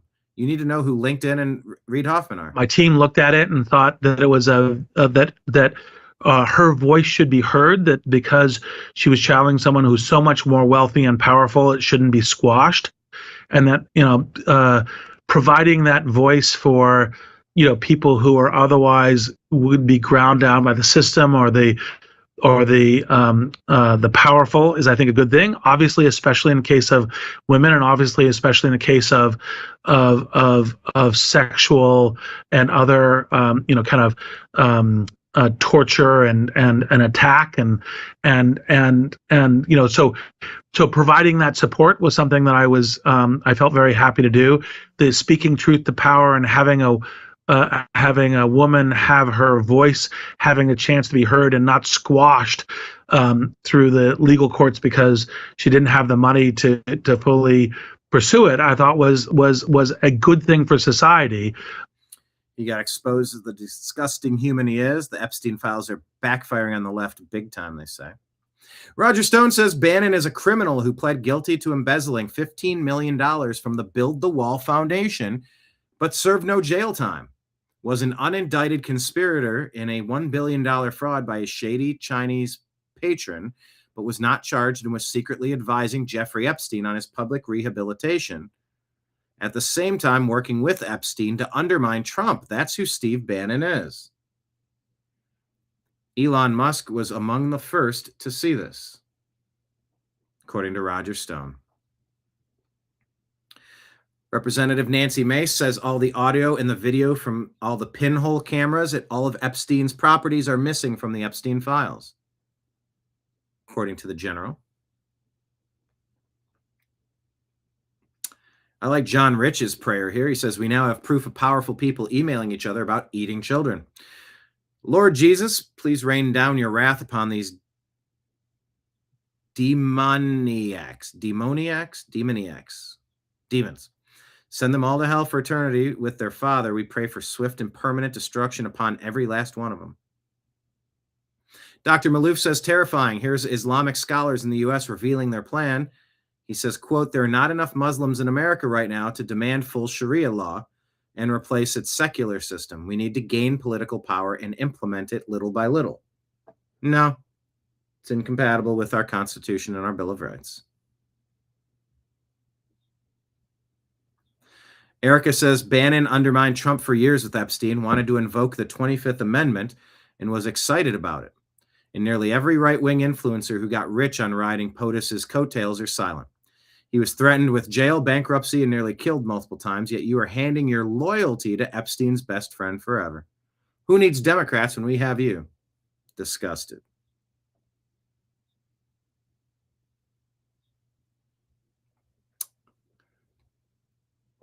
Epstein. Schiff, trying to find knowledgeable financial people. It's intriguing as I guess they can't use the best guys at IRS or Treasury. The best. Bannon, wow. Epstein, hell of a year. Next year will be biblical. Bannon, we either own 2019 or it will surely own us. Epstein, I'm back in the F&B biz only. Bannon, F&B director. Epstein, no, it does not stand for fucking blow. Epstein, spoke to my Dems this weekend. Boy, our emotions running high. Bannon, Going to blow him up right out of the box. White House has zero plan to punch back. Fort Apache with no cavalry en route. Epstein and no soldiers in the fort. He really is borderline. Not sure what he may do. Bannon, I think it's beyond borderline. 25th Amendment to take out Trump. These emails, if true, are damning.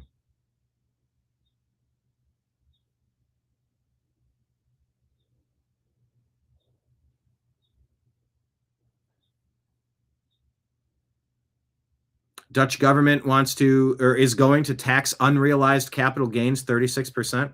They're making us fund our own destruction by taxing us money we never even made. Netherlands House of Representatives approved 36% tax on unrealized capital gains in stocks, crypto, and bonds. That's insane. 0 Hour 1 says, so the guy, Reid Hoffman, who financed the Me Too movement and the Trump lawsuits, was the guy who actually went to the island and ranch asking if his ice cream was ready? Wow.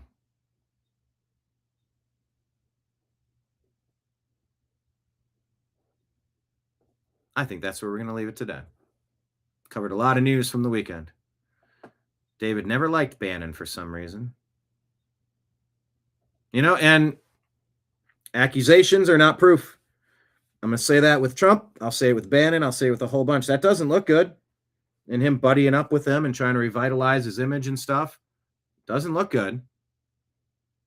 Then there's the counter theory. No, he was playing on his vanity to get him to talk so that they could get all the dirt on him so they could take him out. Spy, double spy, triple agent, who knows? I do know this. I will remain interested in the news, and I will come back again tomorrow to talk to you about it. Oh, tomorrow. Let me check a programming note.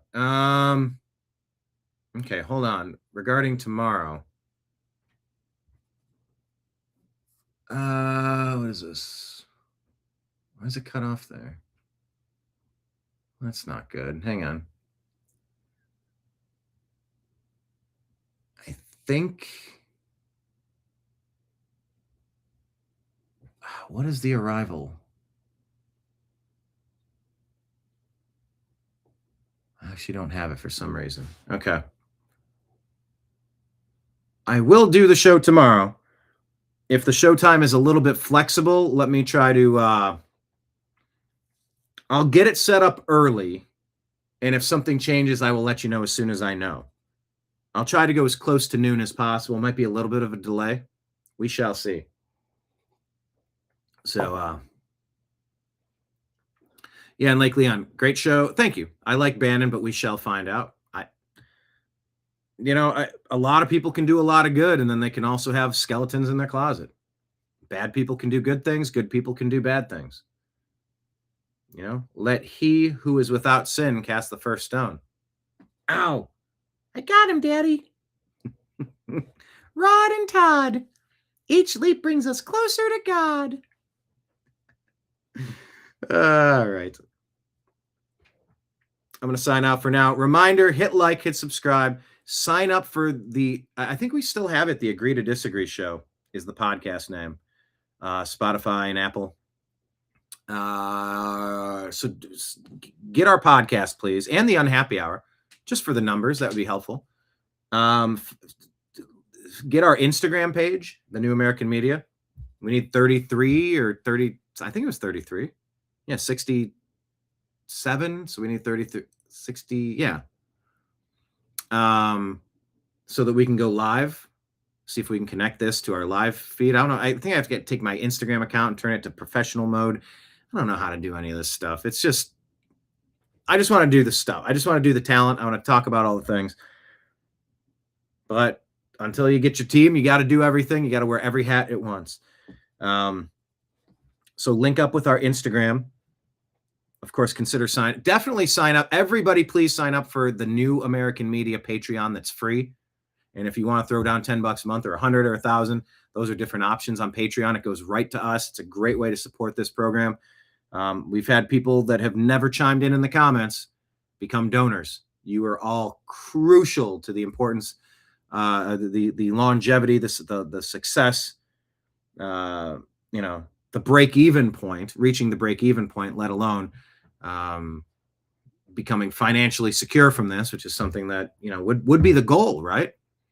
I don't know how many viewers it takes, but I know how many we're going to try to get. Let's try to be like Pokemon. Let's collect them all. But yeah, you can become a monthly subscriber on Rumble and YouTube, as well as dropping Rumble rant tips and super chat tips. Thank you to Kenneth for that tip earlier today. Definitely appreciate it. We'll be back tomorrow, close to noon, as close to noon as possible. I think we'll make it. But until then, a lot to uncover today. Yeah, I feel like I did 2 shows today, because there's been so much that we didn't get to over Saturday and Sunday. As Nimbus muzzles, or what is it, nuzzles his head on the computer right there. You see it shaking? That's from Nimbus going like this. All right. Signing out on behalf of everybody out there in the TNAM universe. Thank you for being here. I appreciate you. I love you. And we will talk to you again soon. Take care, everybody. Peace.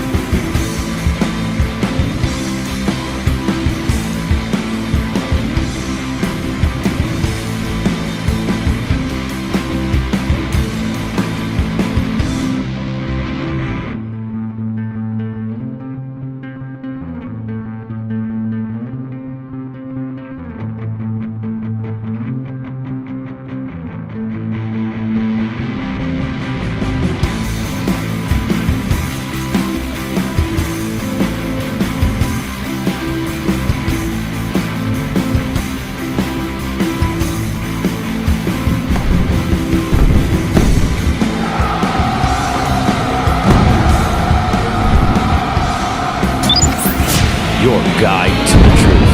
TheNewAmericanMedia.com.